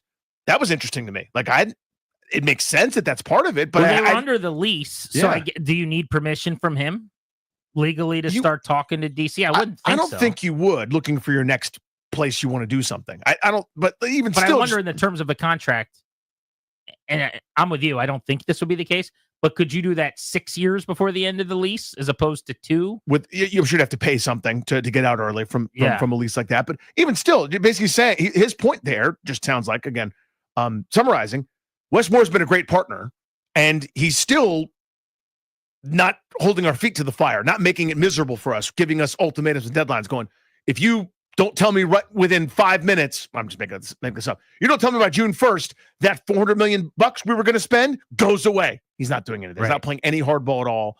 I think maybe there's an exchange there we're not thinking of. Maybe some of the offices that moved into the PG County for the team, whether it's a season ticket sales and some of those things, maybe stay there. I mean, that's part of the negotiation as well, probably. Well, there's also this. There's no reason if you're Wes Moore, you've known all along they want to be in DC. They don't want to be there. Right. So it's almost like somebody wants a divorce and you're just telling them, no, I'm not signing the papers.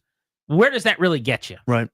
Neither of you are going to be happy that this is not going to work. And the other part of it is he just watched what happened with DC and Virginia, where Ted Leonsis really wanted to go to Virginia, was pretty hell-bent on doing it. That fell through. They come back to DC and they're able to salvage it. Well, if you go scorched earth or really are a pain in the butt as they're trying to get to DC, good point, Grant. What is the benefit to that? Yeah, there's no upside. All I got to do is sit here and wait with my $400 million and let the DC City Council screw it up. Yeah, let local politics at play itself. Yeah. I mean, because it could happen. Well, there's, let Mendelson and Allen and Nedu and, all of them get their hands on this thing. And next thing you know, maybe Josh Harris comes back to me with his tail between his legs going, hey, that $400 million is that still on the table? You still got that over there? Let's go to, this is Harris 3 on, this is interesting because we've always talked about this. Everybody knew they wanted to be in DC. And he went into essentially the history of them knowing that they needed to be at this site. From there, we went into, we had negotiations going with a lot of different parties, and, we're blessed that everyone wants the Commanders, and ultimately concluded a deal with the mayor that would be highly beneficial for DC, and at $2.7 billion, which is what we're putting up. It's the largest investment in DC ever. So it's the largest investment in DC's history. And so once the mayor decided that it was okay, we signed a term sheet with the mayor, and now we're working with the DC City Council, who, the project has incredible ROI for DC, literally billions of tax revenues, thousands of homes, and thousands of jobs, right? And so, and affordable homes. And of that, 30% are by agreement going to be, at least that will be affordable homes. And so it's going to raise the standard. And then you get an amazing entertainment district. And who's not going to play in a new stadium with the backdrop being literally the Capitol, right? And then you get the redevelopment on the Anacostia River. So this is going to change DC. And so I'm hopeful that the council's doing its work. A number of them are already supporting that, but we have some work to do. So now the next step for us is to obviously get the council's vote. You've got to tell the citizens and the politicians, why this is good for the city, why they should invest their money in this. And the reality is DC is going through a harder time right now. And we were very sensitive to that and made sure that this deal was very good for DC. But I'm also focused on making it a place where our opponents fear to come, which is how I grew up, and where our fans love to come. Yeah. And, our RFK, right, was it was an incredible arena. The stands would shake, and it was a smaller arena, but it was loud, and, people showed up. Josh Harris on a podcast with Alex Rodriguez and a co-host. We're going through some of his answers here. So a few things there, but where do you want to start? Working with the council now. So one of the gripes. How about him saying we got work to do? Yeah, that tells you they might not have the votes right now. Totally. One of the frustrations that a couple members of the council shared with us was they haven't seen any details. They don't know anything yet. This is part of a larger budget that hasn't been submitted. And by the way, it now seems that it has been submitted, and a lot of politics are happening around that. And sort of the stadium part is on the back burner, but they're doing their own normal stuff, which is outside of our pay grade. We're football guys. But that point is sign the term sheet with the mayor, and now almost as if to say, and now the real work begins, trying to satisfy everybody's quadrant or ward or at-large concern. But they're 6 weeks away from this deadline. Yeah. So if quote unquote now the work begins, and maybe you could say that the work began a month ago or whatever. They've been meeting with these council members, although it doesn't sound like they got the budget until the last several days here. That's only 6 weeks. That deadline's not realistic then, I don't think, to get this thing actually agreed upon. Mid-July? Yeah. If right now they don't have the votes and they're trying to get them, there's no way you do that in 6 weeks. Maybe you go, all it takes is one meeting with, we had Robert White in studio, one of the council members at large. Really nice guy. I was pretty impressed with him. Whether you agree or disagree, maybe he goes, hey, here's what I need. I'm just making this up. If you have the team offices in DC and we get $1.50 from every car for the first 10 years for this parking garage that we're going to build for you, I'll sign. Cool. Boom. Put that in. And then you get one other person, mental center, whoever, who's a maybe. You're not getting a couple. So to that point, and then you're done. Then do you think this is a deal that is being negotiated? I believe that this deal is being dropped on the desk and saying, what do you think? Interesting. I don't view it as like they want to now go council member by council member and make a bunch of concessions. In their mind, and you heard Harris say this, and I actually think this is reality, I think they've done a lot in terms of this ownership group. They're putting up $2.7 billion. He said we were very much aware of the hard time DC is having, and we thought about that in our commitment. In just talking to enough people around the organization, I think the thinking is they feel like they're taking on a lot of risk just as an ownership group, more so than vast majority of owners do, paying for 76% of this thing, and that they've given the city a really good deal. Now, not everyone on the city council, including White, who you just mentioned, who sat here, feels that way, but that's how the owners feel. So do they want to then keep giving more and more and more? That might be what it takes. But I don't think this was the first offer.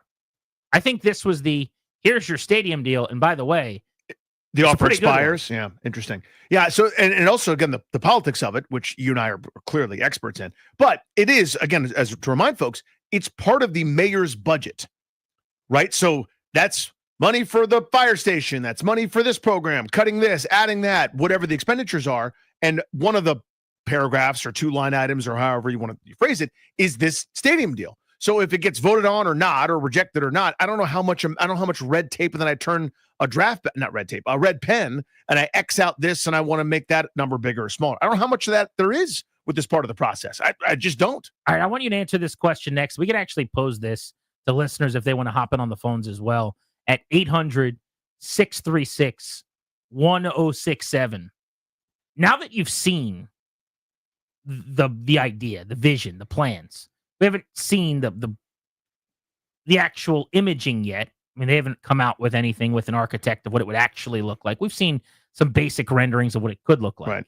But have you gotten excited enough about this possibility and what could be at that site that this is what it's going to be? Doesn't matter how long it takes. In other words, forget this deadline. If you have to wait another year, and that means you play at FedEx Field for one more year longer than expected, and it's not 2030, it's 31, or it's 32, and it takes forever, but they eventually get this thing done.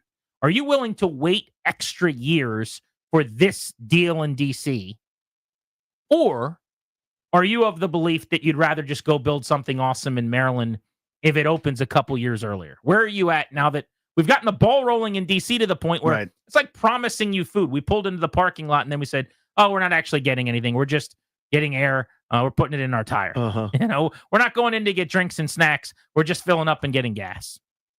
800-636-1067 is the number on Grant and Danny.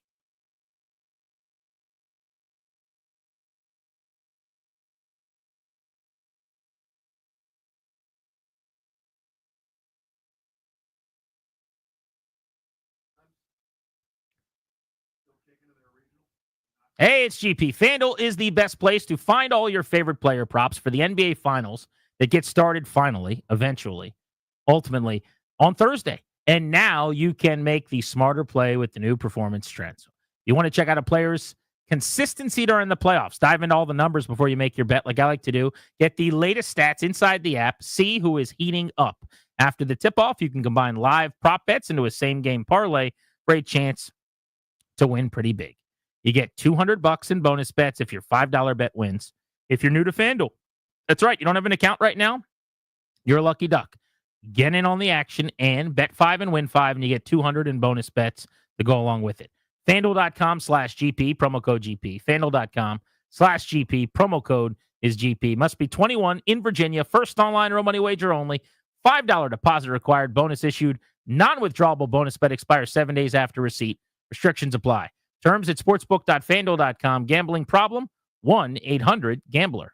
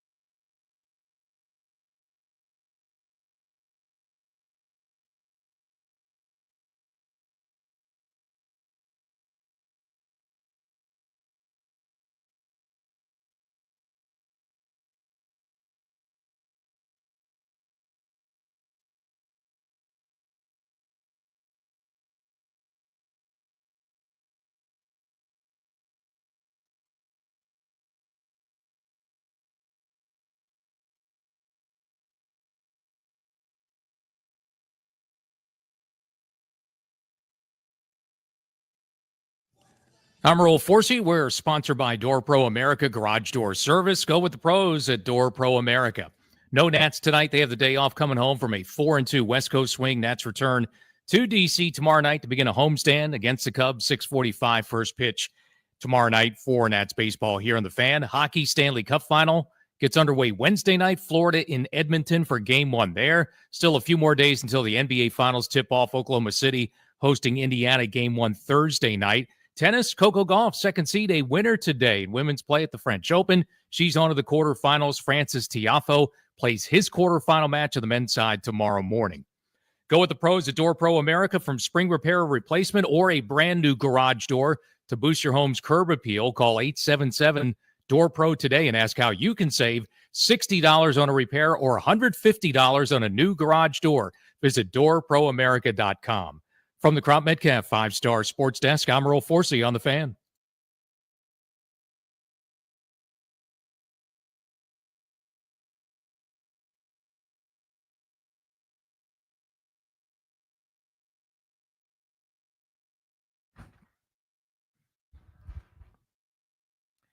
Josh Harris has not really made the rounds. Hadn't done a lot of talking about the stadium since the press conference, but that changed with his appearance on this podcast with Alex Rodriguez we've been listening to clips from. And the question I've posed to Danny, I want to get his thoughts, so we'll hit the phones on this, at 800-636-1067. He says they've got work to do. They're in the phase now of really engaging the city council. We've talked to a plethora of the members of the council. They need 7 yeses. Right now they have 4. I don't think anything's changed that we don't know of.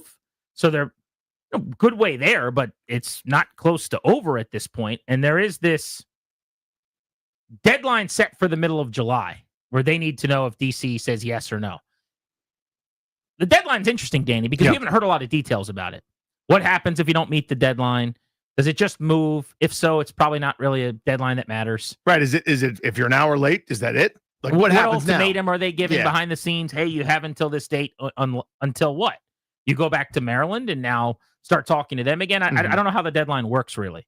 But the question I've got is, based on how excited we've all gotten on DC, it's going to be hard to put the toothpaste back in the tube. Yeah. Because it's gotten this far. So right? It feels like we're in the red zone. Mm-hmm. Have people gotten to a point where, with the vision and the actual renderings that don't mean anything because there's no architect yet, but the possibilities here where they go, they taste it, they see it, they smell it, they know what it looks like, and now they're just all in on DC, however long it takes in perpetuity? Or is it still like a year or two ago when people would say, just do the easier thing, build something amazing in Maryland, DC's too hard? And so the hypothetical I'm creating is, if it takes longer, a couple of more years of Northwest Stadium before you get your new stadium, but eventually they can get DC done, are you at a point where you just wait? Or is anybody of the belief that maybe RFK 2.0 is the dream girl and the dream scenario and the one that you want to end up with and marry, but she's always in a relationship when you're not, and vice versa, and now she's moving for a job, and you got a girl that you're dating right now that you kind of like, okay, it's not quite as good, but I could do a pretty cool thing here too. I could build the Taj Mahal state-of-the-art thing, and there's going to be some perks. And if she lets you, go out and play golf on Saturday, a.k.a. tailgate, where you're never going to play golf on Saturdays again. I don't know. Where are you at on this? So, I'm the wrong person to ask. I mean, to me, there's one is yes, the other is I think you can't do it. So I'm not the right person to ask. But to me, I can still offer to the discussion. The people that would be interesting to me, especially are young people that have no connection to RFK. They don't care one way or the other. It's just a story their uncle or their dad or their older friend in the neighborhood used to tell, and they have no connection to it because they never went. Where you can recognize, hey, this is probably the best, but I'm not waiting around. I'm sick of all the almost. You could just do this, build me a nice stadium. The only thing I care about is a nice stadium. That's an interesting data point. If you find those folks, like just awesome house versus location. When you walk in the door, the house is the exact same. It's just where it's positioned. Are you looking out over water? Mm-hmm. Are you looking out into the woods? Are you looking out your back deck and you see another person's back deck 8 feet away? When you walk into the house is going to be the same. They're building an amazing $2.5 billion stadium somewhere. Right. But how important is the location to you? So to me, that will be the first interesting point of discussion. Second, though, I think is the point that you bring up that I think is really smart and really good. It's that when you just go, what do you want? What's better, RFK or FedEx 2.0? Well, come on. Everybody knows what the answer is. But when it's now, hey, because that's a pipe dream. When it's now, you are this close. And the only people in the way are preening, grandstanding local politicians that always kind of quietly cave. Say the one big thing, the big highfalutin thing, and then end up, not building more affordable housing and the $1 billion condos are right across the street from us. You're right there. All it takes is saying yes to this budget, and we've got a draft coming. We could see the Final Four. We could see the World Cup. Like, it's all right here. Now that you're that close, if you were, I don't want to wait anymore, will you wait now? Because it's right here. You could see, the fryers are turned on. You could smell the meal. I think if it's a year apart, it's a no-brainer you wait. If it's a couple years apart, then you probably wait, even though I would hate it. At one more minute at the current stadium's a bad minute. Yeah. So 2 more football seasons is a disaster. But it's probably worth it over a 30, 40-year life of a stadium in the long run. Mm-hmm. But that's not really how it works. I mean, it would be the hope. Right. There's no guarantee. There is no guarantee. It's just the hope that we'll just keep kicking the can here. We're going to keep swinging this axe and hope the tree falls down. That's all it is, really. It's a bird in the hand versus the idea that you might be able to grab a couple. But you just mentioned, and I think you're right about this, my theory is that the younger our listeners and callers are, the more willing they'd be to just say, build something amazing out by FedEx, because they don't have the memories or the care of RFK Stadium. But I think now that this has all been introduced and the press conference happened and you're dreaming on being downtown in this cool DC neighborhood, Navy Yard Navy Yard Nats vibe, so to speak, I don't know. I think a lot of those people are excited in the same way that they were about the Virginia Caps Wiz thing. Yep. The same way that they would have been if these renderings came out for Maryland first. Like, you start picturing yourself in the car that you think you might buy that night.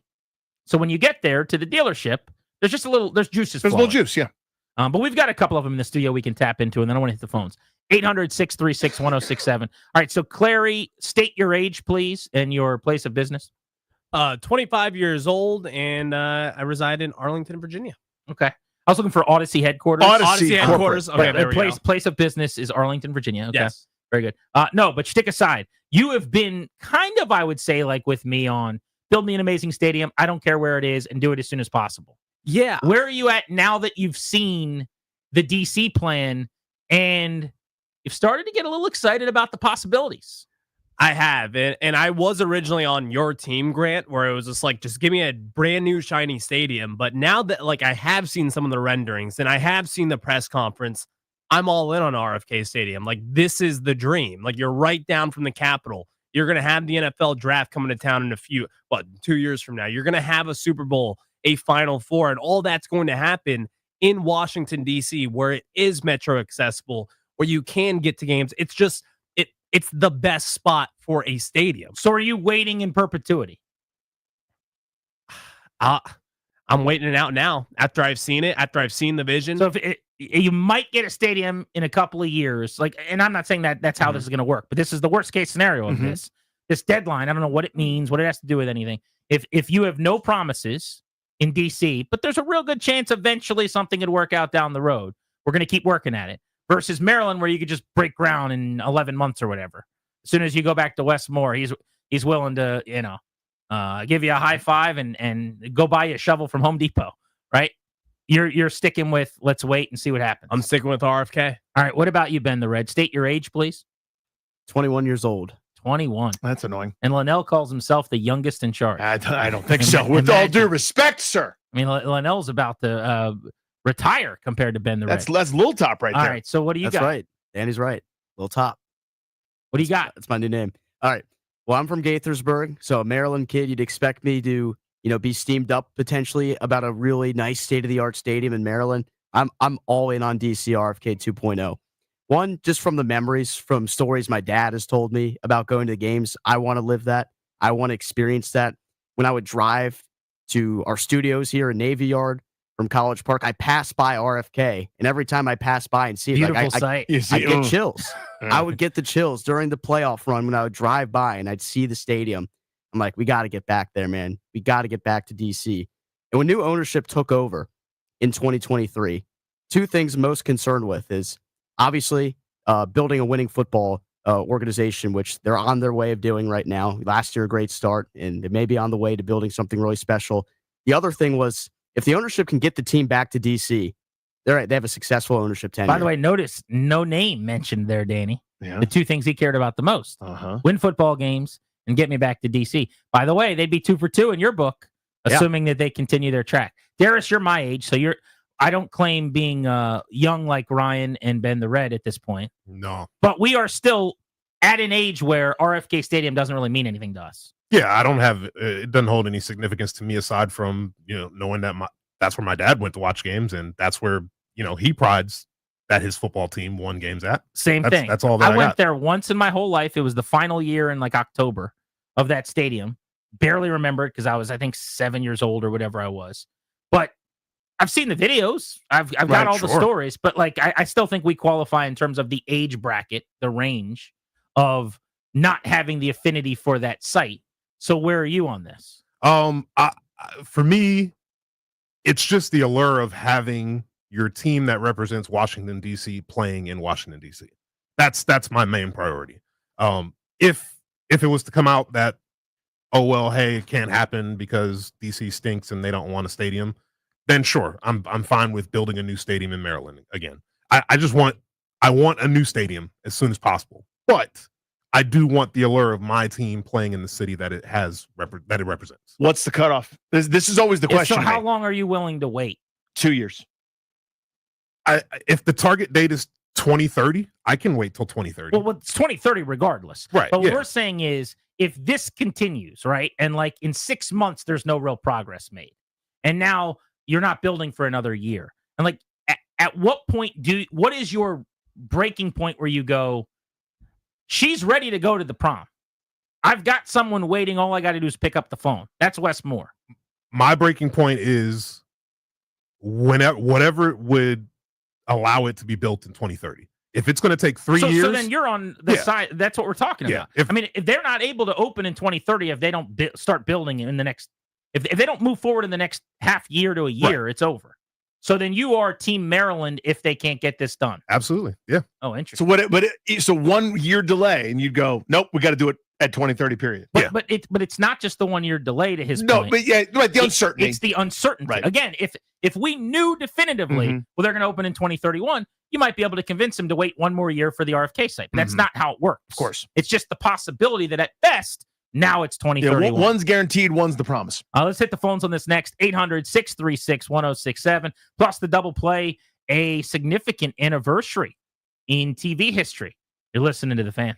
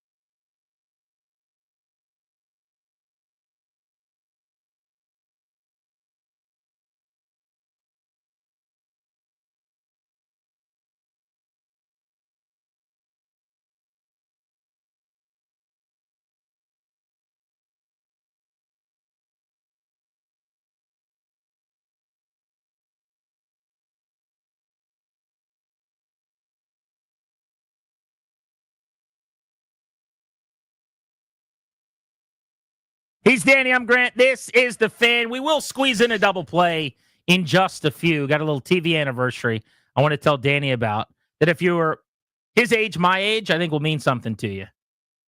But let's hit the phones. 800-636-1067. The question is, now that we've got some of the plans that have trickled out and so much conversation over the last couple of months about a stadium in D.C., do you find yourself hell-bent on RFK 2.0 and needing the stadium to be there, even if you've got to wait a couple extra years, if it takes that? Anthony in Martinsville, what's up?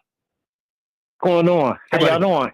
Good, man. Great. Hey, look, I'm not the smartest man in the world, but here's what I know for sure. If somebody gifted me a Lamborghini right now, I would find a way. I'm not a rich man, but I would find a way to get insurance on it. That's all I'm saying. If this man is gifting you a stadium and you already going to have to pay $1 billion to put up housing and all the rest of that, you coming out to a win, because once the stadium is there, it's going to be a major attraction. So, I mean, I'm all for it in DC. I want it in DC. Appreciate you, buddy. Thanks, dude. I agree with you. And by the way, Harris, in one of the cuts that we played earlier in the hour, made it pretty clear again. It's a $3.8 billion project, but the stadium of $2.7 billion is what they're paying. DC is paying the other $1.1 billion non-stadium stuff. Mm-hmm. Now, that is the team's version of their story. Sure. DC, we've talked to some council members about it that disagree with some of the specifics, but I think it makes sense. The owners are saying, we're building the stadium. Stop acting like you're building the stadium. We're building the stadium. You guys are spending on all the other stuff, and you're going to have to spend the same amount of money to do something with or without us. Now, you'd have control of the revenue and all of the stuff that you may not have control of in this deal, obviously, but there's way less money and revenue and tax breaks and things coming in. Let's go, Shane, Switzerland. Shane's back in Switzerland. How about it, man? What's going on, Commander Grant? How y'all doing today? Buddy, doing well. You guys know how I feel about this. It belongs in D.C., in my opinion, that is. And the reason being, it's not just the memories. It's because it has a great fan. It's totally different from any stadium in NFL. You're going to have a river right there. I can't wait to pull my boat out there and start tailgating and on the water like we do at the University of Tennessee, go Vols. But it's fantastic when you have that experience, when you're sitting out there and you're tailgating right there on that river when they clean it up. And the mayor would be stupid not to get this deadline. And basically what that deadline means is basically they'll pull it off the table and they have to restart again, which all it's going to do is hold up. And therefore they'll get penalized each day that they're holding up that process. So that's the reason what that deadline's there for. Shane, is the Tennessee football stadium Neyland Stadium, or am I making that up? That's Neyland Stadium. That is correct. Deep cut. Neyland Stadium. I want to go see a game there. It looks like they know how to party. Is that 110,000, give or take? I'm sure they all are. Yeah. I mean, Shane's out there on his boat. I just don't know if any of that stuff's realistic. When people are like, I'll be tailgating on my boat. That sounds really cool. Do we think that's actually going to happen? So, that's the thing I don't know. It's like Nats Park. Here's the example. Sorry. But like the Capitol. I remember going over there for a tour with a hard hat on, walking around in the dirt where home plate was going to be. Mm-hmm. And they're like, there's the Capitol. I'm looking down to the left, and you could still see it over like the left field, outfield. Well, you put up one parking garage, and you've never seen the Capitol again. Mm-hmm. And like all the renderings were, there's the Capitol. There's the view of the Capitol. You get what I'm saying? Of course a lot of this stuff sounds cool. Like, I'll be on my boat tailgating. That would be sick. Yeah, you'll be able to see the Capitol. Well, that's until the first parking structure goes up, or the first high rise, or the first mixed-use condo building, whatever. Paul's in Waldorf. What's up, Paul? Granny, how y'all doing, man? Buddy, very well. Hey, so I am one of these people that have no ties to RFK. I'm 35, but first-generation immigrant. My family didn't care about football. I believe the burgundy and gold. I don't care where it is. I need the best possible stadium, and I need it as soon as possible. The tailgating experience, I mean, this is American football. This is what we live for. We need that. And you cut down parking spots, it's going to get even more expensive. It's not like DC Metro is insanely convenient. So give me the best stadium that you can give me. By the way, if you want to talk efficiency, thank you, Paul. Buddy. How big of that's kind of what I'm wondering is how big is that group of Pauls? I don't think it's that big. You think that's the very small minority? No, I don't think it's nothing either. Some people dismiss it. I think that's wrong too. I think it's like 40 to 45%. See, I don't. I think it's a strong 15% of the fan base that might be going to games is going, that tailgate, you can't take that from me. Ooh, but you just made an important distinction. I think a lot of the people that go to games are in that yes, group. 100%. Yeah, absolutely. Which, by the way, matters. Those are your clients. Those are the people that are going to go to the games at the new place too. And we talked about this a bunch. It's like for everybody that all they've ever done is support. When the season ticket base is down sub 10,000, of those 9,000 and change people that all they do every week is go, put money in your coffers, make this team this valuable, to be told, hey, the thing you like to do, you can't do anymore, but you'll adjust. I think that's a hard thing. I want to make sure this ownership group, and I faith them, I think they will, but to try to take care of those folks as good as possible. Again, I always use them as an example. The tailgate Teds of the world, that all they've ever done is support you. Please make sure you take care of that guy as best you possibly can, saying, you're not going to be able to do what you used to do, but here's what we've got for you. Quick double play for you on Grant and Danny. What's going on in our lives? Nothing to do with sports. Driven by your local Washington area Honda dealers. Now's the time for a great deal on a new Honda. Visit your local Washington area Honda dealers today. Danny, you want to feel old? I do. Salute Your Shorts, which you sleep on. Television show. Camp on Awana. Camp on Awana. Premiered Hold you in our hearts. as a regular weekly series 34 years ago, June 1st, 1991. Now, Ryan's never heard of it. Ben's never heard of it. Darius, were you a Salute Your Shorts guy? Any file on old donkey lips? Absolutely. Silly. Remember Sponge? You don't know anything about Sponge, Danny. Which guy was Sponge? Sponge is the little nerdy kid. Yeah. I mean, it's been a long time. I just remember the guy with the mullet, the red-haired Butnick? kid. Yeah. Was that Butnick? I don't know. Sounds right. Salute Your Shorts. Let me hear the open.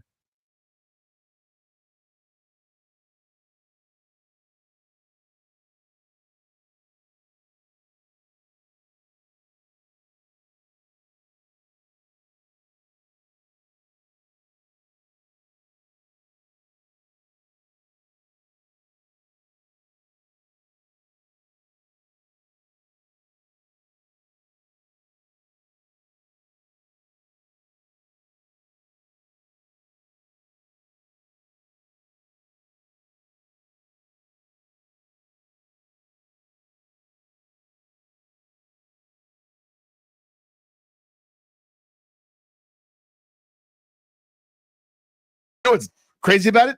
Only 2 seasons. No way. Like very little time on television. How many eps, though? 26 episodes, What? and that's it. 26 per season? No, 26 total episodes. Wow. And that's your show. No way. And to have that kind of impact. that can't be true. That means I watched those 26 episodes 15 billion times. Exactly right. Totally. How positive are you about that? Very positive.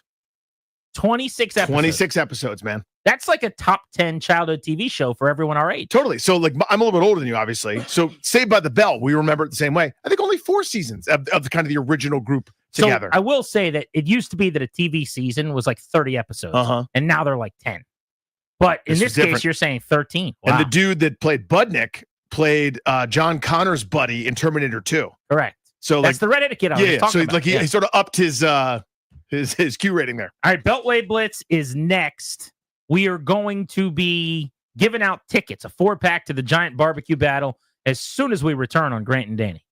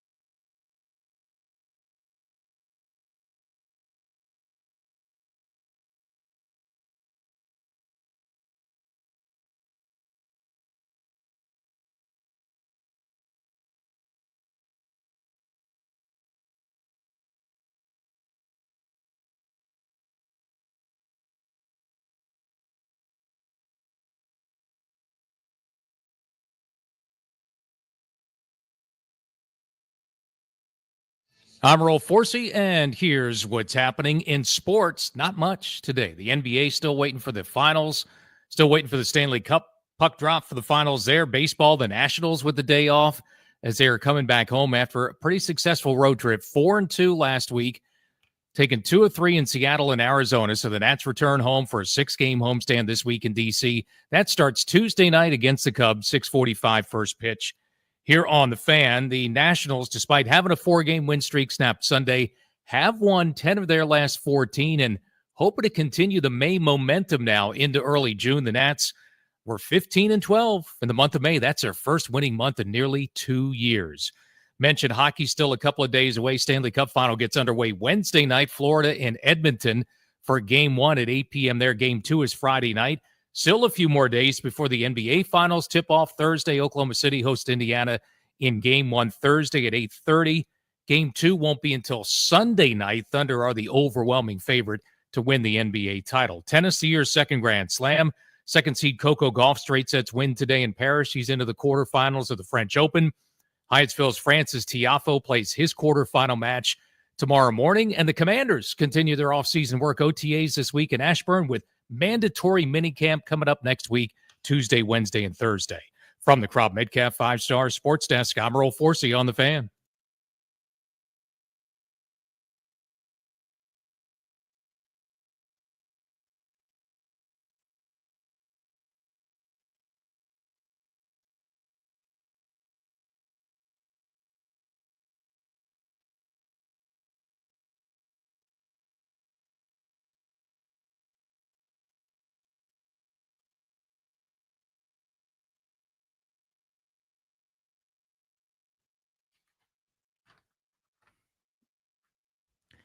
As promised, caller 10 at 800-636-1067. Congrats.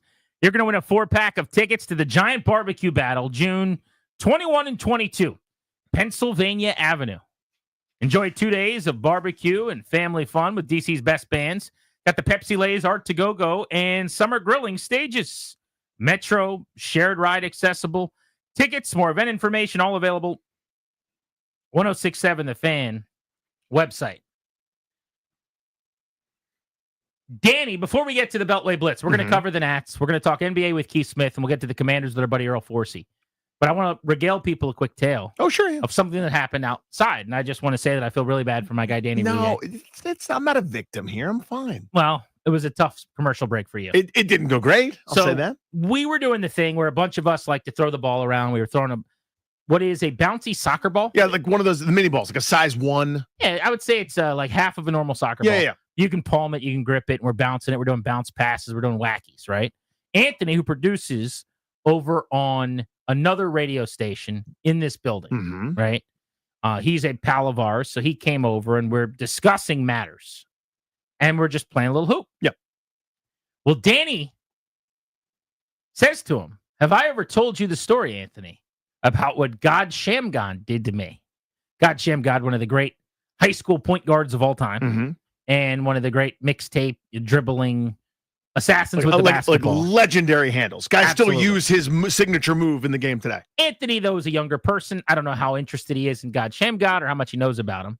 But when you said that, as someone who's worked with you for 15 years, I've heard the story about God Shamgon. You're like, oh, here we go again. It's the probably story. 46 times. Yeah. Now, at the stage, it's right? a good story. Right. It's a really good story. And I was like, all right, here we go. I'm going to hear it 47th time. I'm fine with it. I'm not going anywhere. Right. But hopefully we. Yeah, admittedly, I'm out of stories for you. Unless it happened this weekend, you've heard it. That's a good point. You know what I mean? Like you and I, we're common law married. Yeah. I'm also out of stories for you. Right. You have more interesting ones probably than I do. But anyway, so Anthony's like, no, I don't know what God Shamgon did to you. And you say, well, we were in high school, and you start telling him the story. And within 20 seconds of you opening up your story, 10 seconds, he's gone. He starts to walk away. Yeah. And Danny goes, are you really walking away in the middle of me telling you a story? And he goes, yeah, I'll come back later after the show, which is 3 hours from now. 3 hours from now when Danny's long gone. Yep. And then he goes, all right, man, have a good day. And I looked over thinking it was like a bit or just kind of a funny moment. And you looked like a small part of you had died. I don't know if you were sad or you were angry or both. Yes. You were very dejected. Yeah. You just felt, because here you are. All you ever want is just an audience. Yes. Just one guy who's eating out of your palm, Yes. ready to hear your story, and you got it. And here we go. This is Danny. Let's pull him back like one of those cars Wind and him up. shoot him forward, and you go. You're in, you're on. And then he walked away, and it was like someone kicked your puppy. Yeah. My kids don't care. My wife's heard it, over it. So if I've heard all your stories, she's definitely heard all your stories. She's like, that's great. Could you empty the dishwasher? Yeah. Like, please, no, just stop. Has she actually heard your God Sham Gone story? Because Yeah, that's she should be a doesn't weird care. thing to tell her. No, it stuff comes up. Yeah. She's been in the room when I've told it. You know what I'm saying? Like, she's heard it. There is no surprising her anymore. I need at some point. I need to just, and you could do the same with my wife. I'm Sure, yeah. But just like, Hey, Alice, have you heard about the time Grant was on Letterman and got Yeah. bumped? Like, yes, Right. I've heard that. Yeah. We've heard them all. have you heard about? And just go like so and so. Ron Artest wrapping his legs around Danny after he dunked on him. What did he call him? Yeah. And 1, 2, 3. Yeah. You know, we can't say it on the radio. Yes, she's But not. I'm sorry of course. that happened No. on Anthony's behalf. It's fine. He's not sorry. He doesn't care. No, he does not. But then we brought AMAC over so that we could try to get Danny to tell him the story, and Danny was over it. No, but it's too late. The Earl was already updating, and it was time to come back from break. It's Beltway Blitz time. So there wasn't enough time to get into the story. Speaking of which, let's get to the Beltway Blitz and talk a little baseball. That's 10 of 14 now for the Nats. They did lose yesterday, chance to sweep in Arizona against the Diamondbacks. The key to the last couple of weeks has been their offense. James Wood carrying them with 16 runs batted in over the last 2 weeks in a dozen games. But the guy that's gotten really hot all of a sudden, how about Josh Bell? Kudos to him, because a lot of people locally in the media, like myself, and a lot of fans were ready to move on from him. And he made adjustments and battled and is a very streaky guy with a complicated swing. And Danny, he's hitting well over 300 with an OPS of about 1,000 and 4 home runs now in his last 11 games over the last 2 weeks. Yeah, so overall, the numbers are still gross, quite frankly, but that you're 100% right. You look at this recent snapshot and you go, oh, this is maybe what they envision, right? Ball's jumping off his bat at this stage. There've also been some pretty good performances lately from Luis Garcia Jr., who's finding some good luck finally. But all of a sudden, you now have a lineup that's got some depth to it, right? Young people coming in at the back end, whether you've had big games from Robert Hassel, Dale Lyles contributed a little bit. All of a sudden, it's not C.J. Abrams and James Wood and pray for rain. It's everybody can punish you a little bit. There's fewer and fewer breaks. How sustainable is that? Don't know. But during this recent hot streak, it's been refreshing. They're not a good enough team to get 3 or 4 All-Stars. But right now, this moment, we're about a month away from really the hot and heavy part of figuring out who's going to the All-Star game. James Wood's going to be there. I think that's a lock. And because of where they are as a team, maybe he's the only guy. But C.J. Abrams is a very deserving All-Star. You could make the case that Mackenzie Gore, who is leading the major leagues in strikeouts with 101 through 68 innings and has an ERA barely over 3 in 12 starts, has been an all-star caliber pitcher as well. I don't think they'll have 3, but the fact that 3 guys, all from the Juan Soto deal, oh, by the way, could all be, are playing at an all-star level and could represent the team in Atlanta this summer is pretty cool. So I think they could get as many as 4. It's not going to happen, but just hear me out. If a pitching situation doesn't line up where a guy's throwing too close before or after the All-Star game, maybe you could see Kyle Finnegan, who's had a pretty good first half campaign, ERA in the mid 2s with 16 saves among league leaders, and Mackenzie Gore. Some of those guys might be eligible, to your point. Whether the math works out in their favor or not, probably not. But I think you're right. But in terms of all-star deserving candidates, guys that are going to get mentioned, those are the 4, which is pretty cool. Yeah, I'd love to be dismissive, but Finnegan made it last year. It's kind of a similar first half where it's like. And the pitching is always a little bit weirder, where it's like, hey, here's 20 all-stars that are all throwing Saturday or something, It's a good point. Yeah. All right, let's keep the blitz moving. Talk a little hoops. Keith Smith of Spot Track joins us to break down the upcoming NBA Finals. Keith, why don't we start with our poll of the day today here on Grant and Danny, which is, did the right player win the MVP award in the Eastern Conference Finals? Yeah, I think so. It was 50-50 for me. Halliburton would have been fine if he had won, but I think Siakam was a huge, huge part of them winning. He was really good in a couple games where Halliburton didn't necessarily have it going at his best, and Siakam helped carry them there. So, the voting, I think, reflected that. I think it was 5-4, so kind of a toss-up, but I don't have a huge issue with Siakam winning. Keith, OKC should be favored in the finals. They're a buzzsaw. They're awesome. They just look like the team of destiny this year. Write me the Pacers script.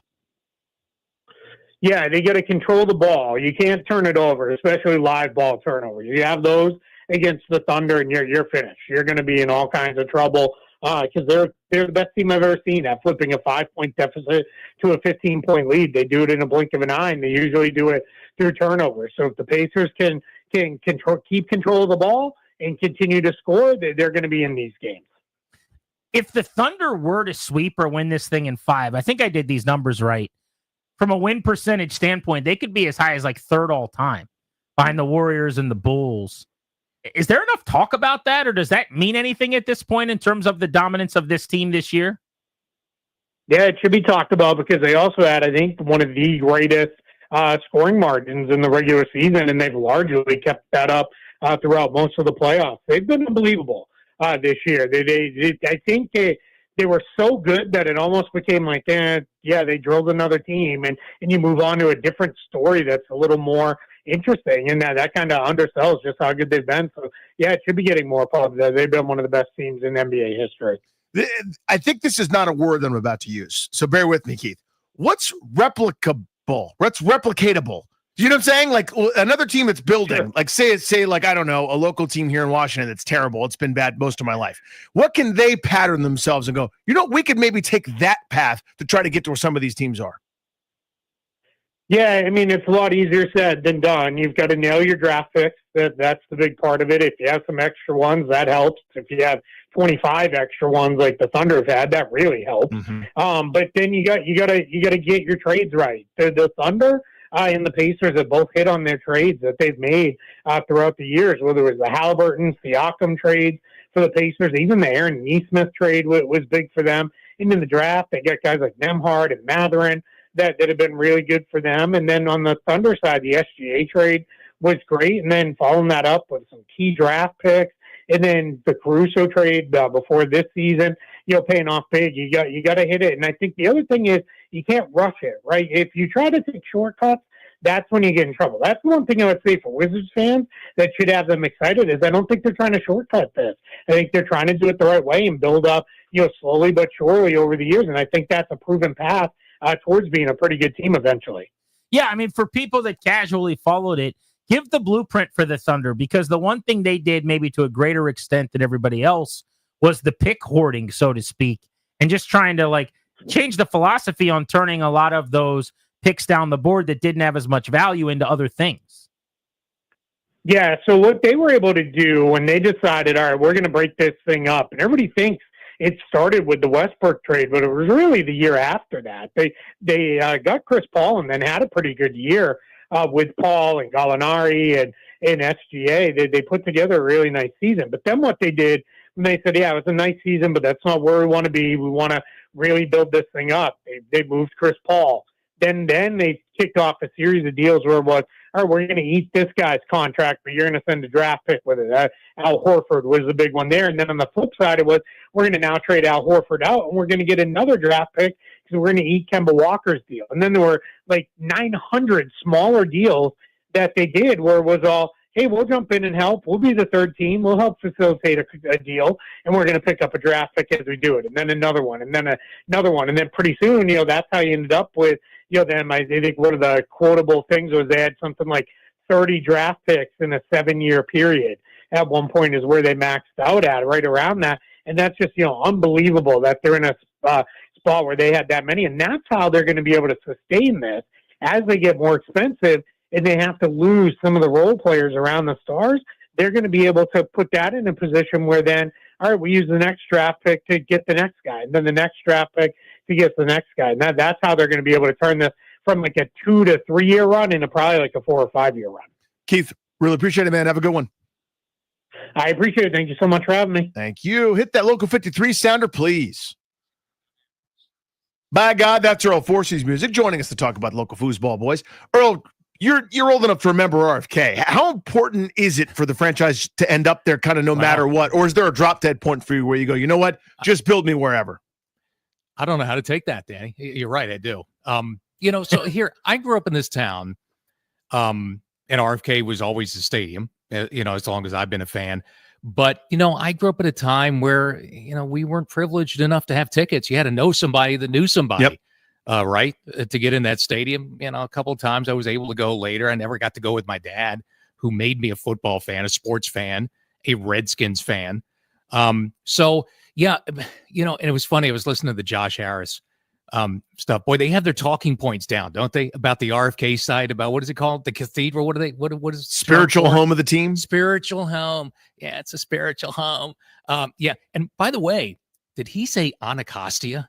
He did. He did. We made note of that here. Anacostia. Is that the Harvard way? Muffy, grab my jacket. Let's go sailing on the Anacostia. The Anacostia.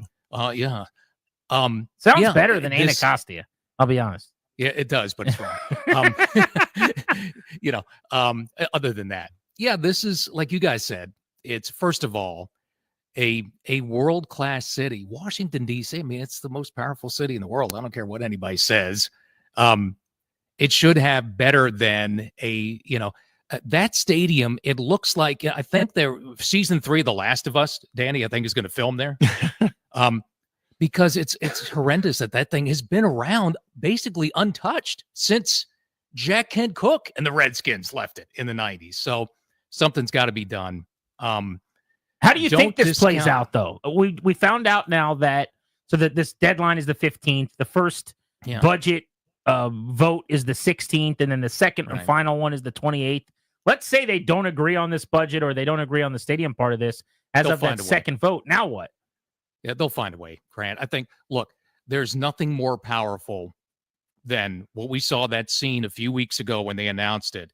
The owner of the team, the commissioner of the NFL, the mayor of Washington, D.C., and the president of the United States, side by side by side by side in the Oval Office. Yeah. For a topic and a situation that has been a screaming match, everybody pointing fingers, everybody hates each other for decades, and it's all of a sudden everybody's holding hands, and hugging it out like Johnny Drama and Ari, in Entourage. So that's getting done. I mean, I know it's the anti-Rick Snyder. I know, Rick's, and he's been around a while too. It ain't over till it's over.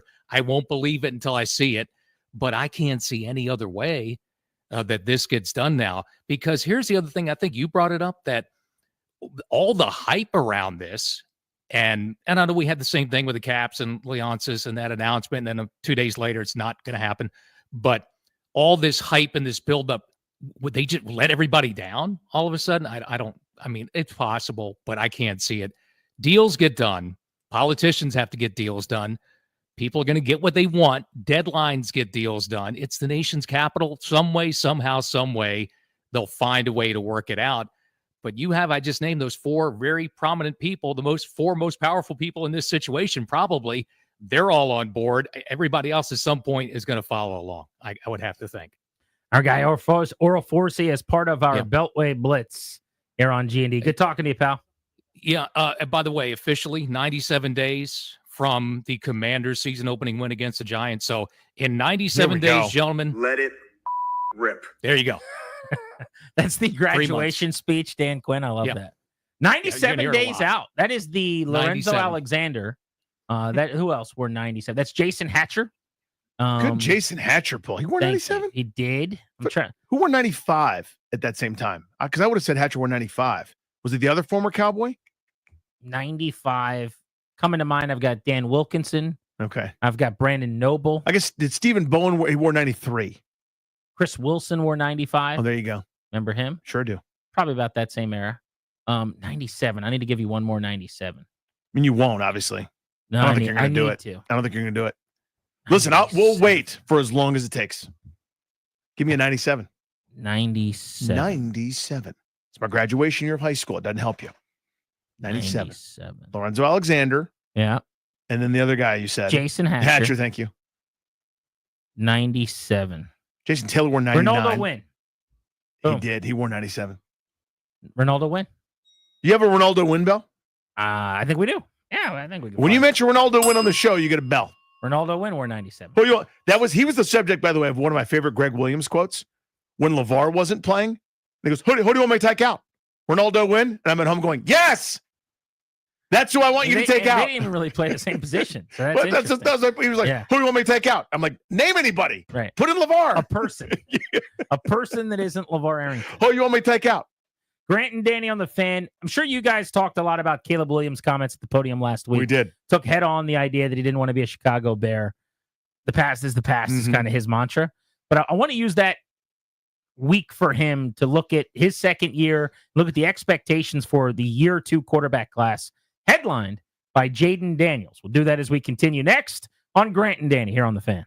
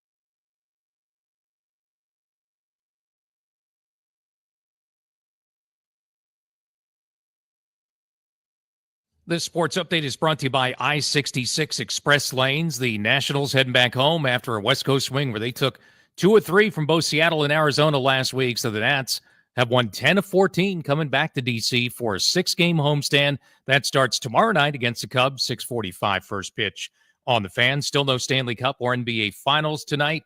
Tennis action, the year's second Grand Slam. Coco Gauff, second seed, won her match today at the French Open. She'll head to the quarterfinals. Tomorrow, Hyattsville's Francis Tiafoe plays his quarterfinal match. And we're just talking about the Commanders. They continue OTAs this week in Ashburn. Mandatory minicamp for the Commanders is next week. What's the road to reliable commute in Virginia? That's easy. The 66 Express outside the Beltway is the answer you've been looking for. Get the inside track to Express travel on I-66 outside the Beltway at ride66express.com. Guess less, no more. From the Crop Metcalf 5-Star Sports Desk, I'm Earl Forsey on the Fan.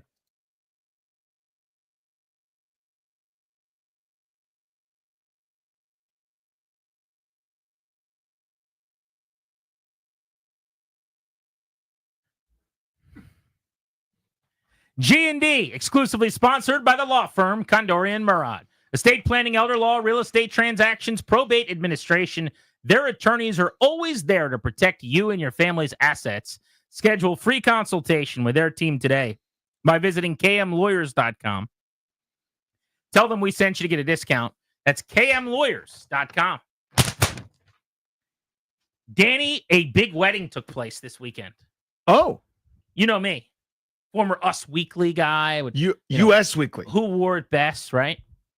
Josh Allen married his girlfriend turned fiance turned wife, Haley Steinfeld. Can I get an ovation from the audience, please, Darius? I mean, this is a big, momentous occasion. This is a big deal. Holy matrimony. We celebrate that on this program. We love love.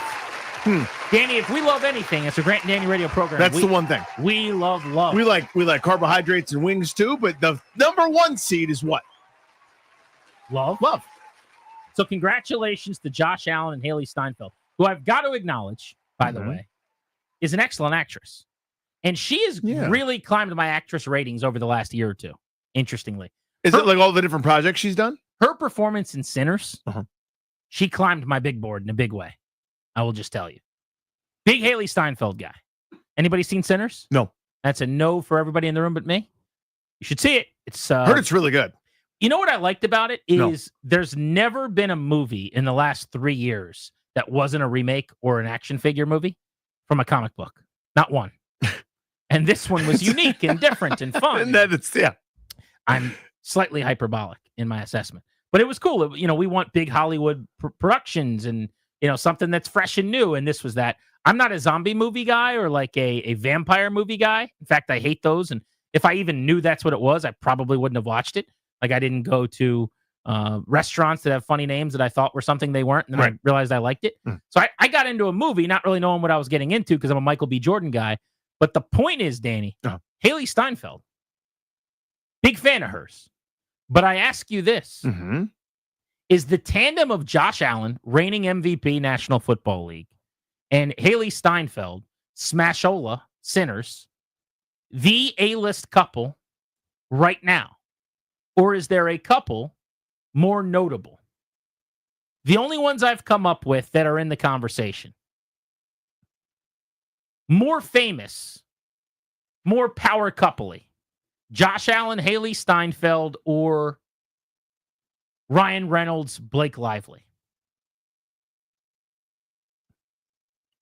To me, there are more people that know Ryan Reynolds and Blake Lively. I don't think, like, my wife's friend group knows who Josh Allen is. You know what I mean? Really? Yeah. They couldn't name him if they saw a picture of him. But if you said, who's Josh Allen, couldn't they say he's a quarterback in the NFL? Maybe. 50-50. But they know who Ryan Reynolds is. You know what I mean? He's definitely the biggest star of the bunch. Okay, Blake Lively, though. I was surprised when we played that game with the Washington Nationals, when they had to answer questions and then we bet on whether or not they got it or not. I was surprised how many of the Nationals didn't really know who Blake Lively's wife, or excuse me, who Ryan Reynolds' wife was as Blake Lively. Is she an A-lister? Like, you like her and I like her because she's a great actress. The acting. It's the acting. The acting is phenomenal. Right? She was really, really good in Accepted with Justin Long. Her acting in that movie, she should have won an award. You know where she was actually legit good at acting? Just stick aside, was The Town. So good. She was actually really good in that. Absolutely. Loved her in The Town. Yep. The scene with John Hamm where he's holding like it's like a dollar bill. Know everything there's to know about money. Yeah. In the bar. Yeah. Little towny bar. So you think they're more famous? Yes. That's the A-list couple. Mhm. All right. The other one I've got for you is Jay-Z and Beyonce. That's my one seed. They're the number one? I think they're the number one. Who else is there right now? And if we're going athlete included, is there a bigger A-list couple than Alan Steinfeld? So if all mine are historical, which doesn't help you on this. I'll take some historical ones. David and Victoria Beckham. They were a world phenomenon. They were. Now I don't think people care that much. They don't. It's like Posh and Bex. That was like, you said that a billion times in like 2004. Well, I never said it once. Well, you know what I'm talking about. Somebody did that I wasn't friends with, Mhm. but I did not. You certainly did. I can't imagine you saying that. All the time I was like, are Posh and Bex there? St. Albans School, that's what you guys I'm talked sure about? that's what we're talking about. At their apex, they were bigger, but they're not near that now. Mhm. What else you got? I've got Dwayne Wade and Gabrielle Union. Good one. Gabrielle Union, who, by the way, excellent actress. Love Gabrielle Union. I think she was in John Tucker Must Die. Sure. She was in all the Bad Boys movies. Oh, okay. But I would not call her A-list. Not as A-list but like the Dwayne Wade kind of power couple part. I have one other nominee for you. Okay, I will accept. Justin Verlander and Kate Upton. Very good. It's very good. Is Verlander Upton better than Alan Steinfeld? Is there a recency effect for me after seeing Sinners? So. I think so. Because Haley Steinfeld was like 39th on my actress board, acting-wise. Acting. Just in terms of judging acting. She's up to like 11th now, maybe 7th. Okay. Maybe 4th, depending on the scene. Okay. Because she had some great acting scenes in that movie. That's real interesting. That's real interesting. Garris, celebrity couples, athletes involved. Who are we forgetting? You can call us 800-636-1067. So historically, Tom and Giselle, obviously, but they're no longer a couple. Tom and Giselle is good.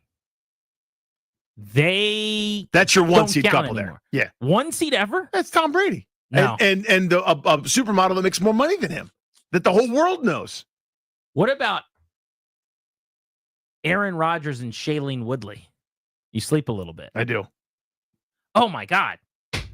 Guy, we're forgetting the most obvious one. Yeah, there's one that's right there in your dumb. face, isn't it? Luke in Foles Church. I'm an idiot. I'm the dumbest person who's ever lived. Make me feel like I'm the size of an ant. Go ahead. Do it.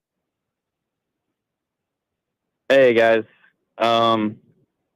I was surprised that you guys forgot this one, T Swift and Travis Kelce. We're surprised too. Stupid. Yeah, we're surprised too. That's not great on our part. You can tell this is not what I major in. I'm doing my best over here. This was supposed to be for you. Did we just do the dumbest radio segment in the history of the world? It's up there. Jesus. Yeah, that's right. Yeah. Taylor Swift dates Travis Kelce. God, I suck at this. I definitely do. I frankly thought you'd be better at it. This is my wheelhouse. Because it's not mine. Like, I don't care who you're attracted to or who you're in fairness to me, if I could say this. Go ahead. How am I supposed to know that Taylor Swift dates Travis Kelce? It's never there. Nobody talks about There's it. no video. It's definitely something that goes under the radar. My God, was that stupid. How about Sierra Russell Wilson? Ooh. That was a power couple for sure. Thank you, by the way, for keeping the show moving. Like that's a good producer. Yeah, I didn't want you guys to dwell on that too bad. That was pretty bad. I'm like, are you guys in there going, Taylor Swift? You weren't, were you? No. Yeah, where were you guys this whole time? This is about you guys. You could have bailed us out at any moment. Yeah, Ryan's at a meeting with corporate right now. Yeah, Ryan's talking to Lou about the characters in his tweet. So this is old school. This is before your time. You wouldn't have cared about them at all, but they were a major deal when tennis mattered. Andre Agassi and Steffi Graf. Hold on, before we go to there. Sorry. Okay. I want to go back. What did Darius just say? He just said one that piqued my interest. Oh, Russell Wilson and Sierra. Sierra's a great singer. Her Goodies. What are some of your favorite songs by her? My Goodies. That's she did My Goodies? Yeah. Which one's My Goodies? My Goodies was silly when we were like, well, I always say we. We were not. I was in high school. Yeah, I was not. You were 37. Yeah. But my goodies was a 10. Oh, I remember this one. Yeah. I don't know how are we okay here? Everything's fine? It feels like, Okay. are we headed down a... Because when I hear Petey Pobbs, he usually comes in very respectful. Freak a leak frame, I just assume we're going off the rails very, very soon. By the way, I love Petey Pablo. That was my guy. Freak a leak. Okay, so Ciara Russell Wilson, A-listers. Are they better than Haley Steinfeld, Josh Allen? Better. Bigger celebrity couple. I think so. Because again, I think Josh Allen, this isn't about football quality, but in terms of like Q rating and celebrity, like locked away in Buffalo, I don't think it's the same as Russell Wilson, who's like making headlines. So all the time. There was one more that I was going to bring up here that I want to go to Dick in DC here because he's going to. This was the one I was working toward. So Dick, give me the one that is the shining star here of the celebrity couples with an athlete. Absolutely the newest. Paul Skeens and Libby Dunn. And boom goes the dynamite. Pretty damn good. Libby Dunn's on a heater right now, by the way. You could just call her entire existence a heater. Sure, yeah. By the way, excellent gymnast. I am a huge fan of her as a gymnast. What's your favorite event of hers that she does? Floor routine. Yep, for sure. The floor. Yep. I think what she does on the floor routine is transcendent. Also really like her doing bars. Sure. And Vault.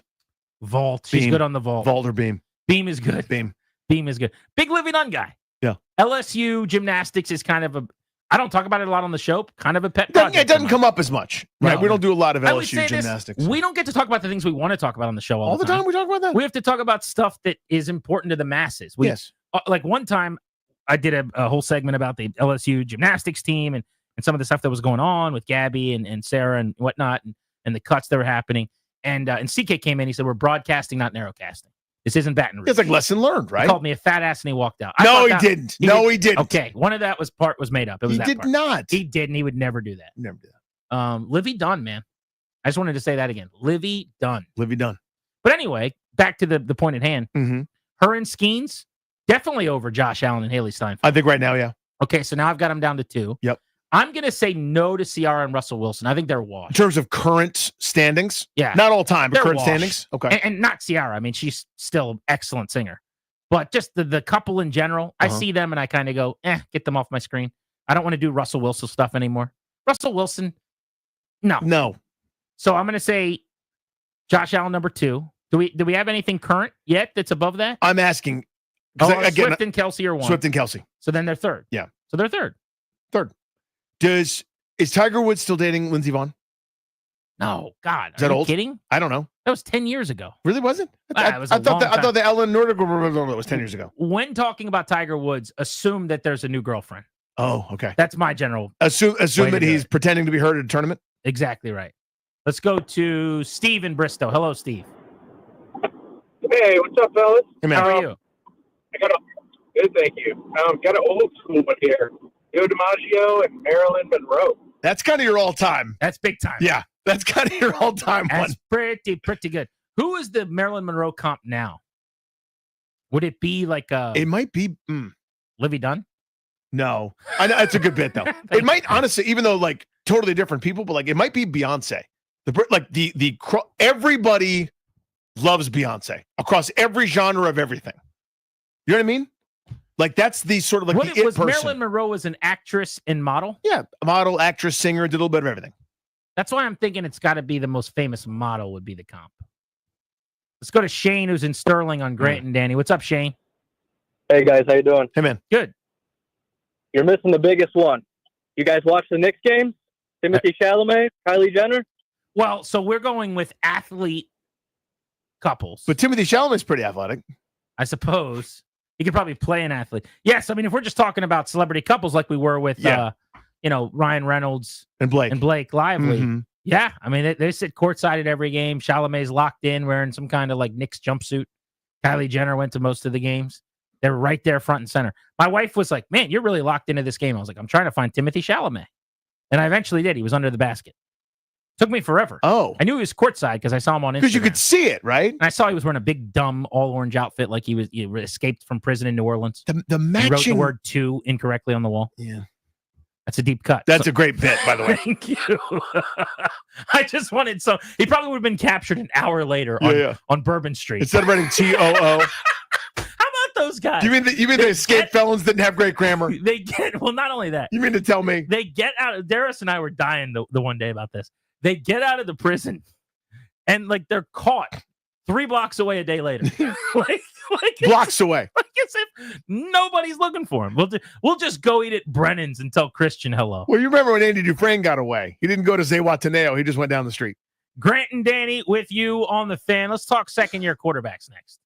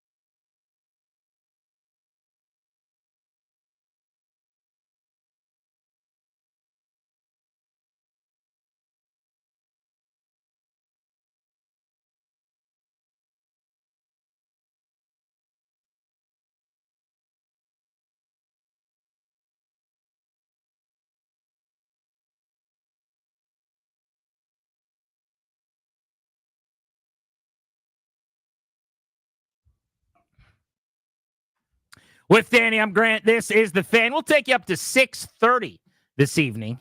At 6:30, overtime will come your way with our buddy Ben Standig of The Athletic. Ben will keep you live and local deep into the evening all the way till 10 o'clock. No Nats baseball tonight, although the Lads, who have won 10 of 14, are back home for a series against the Cubs starting tomorrow. 3 straight night games at 6:45, Tuesday, Wednesday, Thursday. That'll be a nice litmus test because the Nats have been playing over 500 baseball since the end of the first week of the season, and they're actually right now one of the 3 hottest teams in the sport by way of record over the last 15 days. But the Cubs have a tremendous lineup. They are offensively the best team in the National League in terms of scoring. They're really good. And they're tied with the Mets for the most wins in the NL. So we're about to find out how legit this is. It's one thing to go on the road and have a nice series in Seattle and then get fat on the Diamondbacks in a series in which they didn't play very well and came in pretty cold. But if they could take 2 out of 3 from the Cubs, this is a thing now. It starts to become that they're turning a legitimate corner. Yeah, and all the rhetoric and all the stuff where they were talking about, we think we're competitive this year. We want to win right now. It's no longer a rebuild. We're ready to go. You start to go, well, wait a minute. We were beating you up a little bit for maybe being a little bit over your skis, but you're now, closing on the halfway point of the season, and here you are, right? Being frisky, both in your own division and in the National League, beating all comers. That would be a pretty nice litmus test, as you said. I wanted to talk quarterbacks with you. I saw that Caleb Williams was in the news in the last week. I was obviously out last week as he was doing his press conference to discuss not ever having wanted to be a Bear. But now he is, and the past is the past. But I thought it'd be a good conversation for us to look at expectations for QBs this coming season of this crop, and we could do that here at the top of the hour. On Williams, though, I think the prevailing thought on his press conference was good for him to take this head on. Mm-hmm. Because I hate when, and this is not just football players, this is anybody, but you get asked a question or something pops up, you dismiss it as not true, or you say, oh, the media made it up, or it's the fake news, or whatever zing you want to throw out there, and you'll get some high fives from people that agree with you or like you or whatever, rather than just, this is reality. This is a real thing. This obviously happened. It's good journalism. It's good reporting. And I think he said something pretty smart, which is, well, I don't have to agree that his dad did the right thing. Hey, if you're a parent, you'd be worried about your kid having the best chance to succeed too. And I think that his pops screwed up with trying to blow up the draft, if that's actually what he did, and trying to avoid Chicago. But he's already got a season in the rear view. He's able to point to how terrible the coaching staff was and say, see, I told you so. So I think with that as reason for credibility, it was kind of easy for him to come off well in this press conference where he goes, he wasn't wrong. This was a really bad situation. Now it's a good one. Now I'm happy to be here. I'm excited for Ben Johnson. But last year with Eberflus, who shouldn't have been the head coach, Waldron, who I wasn't a big fan of, that was a bad situation. And who's going to deny that at this point? Totally. It's just unusual to hear somebody say it and kind of confirm the parts of a salacious story like that, right? Because that's what happened. We don't hear those things. Those things don't come out. But very, once a generation, where Seth Wickersham gets this report where with these crazy quotes and we need to go to engineer to go to Minnesota, and this is the place the quarterbacks go to die. I can't do it. I mean, all the different things that came out of that story, the excerpt from this book that's going to come out in a couple of months. That's very, very unusual. And I thought it was great for him to walk up and say, yeah, this wasn't a good situation, or I'm aware of what happened. But also you forget about the other part. Ryan Poles said, I'm taking no matter what. I met with him and said, okay, I can do this. I want to be here. I want to take on this challenge head on instead of just, whining and crying about it and doing some kind of weird UFL or holdout or something else. He said, acknowledged it, talked about wanting to move on, and I think kind of nipped it in the bud. I actually thought it was pretty great. Yeah, I liked it. I thought he came off very well. But if you remember back to prior to the draft last year, part of the discussion was from his camp that this stuff's being blown out of proportion and it's not true. And, this wasn't said. Well, obviously it was. Now, I guess there's no reason to go back in time and change that. Mm-hmm. The other thing he did say in his press conference was, hey, it didn't happen. It was just conversations. Well, you have conversations with your wife all the time. We don't know what they are. Yeah. I have conversations with my buddies all the time. Nobody knows what they are. The fact that we found out is indicative of an attempt having been made to get this done. He's like, we didn't actually do anything about it. Bet you tried.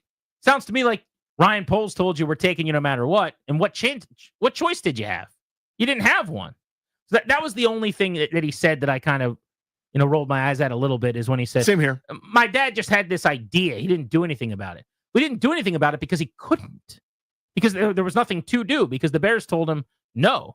And I also found this interesting. I wonder how many Bears fans were going, why couldn't we have just said okay and taken Jaden Daniels? That would have been my takeaway as a Bears fan when I read that story. Because Caleb Williams might still be good. I still think there's a ton of talent there. But knowing what we know at this moment about Williams, the good, the bad, the ugly, and about Daniels, it would have been the easier path. It would have been a guy that would have been happy to be there. And, oh, by the way, the better prospect who's coming off the much better year. Would have crushed it. Yeah, I mean, you could think all those things privately. Like let's say Cleveland has 1-1 1 year, and you're the number one quarterback. You're probably going, oh my God, that place. This is where everybody goes to die. Like, this is the worst perennial, loserish, awful organization that drafted a quarterback in the first round, like 3 out of 4 years or something ridiculous. It'll never work. They're always so terrible at this, etc. It's one thing to think it. It's another to then eventually go on record or talk to somebody that's going to publish a story or publish a book with not only that thought, but worse beyond it, where it's like, I'm trying to engineer not going there. You know what I mean? Instead of helping the whole system reboot itself, where you're trying to take this down and out team and bring them somewhere, instead of saying, I'll take on that challenge, basically going, I can't go there because it's that bad. Like, hearing that probably isn't a whole lot of fun. All right, next, let's go through the second-year quarterbacks that got drafted last year and give our expectations. Leap forward? Do they step back? Do they maintain what they were? We're Grant and Danny on the Fan.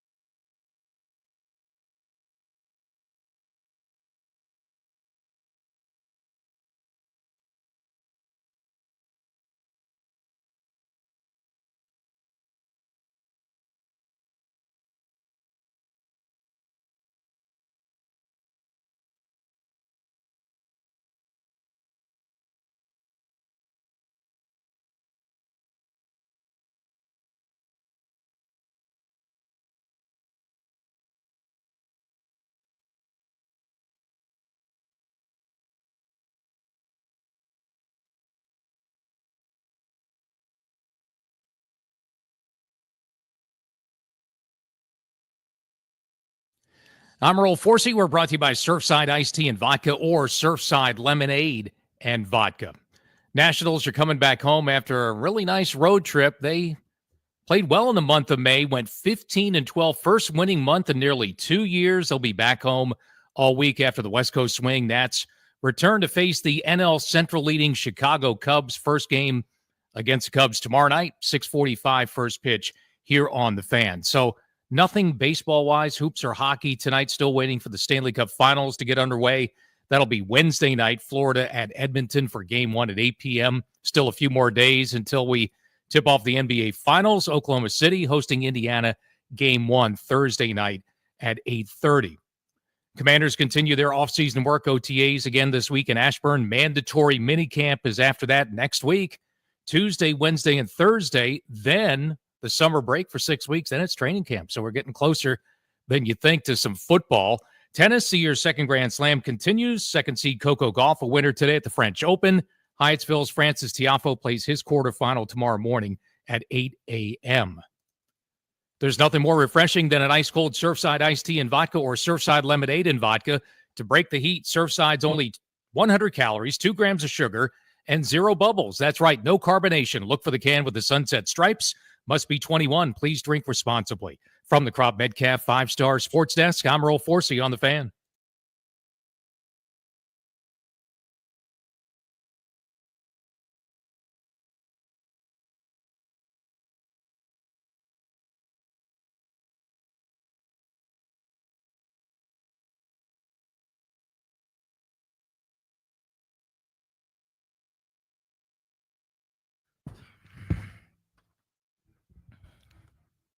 Brought to you today and every day by our friends, the law firm Condori and Murad. We're Grant and Danny welcoming you back.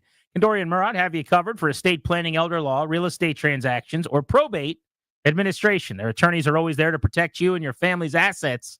Schedule a free consultation with their team today at kmlawyers.com. Be sure to tell them that we sent you to get a discount. That's kmlawyers.com. By the way, we've got a pretty big show shaping up for tomorrow. The founder and owner of Fanatics, Michael Rubin's going to be on the show tomorrow at 3 o'clock. Pretty powerful, influential person in sports. And then William Byron, who Danny sleeps on. The poet. No. Oh. William Byron, who drives a race car. Yeah. The old 24 car. He will be in studio with us, coming off of a top 10 finish in Nashville. He's going to be in studio with us tomorrow at 3:30. I'm actually looking forward to that because it's off the beaten path. It's totally different than we normally would do. It's kind of cool. Yeah, it'd be really neat. So you're going to hear 2 very different kinds of questions. One, you'll be able to figure out who's going to ask what. One is going to be, you excited to throw out the first pitch? Like, are you nervous? You warm up before then? Like, have you ever done that before? Like, what's the coolest thing you got to do as a celebrity? What's neat? The other's going to be, when you were high on turn 5 and you rubbed that the 18 car and you touched him right there, did y'all have words after? You're going to be able to figure out who's asking what. Why is that's you? I'm just trying to figure out how Dell Jr. is involved in the interview tomorrow. Well, you morph into it. You're talking. I'm sure. Next thing you know, starts off like Grant Paulson, the law firm of Condor and Moore. The next thing you know, you're going, if you ain't rubbing, you ain't racing. Now that Jones boy, he's got attitude on him. Like, you come up. It's like that. That Jones boy had himself a top 10 finish in Nashville yesterday. They were in Nashville. Got yesterday. that going for him. Mm-hmm. I'm excited to talk to William Byron in studio. Pretty amazing story. Mm-hmm. Now, the last thing in the world he wants to be asked about is probably this, but you should definitely ask him about it. Do you know how he got into NASCAR? No. Like being a race car driver? I do not. I don't know of anyone else who has this background. He just did the simulator bit. Oh, he's like one of the, there's a great F1 movie about it. But he was just doing that and learned to be a race car driver. I love that. By being immensely talented and was the best in the sim cars, and then became a real driver and is now one of the, I'd say, top 5 guys probably in the circuit. Because that's happened with a couple pro drivers now across the different the circuits, different things. That's a real deal. Absolutely. But he'll be in studio. Danny's going to be grilling him tomorrow. Danny's got a lot of questions for him. Mm-hmm. So I'm What's excited. it like throwing out the first pitch in a ball game? You having fun? You having a good time on a publicity tour? What else are you publishing? Do you have a book coming up? Honest question. Yeah. And Darius, you know how this goes, okay? Are you going to do the thing where the shtick is that you're uncomfortable? Or are you just going to sack up, maybe prepare a couple of questions, do a little research, yeah, and just push forward. So I honestly always debate this. Well, you always choose A, not B. I know. What's better? So how much debating are you really doing? But I always think about like what's better. Yeah. And one of the things I always come back to is like, who are you? Like, this is me. Me or no, you? This is me. Well, he's William Byron. Yeah, he's William Byron. Like, He took who over are Jeff you? Gordon's 24 car. Who are you though? But it's like, who are you? That's who I am. Is the person that like hates to be a fraud.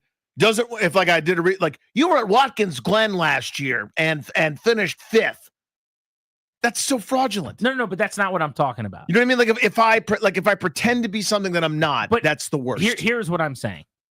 You could ask questions that are just human interest questions about being a race car driver. Mm-hmm.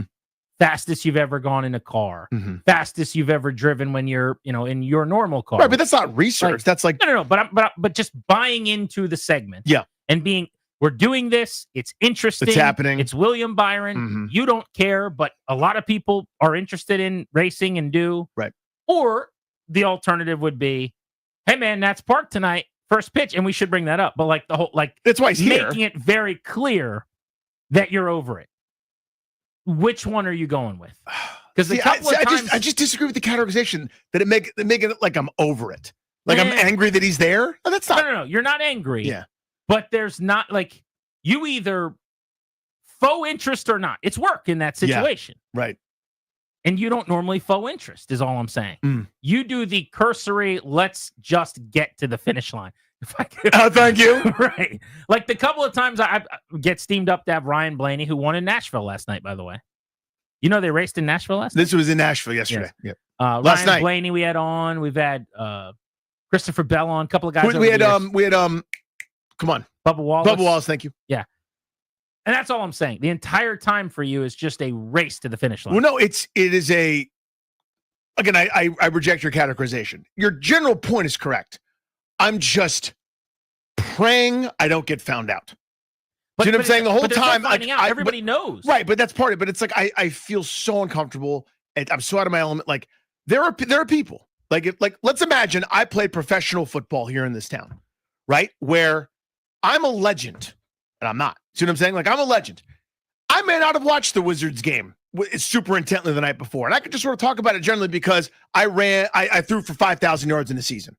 I don't have that cachet. So when I talk about a team, it's because I watched the team. I studied the thing. When I don't, I feel like everyone's good. Like, dude, it's so pathetic. You sound so stupid. You're talking to the guy that does fights. You don't even know what a Kamara is or whatever. You know what I mean? When you're talking about a team that you have an obligation to know about, that frankly, if you can't talk about that team, you shouldn't be on DC Sports Radio or whatever. Right. That's different. This is something that everybody knows that you don't watch. Yeah. And that you're not particularly interested in. Yeah. It's just a fun summer thing. Right. That's why I'm all down to do it. The It's guy's cool. 3 blocks away. Yes. We're bringing him in. It's going to be cool. Mm-hmm. So there is no like I'm going to be found out. Found out what? Everyone knows you've never watched a race. I don't have a better term for it. I don't know how to explain it. It's you're just right. Like, I've always said like, I would want to do like a podcast where I just have a pilot on and ask him about flying a plane or something like that. Or like just figure it's pretty interesting. It's called How Do You Do That with Grant Paulson? I would listen to that. Like when this guy is a kid, he's going to go in to bring your dad to work day and talk about driving in the race on Sunday. That's not interesting. That's a thing where you meet a person out and about at a cookout and they go, yeah, I'm one of the best drivers in the world in the NASCAR series. Like that's interesting. That's interesting. So just approach it. I'm not telling you how to do your job, but like you're not a little bit interested in that? That's kind of interesting. That should overtake your anxieties of people know I don't know anything about NASCAR. Yeah. Who cares? It's hard to explain because it's 77% of our listeners don't know but anything I'm about very NASCAR. open that I know nothing. And like by the way, everyone knows that. You're acting like I'm You're an expert. Where did they race yesterday? I think they raced in Nashville. See, you already knew that. But you're acting like I am America's pit crew chief. You know more about it than anybody in any of my circles. I'm Larry McReynolds over here. Okay. I don't know who that is. Well, understood. But Is he a crew chief? Do the impression of me asking William Byron a question. Now, William, I'm gonna ask you one thing. Now, when you're in Richmond, all right, and y'all don't have much time in the pit, what's the most important thing to get done to make sure y'all are on the same page? So that's Larry McReynolds. That's what he sounds like. He is silly, by the way. They're like, let's go to Larry. Larry, what does your assessment tell you about when our last pit stop's going to be. He's like, the last 4 years, I've done the numbers. And with 27 laps to go, it'll be the last time they come in on green. Like, he's just so silly. He used to be a pit crew chief. Mm-hmm. He's America's pit crew chief. America's pit crew chief. Larry McReynolds. Yeah. Did you do the thing I said, which was watch you're going to love it. William Byron is all over the new series on Netflix, the second season. I'll ask him about that. Okay, but I'm saying I haven't watched it yet. If you watched a couple episodes tonight, and that's not homework, that's just good television. Yeah, you love these. You've watched F1. You've watched dumb stuff. Have you watched The Seat, by the way, about the guy that takes Lewis Hamilton's seat in the Mercedes? No. So it's basically like the F1 documentary that we love so much.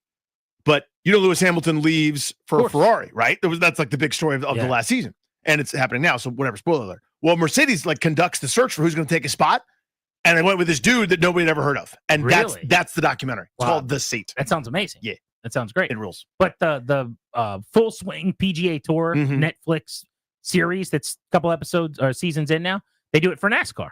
I think you watched the one maybe or some of it a year ago. I did that one, yeah. But there's a second one that's out right now, and William Byron's one of the guys that's chronicled in it. If you watched a couple episodes tonight, you would come in a little more fired up to talk to your guy, William Byron.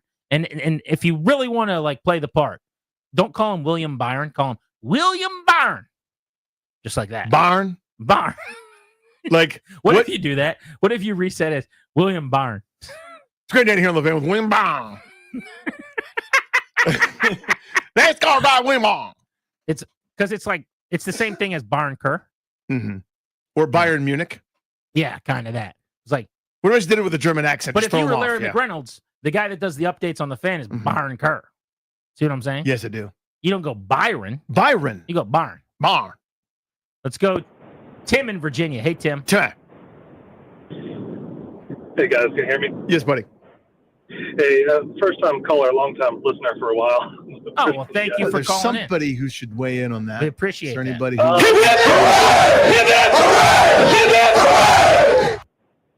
Appreciate it. So, I'm a little confused that Danny not being interested because I could be wrong on this. Maybe you can correct me. But about a year ago, you mentioned it, Grant, on the Full Speed show on Netflix on season 2 now. I could have sworn on one of your double play segments, Danny, that you recommended season 1 of Full Speed on Netflix, and I actually watched it per your recommendation, and I loved it. And it really featured So I think William it was Byron probably and after his, the trailer dropped, because that's like our genre. Yeah, appreciate you, dude. We were talking about it, and we were trying to figure out if Danny remembered any of the scenes or had watched it. So we don't know if you'd watched it or not. Danny, Drive to Survive, you love. Is one of my favorite things ever. You would agree, whatever the term is, with what I'm about to say, which is if you do watch it, you will love it. Because it's not about NASCAR. I couldn't get you to watch the Daytona 500 with William Byron if I gave you $100, which is fine. Right. You don't have to. Right. But the show, I don't like a lot of things that they chronicle. I would watch a cricket documentary series. I think golf on TV is the biggest waste of time ever. No one should ever talk about it. Full Swing Rules. You know what I mean? You could separate the sport from the source material that we're talking about. It's wildly entertaining. Let's go to Matt and Manassas on Grant and Danny. How are you, Matt? Hey, Matt. All righty. Thanks a lot. What I'd like is Danny to maybe not make it all about himself. That's and going to be maybe just for once think, what would be something interesting the average listener would want to know? Or what is 2 questions that the average listener would want to ask? Because what they do for a living is pretty interesting. And that's, by the way, totally fair and correct. That's my approach. A lot of this is shtick, but I'm trying to explain my anxiety about when I I don't follow a lot of things, and then we have to talk about those things. I never liked that feeling. I had this uneasy feeling like I don't belong or inadequacy or something like that. But that's what I'm going to do. I mean, he's throwing out the first pitch in a Nationals game. That's interesting. Not that many people get to do that. I mean, you and I both have. But for the most part, it's not a normal occurrence, right? But I think that guy's point is, you keep referencing that he's throwing out the first pitch to the Nats game. And tonight, the guy who works at, is the manager. Who got season tickets once. Well, I was going to say, tonight, the guy that's the manager at the U-Crops in Gainesville is doing it. Respectfully, that's you're talking about the wrong thing. Okay. This guy is literally, Danny, one of the top guys to win the championship this year in the NASCAR Cup Series. He is the 4th ranked driver in the series right now and was in the Final Four in the championship round recently. He has won multiple races this year. He routinely starts on the front couple of rows. Like, it's not like we're having some random dude on. Right. If you're into NASCAR at all, this is one of the biggest names in the sport. Mm-hmm. So I think he's just saying, like, that isn't a pretty interesting life. Like, he's got a pretty unique, cool deal going. They don't make a lot of NASCAR drivers. And I do totally get your thing because my philosophy is if it's something I don't know a lot about, then I'll do some research and try to ask some, pointed questions. But I always wonder and worry, like, it's pretty clear I don't know what I'm talking about here, obviously, when it's these off the beaten path sports.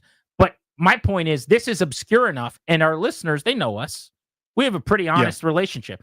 We're doing a lot of bits, but like, I would say our listeners know a lot about us. Yes. So they would know when he's on, like, this is kind of a random thing these guys are doing. Having William Byron in studio. If he was on the phone, I'd be psyched. We would have a conversation. You'd probably be like, I don't know. But you agree. Having William Byron in person studio is awesome. William Byron. William Byron. I want to get Larry McReynolds on. Let's do that. How do you feel about that? We could talk to him about. Like the time we had Stingray on that I didn't like. Oh, you hated that. I didn't like that at all. I was psyched for that. Yeah. You remember Stingray's hit? Of course I do. He was great. Stingray was the Mississippi State fan, for people that have forgotten. Good afternoon, Mr. Feinbaum. Right. So, like, he basically what he was a fake correspondent caller that everyone was laughing at. And so we, like, had to treat him like he was an expert, and he's not an expert. You know what I mean? Like, he's not with an outlet. He's not with, like, any kind of publication. Well, so I just wanted to talk to Stingray. Yeah, I was like, this in general is the type of thing that you would hate so much. It's like a dude that records himself addressing a radio show. Like, and that's the guy we're having on, like, as a regular guest. A regular guest? We had him one time. Well, I'm saying, like, I mean, like a real run-of-the-mill guest. Like, in other words, if a dude, if some guy that, like, records videos like, Grant and Danny, you guys are wrong about the Redskins, or whatever. And then another show in another market was like, let's get that guy on. Okay. Who records videos about how he doesn't like Grant At and the Danny. time that we did it, he was one of the biggest, most funny, viral sports fans in America. It'd be the equivalent of kind of like having like Frank the Tank on or something like that to talk about the Mets. Not the craziest thing in the world. He's got a pretty big following, as my guy Stingray did at the time. Stingray. Like, it was not an easy thing to book. No, it was hard to book him. It was kind of hard to get him. Which was something, too. But I fought the good fight. Yeah. You did not love that. You went to his agent? Let's go to Dave in Gainesville. What's up, Dave? Hey, I think what Danny needs to do is excuse himself to go to the restroom or something, and then come on the air as like a caller and act like he's Chris Economack, if you remember that name, an old race announcer. Or you can even do Richard Petty, who's not an announcer, but that voice in the other room, and surprise Byron that guy's in the next room. Oh, okay. So do like a bit on a bit there? What if you bit at him a little bit? Right. Dr. Jerry Punch. You just like try to like convince him. You do boogity. Do whatever, wall trip at the start of a race kind of thing. I'm sure he'd be like every hack DJ. Oh, yeah. Everywhere I goes, like doing an impression of somebody or like doing that accent that I'm doing a lot there. So I'll probably steer clear of that, but I see your point. Like, try to make yourself interesting in some way. I think it's good advice. So by the way, you've gotten two very different sides of the spectrum. The one guy's like, hey, just play it straight and ask things that, as a NASCAR guy, I'd want to hear. Yeah, and the other guy's like, do the wackiest wacky. Do some impressions, man. Chris and King George, how are you? Good, buddy. How are you? Hi, Chris. So I think that you should really look at the iRacing to NASCAR aspect of this. So I've been doing this iRacing for about 2 months. I don't know how you go from one to the other. It's crazy, right? You mean like the video game stuff or like the simulator? Yeah, he's in the simulator No, iRacing. not like a simulator. Mm-hmm. Yeah. Nobody else has, to my knowledge. No, and I just don't know how to do it. I can't do it that great. Well, yeah, we can't all be William Byron. Who's going to be in studio tomorrow at 3:30 on Grant and Danny. And Michael Rubin of Fanatics is going to be with us tomorrow. So that's pretty damn big. 3 o'clock interesting hour guest lineup in the for 3 your o'clock boys. hour right there. Who would be okay? So William Byron's a great example of a guest that I'm psyched about in studio that makes you uncomfortable. Who would let's flip it. Who would be that for you? Oh, ooh, that's a good one. Anybody, like if I got to talk to Dekel Barr, he's just a nasty, flamboyant, center of attention pickleball player on the pro pickleball tour. I'd be steamed up. you wouldn't give a baker's bleep. Okay, but so I think we're getting to something. Yeah. Now. I would be interested in that.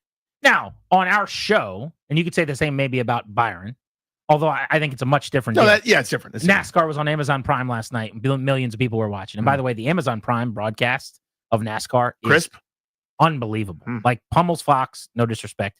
Pummel's NBC. I was blown away by it.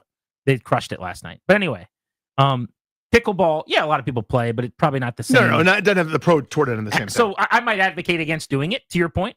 But like, I would actually be really interested. Like, there's a lot of questions I have about just playing pickleball. Then I wonder what it would be then. See, I would think it'd have to be some kind of like a game developer of maybe Oblivion or but something. Grant's point is a really good one, where it would be like, you might be interested in that.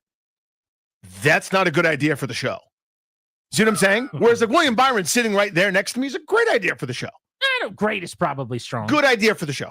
It's an idea that we had for the show. It's an idea we can get away with. No, it's good.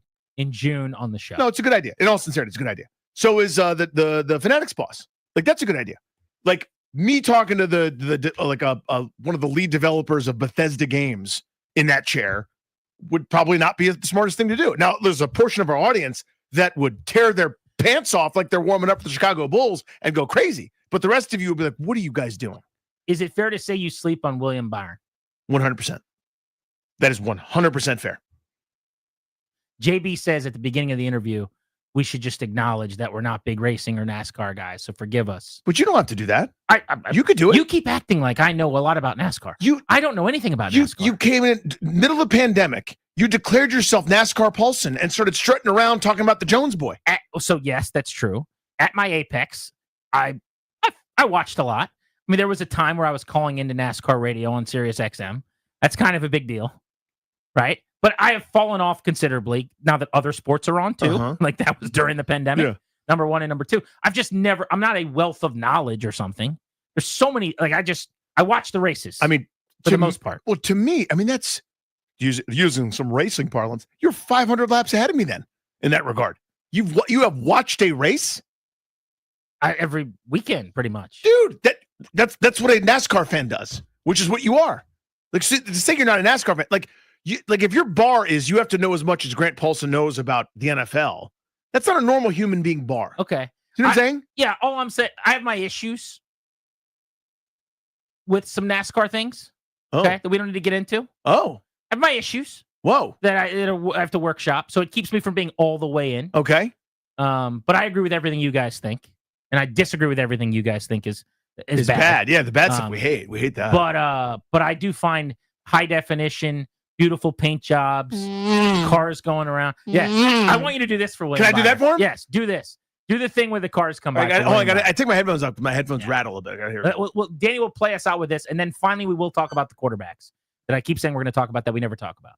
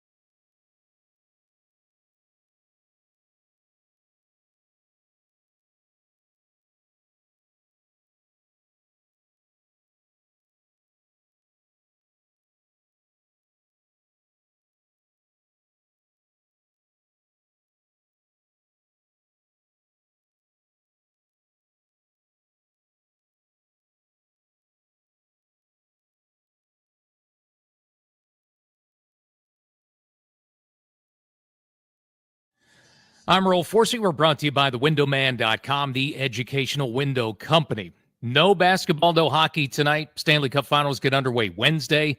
The NBA Finals wait until Thursday night to get things started. No Nationals either. They have the day off coming home from the West Coast swing where they went 4-2. Nats return to D.C. to take on the NL Central leading Cubs starting tomorrow night, 6:45 first pitch here on the Fan. There was some tennis today. Coco Gauff, a winner at the French Open. She's into the quarterfinals. Francis Tiafoe of Hyattsville will play his quarterfinal tomorrow morning, scheduled to start at 8 a.m. Summer heat's on the way. Replace those inefficient vinyl windows now. The Windowman.com's fiberglass windows offer maximum comfort and are now $200 off every window. Visit thewindowman.com for your free consultation. $200 savings per Infinity replacement window only. Minimum and installation apply. From the Crop Metcalf 5-Star Sports Desk, I'm Earl Forsey on the Fan.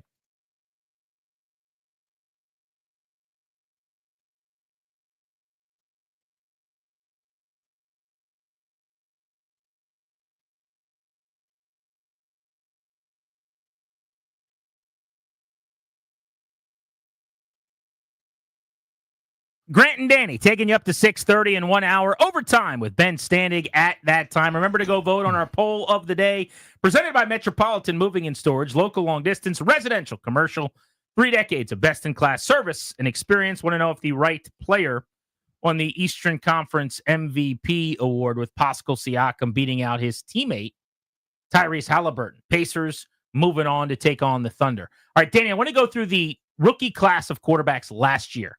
Now, year 2 QBs in the NFL one by one. What's the best way to do this exercise? I'm thinking leap or regression. Maybe we could say, that they stay the same essentially, but I almost like the binary of do they have a better year or a worse year than they had last year? Or how big will the leap be? Try to quantify that. So we'll start with Caleb Williams. Williams didn't have as good a situation as I thought he did going into the season. I was wrong. I think I said at one point, or probably at many points, he had the best situation for a rookie quarterback ever. And I was looking at personnel and wide receivers and talent around him and a tight end. The problem was the coaching staff situation was a disaster. Eberflus shouldn't have been kept. Waldron was not a good hire or a good fit with Williams offensively. And the offensive line was also bad.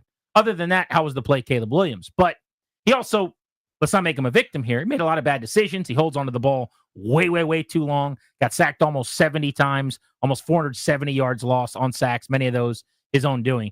But for all of his faults last year, you would think he had this terrible year, Danny. He threw for 3,500 yards, 20 touchdowns, and just 6 picks. I mean, he actually had a serviceable building block season, and now you bring in Ben Johnson. They've completely rebuilt their offensive line, 3 new starters on the interior. Still got really good weapons around him, young guys that have experience now.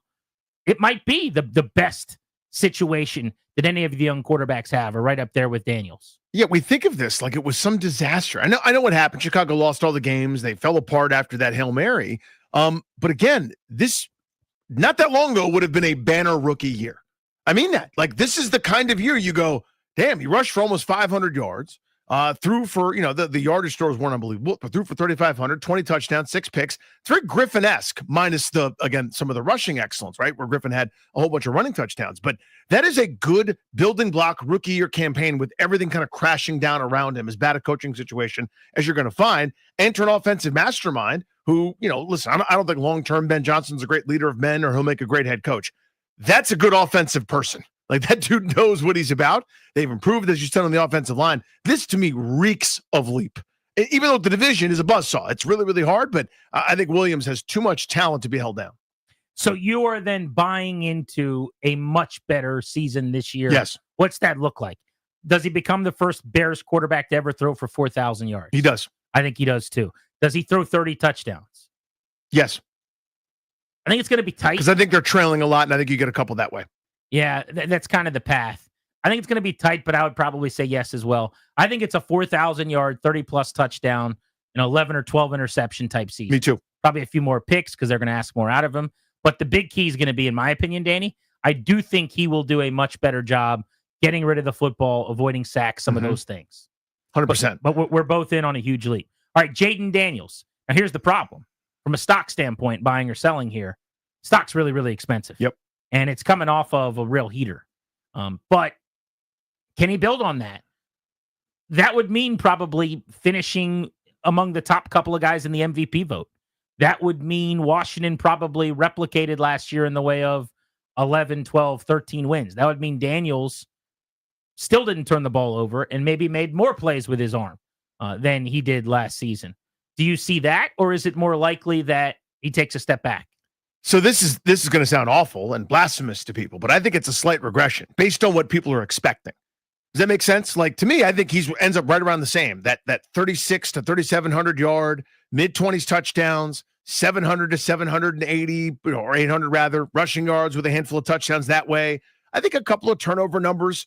The good luck that he had last year kind of backfires. A tip pass here and there or a drop pass goes somewhere. I just think the schedule's too hard. I think there's too many things in the way. I think he'll grow as a quarterback, grow as a player. Hopefully, stay healthier, avoid some of the unnecessary hits maybe that he took here and there. But I think overall the numbers aren't going to be this violent leap forward that I think a lot of people are expecting. He'll still be a top 10 MVP candidate in my mind. He finished 7th last year, but I think a slight downtick in terms of the expectations, very similar numbers, which I think people would view as a regression. I just think it's hard to be better than he was last year in your second season when, to your point, as you mentioned a couple times, you're playing a more arduous schedule. Mm-hmm.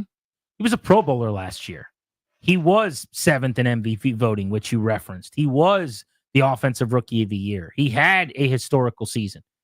It's not a knock on him to say it's going to get a little more complicated and difficult, and maybe some of the things that went your way don't this year, and maybe there are adjustments made by coordinators with some tape now. He gets to make some of his own as well, but would you bet on him being over under 69% passer, which he was last year? I would probably take the slight under on Slight under on that. Like 70% that's the Breeze, yeah, like Cousins, like most accurate starters, pass first guys in the league. Now maybe he ends up becoming that and showed last year that he's dynamite with his accuracy and ball placement. But I also think maybe you push the ball down the field a little more. You do a couple of things on the run. More defenses often. take a couple things away. They Exactly. figure out the looks that you want from Kingsbury's offense. Here's what I will say. I think he throws for more yards this year. He had 3,500 plus last year.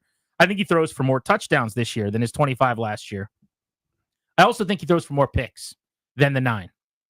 So I'm looking at a 29 touchdown, 12 interception, 3,900 yard kind of season where maybe the rating, which was 100 last year, isn't that high. The QBR that was 70.6 is maybe like 67, 68. So I guess I'll say a slight regression, but I think what's going to happen at the end of this year, assuming health, that's still a major concern for me. It seems like everyone else has decided he's just going to be durable and healthy.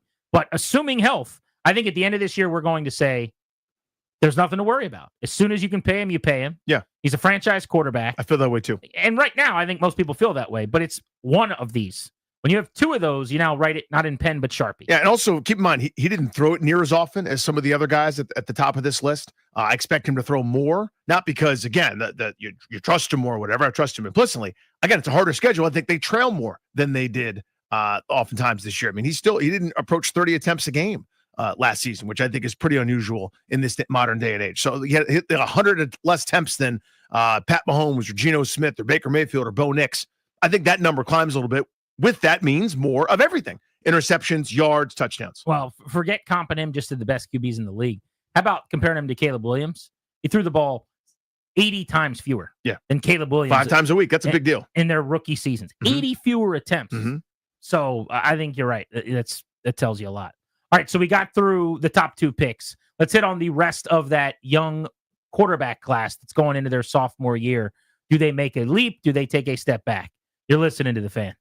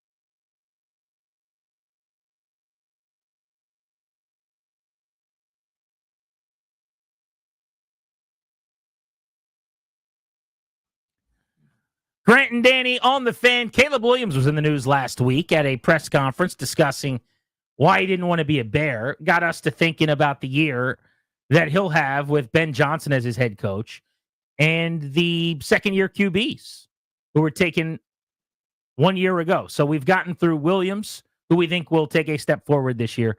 Daniels, it's going to sound bad if you're just reading the transcript here, but we both think he's going to have a really good year, but not make another leap forward this season. Yeah, everybody's kind of counting their chickens in that regard. And I'm basically saying, let's slow our roll. He's still the dude that I'm in love with, that I can't wait to pay. He's the franchise quarterback. He's the answer. He's the truth. He's awesome. I just think this may not be that he's first, second, or third MVP balloting. Yeah. I think the road's a little bit tougher. That's It's funny how we're like over-explaining ourselves because we just know people are going to hear what they want to hear. Grant and Danny negative on Jaden Daniels. It's right. Not really. But that'll happen here too, because I'm going to tell you that I think Drake May makes a big leap. And obviously I'm Mr. Drake May, and I love Drake May. And why do you love Drake May so much? And why don't you just marry him and whatever else?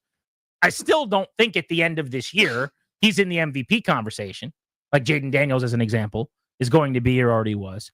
But the Patriots are the team that right now people need to take note of because they're going to make a pretty big leap in a division that's getting worse around the Buffalo Bills. By the way, in addition to having the best offseason in the NFL, in my opinion, nobody is in a better spot on the sideline in terms of where they were with a guy that didn't belong, in my opinion, in Gerard Mayo in his first job. And Mike Vrabel, who's long been considered one of the top 10 coaches in the league and is now running the show with New England. Stephon Diggs has been in trouble this week on a boat, mysterious substance, bunch of women, Cardi B, whatever else is going on. They may cut him, they may not. If he is their wide receiver one, he's going to give him 800, 900,000 yards, whatever. They brought him in. They brought Matt Collins in. They have two new starters on their offensive line via free agency, center Garrett Bradbury, tackle Morgan Moses. The Patriots also drafted Will Campbell out of LSU in the first round. He used to protect Jaden Daniels. He'll start at left tackle. They have a good running back situation with Ramondre Stevenson and Antonio Gibson, and they drafted Travion Henderson out of Ohio State. And by the way, on offense, they did less to improve than on defense. Everything I just told you, their defense, they go get Milton Williams, the guy we loved from the Eagles, the D tackle. They brought in Harold Landry to rush the quarterback. The linebacking core, they brought in Robert Spillane. At corner, they signed big money ticket guy Carlton Davis. They then added depth with Jack Gibbons and K'Lavon Chason and Marcus Epps. They drafted two players in the fourth round. They're going to play right away in the secondary, and Craig Woodson, and on the defensive line with Josh Farmer. So no team added more talent with the money and the picks that they had, got better in terms of the upgrade on the coaching staff. And all of that is to say, while we talk Drake May, Danny, I'm buying stock. He was super impressive in a terrible situation with no talent around him last year. I think he blew a lot of people away with how well he played. Now he's actually going to have some talent. I think it's going to be a huge leap. Yeah, I think it takes a massive leap forward because, again, you're coming from a place where he started 12 games, threw for 15 touchdowns, 10 picks. You know, there's a lot of just, if you look at the stats, you're going, well, that's not that special. And that's kind of the point. I think he vaunts into that same category. Again, I'd still rather have Caleb Williams this year, much rather have Jaden Daniels this year, and then long term. But I think he has a much improved year. So if we're talking about a leap, I think that's one of the most obvious candidates to go from quarterback in a bad situation to quarterback in an okay situation for a dramatically improving team. Here's a really interesting one. Michael Penix of the Falcons took over for Cousins in the final month last year, had a really mixed bag start here in one of the first starts of his career. May have been his first start ever, actually. No, you know what? It was second game he played, the night game here in Landover. But he had, I thought, some terrible moments, missed throws, whatever. Super young. But then he made a ridiculous drive to come back to get Atlanta to overtime. I love his arm. Really accurate. Spins it as well as anybody in the sport, which from the left side, it's kind of Vic-ish with the tight spiral, the RPMs. I think he's going to be a good player in the league. Me too. It's a pretty good situation. It's solid. Drake London is kind of the bell cow. Darnell Mooney. They've got some decent weapons at receiver. Obviously, Bijan Robinson running the ball is really good. Their line is a tick above average. Their defense last year was horrific, and that was the big team problem. And I think they have made some headway and gained defensively. They needed edge help. They were the worst pass rushing team in the league the last 3 years. one year after another. And then they drafted 2 edges with their first 2 picks in the first round. What was the priority? Pretty obvious. Yeah, I think that division isn't particularly good. I think there's a leap coming. Again, easy to say because he only started 3 games. Who makes a bigger leap, Drake May or Michael Penix? It's not fair because Penix is starting from further back with only 3 starts, but I think it's his. Really? Yeah. See, I think May does. I think May is a we're talking about him as like a fringe top 10, top 12 guy at the end of the year. And I don't know that was anywhere near what we were doing. Last year, it was like, wow, he actually can play. Like, hey, how about that? This guy was a really good pick in the top 3. Penix, I think is like a at the end of this year, we go, he's probably their long-term starter. That's how I feel about like where he'll be. Which I get. I guess I'm saying from the starting point to that spot is bigger than pretty good deposits in year 1. Well, so maybe Drake the better May. question is who's going to be more impressive. Probably May then for me. All right, then who else do we have? We got to go pick 12. Bo Nix, who, by the way, if not for Jaden Daniels, would have been your rookie of the year. It's funny now to look back at Bo Nix's numbers when you kind of take Daniels out of the equation and just look at those in a vacuum.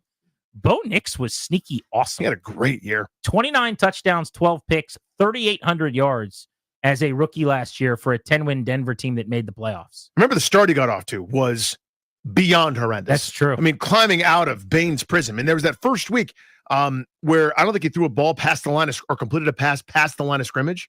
Like it was that terrible for the first couple of weeks. And then all of a sudden, after I think it was week 3, we had 4 picks, 0 touchdowns, and was throwing for like 1 yard per attempt. Numbers almost to that point.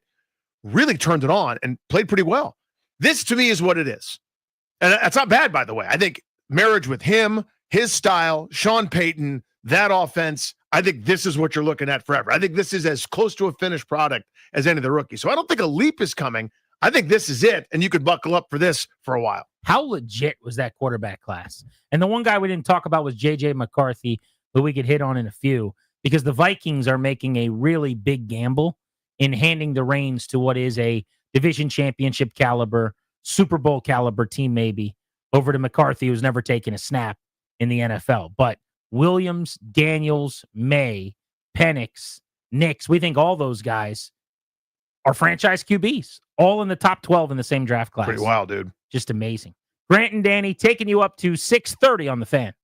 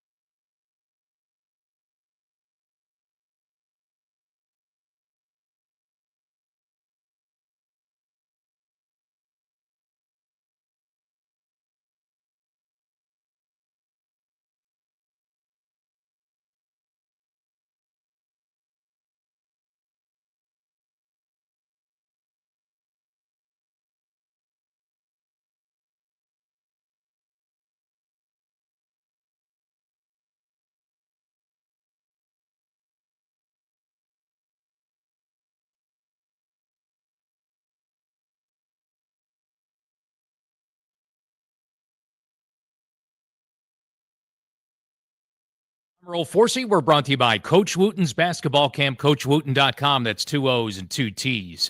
Nationals are coming home after a very good West Coast swing. They went 2 for 3 in both Seattle and Arizona, won 4 of 6 out west. Get back home for a tough test to start a homestand tomorrow night. The NL Central leading Chicago Cubs in town. They're tied with the Mets for the second best record in baseball. We'll see if it's for real for the Nats, who have won 10 of 14, coming off a 15-12 month of June, their first winning month in nearly 2 years. The game 1 and first pitch tomorrow night, 6:45 here on The Fan. No hockey tonight. Stanley Cup final. Edmonton hosting Florida gets underway Wednesday. NBA finals wait until Thursday night for the tip-off. Oklahoma City hosting Indiana in game 1 there. Commanders continue offseason work in Ashburn this week. Then mandatory minicamp next week, Tuesday, Wednesday, and Thursday. Then the summer break. They take 6 weeks off, and then it's back for training camp for real. It was announced today as well. Philadelphia Eagles running back Saquon Barkley doing his legendary reverse hurdle will be featured this year on the cover of Madden NFL 26. Coach Wooten's basketball camp, they instill a love of the game by teaching kids how to play, the values of the game, and having fun. Join the rite of passage for beginners all the way up to the rising high school star and experience the legacy of Wooten basketball camps. Coach Wooten. From the Crop Metcalf 5-Star Sports Desk, I'm Earl Forsey on The Fan.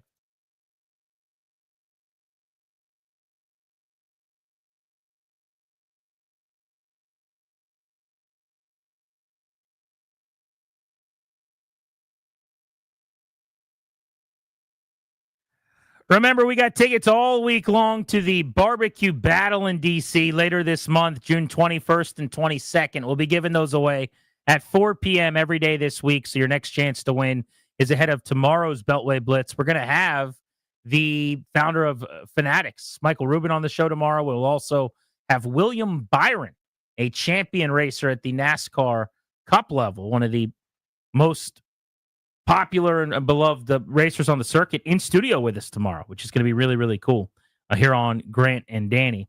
Show's brought to you today and every day by our friends, the law firm Condori and Murad, estate planning, elder law, real estate transactions, probate administration. Their attorneys are always there to protect you and your family's assets. Schedule a free consultation with their team today at kmlawyers.com. Tell them we sent you to get a discount. That's kmlawyers.com. Danny, I don't know if you saw this story, but this crossed my timeline last night, and I put a pin in this one to come back to. A 61-year-old guy survived after being pinned down by a 700-pound boulder for 3 hours in an Alaskan creek. 61 years old, this dude. Alaska man. He's going to make a full recovery. Ended up being pinned down, 700-pound boulder, while lying on his stomach in an Alaskan creek, authorities said. The incident occurred a weekend ago, just before noon, when the fire department was contacted for a rescue in the creek where this guy was. And apparently the details here, reading through it are pretty wild, but they didn't have the information on how the boulder ended up getting on top of him. But for hours, 700 pounds of weight on this guy who's trying to keep his head above the water while also trying to not be overcome by. Well, that's what I was going to ask is like if he's face down, right? You got to have enough, back bend to be able to keep your face out of the water from drowning. The patient was found lying in the creek on his stomach with 700-pound rock on top of him. His spouse was holding his head out of the water for him by the end. I guess his spouse is there. Just going to give out, yeah. Because he had fought his fight. Yeah. He had done everything he could. The patient was hypothermic and in and out of consciousness. I guess I didn't even think about that. But in Alaska, probably not toasty. Yeah. That water's not pleasant. Chilly, you think? So in a situation like that, like you're in decent shape and you work out a lot and take your physical pretty seriously at this point. How much of a fight do you think you could put out and put up? Or are you the person that would like scratch and claw, or at some point you just go, it's been fun? Yeah, I'm gonna lose there. Right, if it's just me, if I'm whatever the movie is, 136 hours, whatever, with the guy's arm. I have not been able to watch that. I can't either. I want to, but I just can't. Anxiety. I get so sized to have my arms. Arms are great, But like those things where if you're in a small space stuck, like anything with minors, that not like Mike Minor, the former pitcher for the Braves. Or not like children under the age of 18. Right, not them. And not Ryan Minor, who took over for Cal Ripken Jr. Yeah, tough gig that one to was. end his 26-32 streak with the Orioles. Not Harold Minor, dunk contest guy? No, not him either. Not him, right. But like, the guys that go down under the ground to do work. Right. I can't do the, oh no, now we're trapped down here thing. Because that is my greatest fear. Claustrophobic. Just sorry. Yep. Nope. I'm sure it's a great film. Can't do it. Like the Descent looked like a real scary horror movie right up my alley. Nope. Which one was that? That's where they descend into the caves. And stuff happens in the caves. Out. Can't do it. So here's an interesting one. Mm-hmm. When you were in elementary school, did you guys ever go to the Luray Caverns? We did. We did too. I remember it like it was yesterday. What is that, 3rd or 4th grade probably? Somewhere around there, yeah. People sleep on the Luray Caverns. They're gorgeous. That's where our soccer game was this weekend for my son. We're out there in Warrenton. There's signs for Luray Caverns. I'm like, oh, you know you're what? out there. Can you give me a little Clary explains it all here? I'd like Clary to get to the bottom of something for me. Clary, what's a stalactite? A stalactite? Yeah. Slagtype. Yeah. Slagtype. Slagtype. A slag. What is it? You said slagtype or stalactite? Well, there's. What do you think? Yeah. What is it? Is my question. It sounds as if it's like has to do with like the human body of some sort. I don't know what. I don't know what specifically. Like an infection causes it, kind of. Yeah. It could get around that area. It seems as if it's something that has to do with the human body. Okay. So I see the distinction here between stalactite. What's a stalactite? Has something to do with the human body, like Can I ask you? And I'm not joning. I'm not upset or anything. I really use your context clues. Were you listening to what we were just talking about? Admittedly, I was not. That'll do it. Yeah. Admittedly, I was how not. is it possible that you're this? Because there's some pretty obvious context clues we just gave you. People are like, well, he's got to know that. So that makes this even better. In fact, I'm glad that you were not paying attention. I'm not upset. I was doing some business things. No. Very important business things. Nobody's questioning you, corporate You're a businessman. This is the thing. If we want to play the game, Ryan explains it all now. We're dealing with a guy who's got another job altogether. He was yelling at people to get on the camera probably right as we went. Do me a favor, hop on the stream. I emailed Danny. So I'm going to give you 2 words in context that should unlock the whole key. Okay. Stalactite and stalagmite. The distinction. Stalactite, just based on being older than 9. When you hear those 2 words together, it should jar some type of memory as to what you're talking about. Stalactite and stalagmite. Mm-hmm. No, not stalactype. It's a type of stalag. It's a typewriter. Are you familiar with like typing? Yes. So what is it? If you're doing a stalactype, what is that? It's like a timing of like how fast you can type then. Okay. Yeah, keep going. And what it does, it just kind of tests you on how fast you are and how many words you can do per minute. That's a stalactype. That's a stalactype. Okay, then what's a stalagmite? I don't know. It means that like I don't know. I can't tell you after that. It's a juxtaposition with the type. The tite and the mite are 2 different things that juxtapose. So if a stalactite is a timing of how you would go about, words per minute, what is characters per minute. Yeah. I don't know. It's like maybe it's like a projection of what you could do. Maybe it's like I don't expectations. know. Expectations kind of. So it's almost like it's like the scouting skill basically. It's like WRC plus. Yes. How many over 100 is league average percentages? Exactly. That's real interesting. Well, so what would a good stalactite rating be? I would say like 83 words. 83 words per minute. So when you were in elementary school, did you guys ever go to the Luray Caverns? No, we did not. I could tell. What is? And it didn't stick, I guess. When you hear Luray Caverns, what is that? Well, it's a cavern inside the Blue Ridge Mountain there. I've heard of it plenty of times. I've been there as a young kid. There's pictures of me in the cavern, but I have not been there as an adult. I don't really remember it all too well, but I do know I have those pictures. So I'm going to let you off of the witness stand here in a second. But I guess my last question, now that I've introduced the idea of the Luray Caverns to you, is what is a stalactite and what is a stalagmite? A stalactite is somewhere in the cavern, and maybe it's like a rock type of rock. I don't know. Oh. Rocks per minute, remember? Because rocks per minute. It could be rocks per minute. Yeah.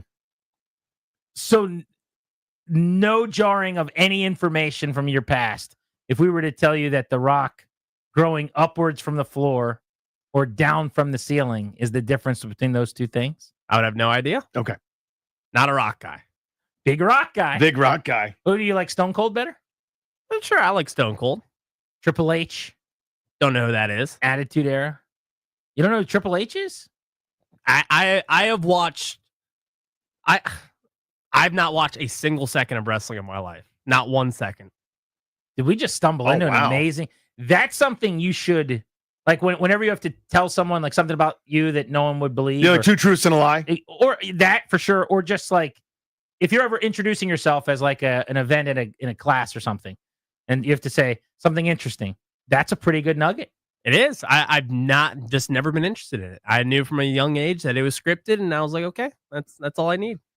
Ladies and gentlemen, Ryan explains it all. Thank you, Stalactype. Stalactype.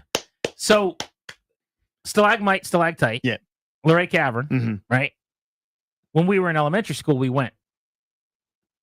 Today, me sitting here wouldn't go down in that thing. Just wouldn't do it. What do you think about that?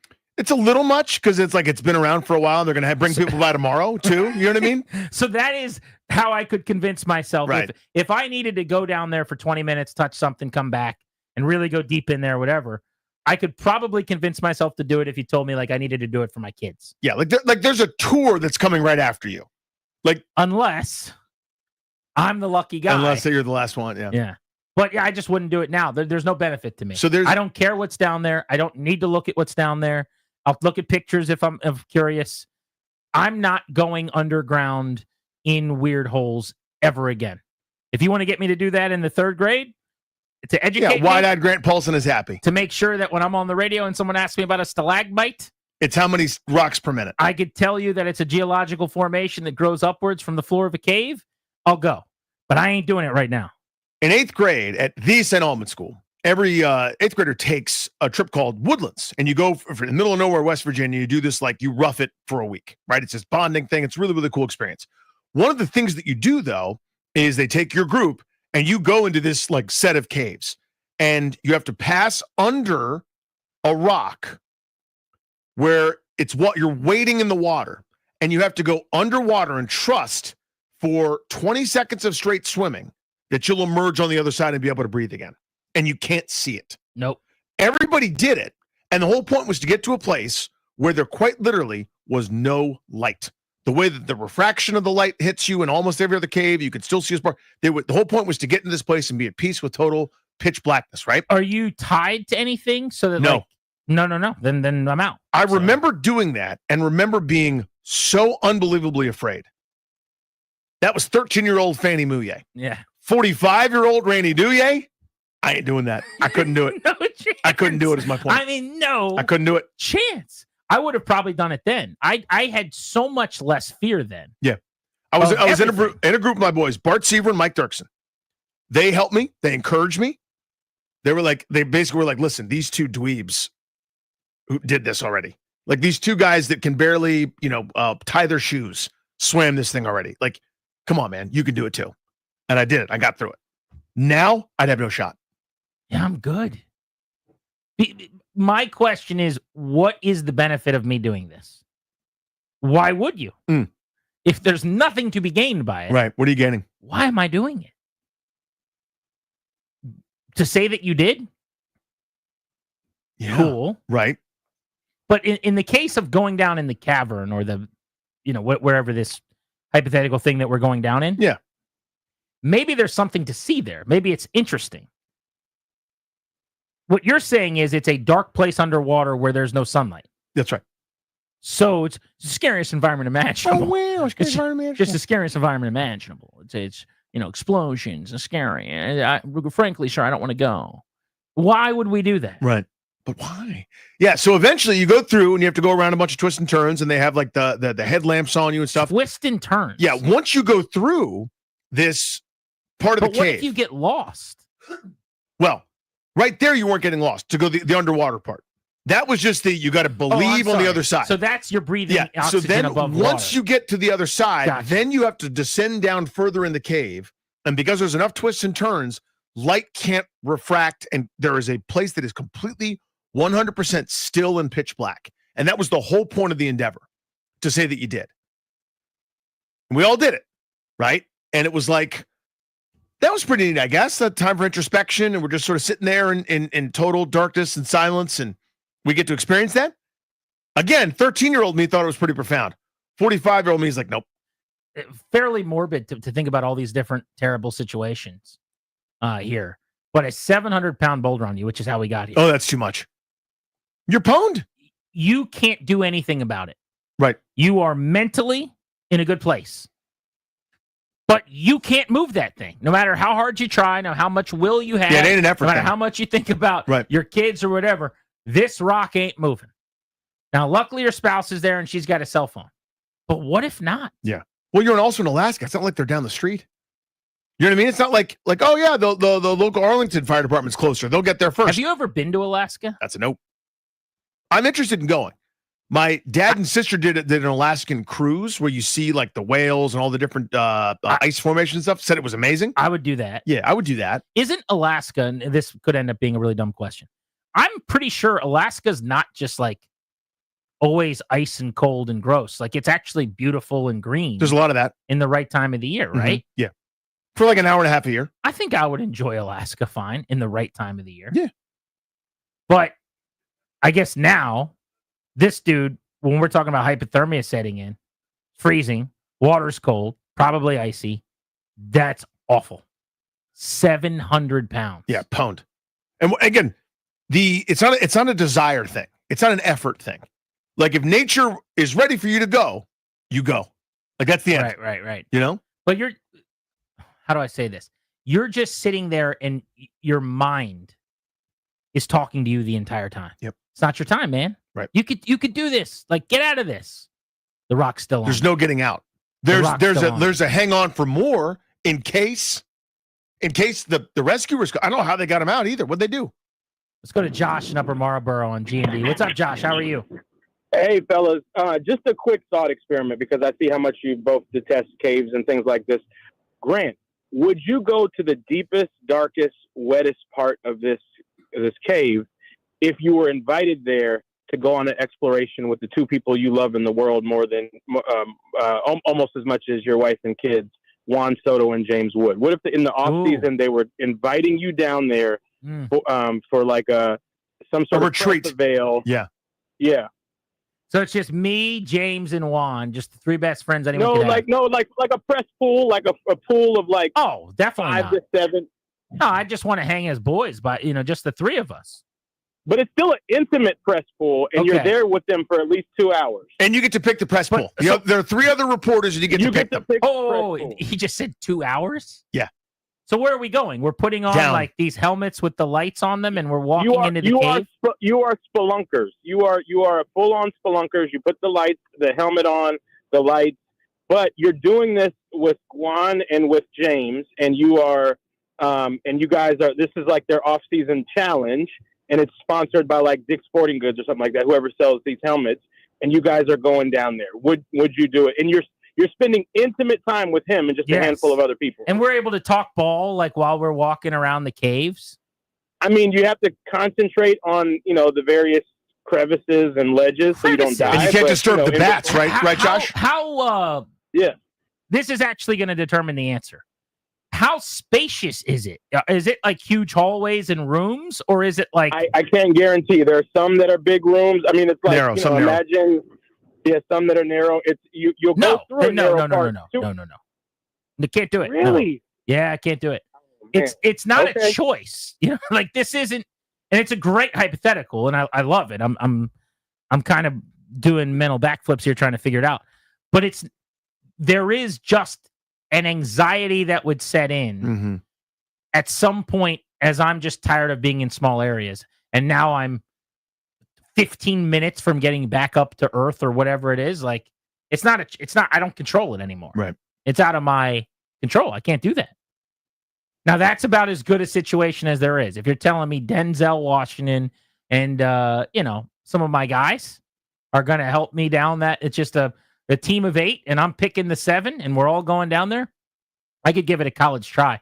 But I would need some type of guarantee, Danny, that the caves are pretty thorough, that like I just can't do the small spaces thing. Right. Even the confined thing. Watching movies now where, like, for whatever reason in an action movie, someone's crawling through like the air conditioning vents or whatever. Like when you watch Die Hard, when he's going through the Exactly. AC duct, you can't handle it? No, like I couldn't forget that I can't fit anywhere because I'm a whale. But even if I could, like if I was a small person like William Barn, who weighs 153 pounds. That's William Barn. Gets in and out of his car, out of his window. I don't think I would want to do that anymore. Anymore as if I did it. You know how I used to do it all Previously, the time. I was always going through AC ducts. I always crawled through those ducts. Ray's in Manassas. What's up, Ray? Hey, what's going on, brother? Buddy. Listen, look it up if you guys have a chance on Google or whatever, but it's Ruby Falls in Tennessee. It is literally the worst experience of my life because I'm just kind of like you in regards to being claustrophobic and being stuck somewhere. So my kids take me down there, and I'm like, all right, the hell with it. We take an elevator, and I'm like, this elevator is not going to stop. It's about 30 stories down. Oh, my God. You get all the way down to the bottom of it, and then you start out in the cave. It's kind of wide. You kind of can walk, just kind of normally walk around and do your own thing. And then you get to a certain point where you're like, and I was telling the guy that answered the phone, I was like, brother, I'm like 5'7", 160 pounds, not the biggest guy in the world, but there's certain spots of it where you literally have to turn sideways and shimmy your way through this cave. No. And it's not like a short walk. You're walking about a mile and a half. Pictures are gorgeous, though. Cave. Yes, they are. So now watch you. This is in Tennessee. When you get to the end of the fall or to the end of the walk, it's called Ruby Falls. Right. So these Tennessee from Tennessee University kids got a grant from the government to basically find out where this water was coming from because it's in the mountain. And when you get to the end of the falls, you're like literally however many stories Goonies, down man. in the mountain, down at the bottom of it. They turn on these lights and they turn on this. You could see the waterfalls and they turn on these lights. They gave them a grant to go find out where the waterfall came from. They go in and out, in through the caves. They can never find out where it came from, but it is. Oh, it's beautiful, but it looks like a scene out of the Goonies. Yeah. Like eventually you just bump into the old ship that's docked in there, and One-Eyed Willie's got all the jewels. I like that they gave the kids from Tennessee a Paulson to go study that stuff. Cup of meatballs? No, they gave them a horse. Oh, I see. See what I'm saying? Yes. You gave him a Ulysses S. They did. They gave him a Harvey. There you go. They gave him a hill, if you will. Thank you. Thank you. Yeah, I can't. It's the tightness for me. That's gonna be a no for me, dog. Also, rinky-dink elevators that go way down. Yeah, when you feel the shaking and the rattling. Bad. There's a building you and I have to go in. It's only one floor, but that elevator makes me feel uncertain. Do I know what you're talking about? You do. I'll talk about it off air. We got to go in it sometimes, and I feel like I'm gonna be the one who loses the lottery. Why can't you come to work today? Why don't you I'm take stuck. the steps there? There's it's literally 12 steps. Yeah, I've done that a number of times, but that elevator, I go, this one is going to break down. You know where that happens for me a lot? I go to the Kingstown movie theater with my kids all the time, and we park in the garage right underneath of the theater. And it's a pretty well-maintained elevator. But for some reason, I don't know what it is, that elevator more than any other, there's noises or movement or something. There's like a settling when it stops, and you could feel it. And I'm like, And I always am like, yeah, this is the time. This is where it's going to happen. Do you ever, last of the things that make my stomach drop into my knees, have you noticed there's a lot of these on social media now, on Instagram when you're scrolling reels or whatever, the people that are doing like base jumping and stuff with GoPros, or just people that are like walking on the ledge but it just pops up if you're like scrolling, and then it's just someone on the side of a 50-story building, or they jump off or something.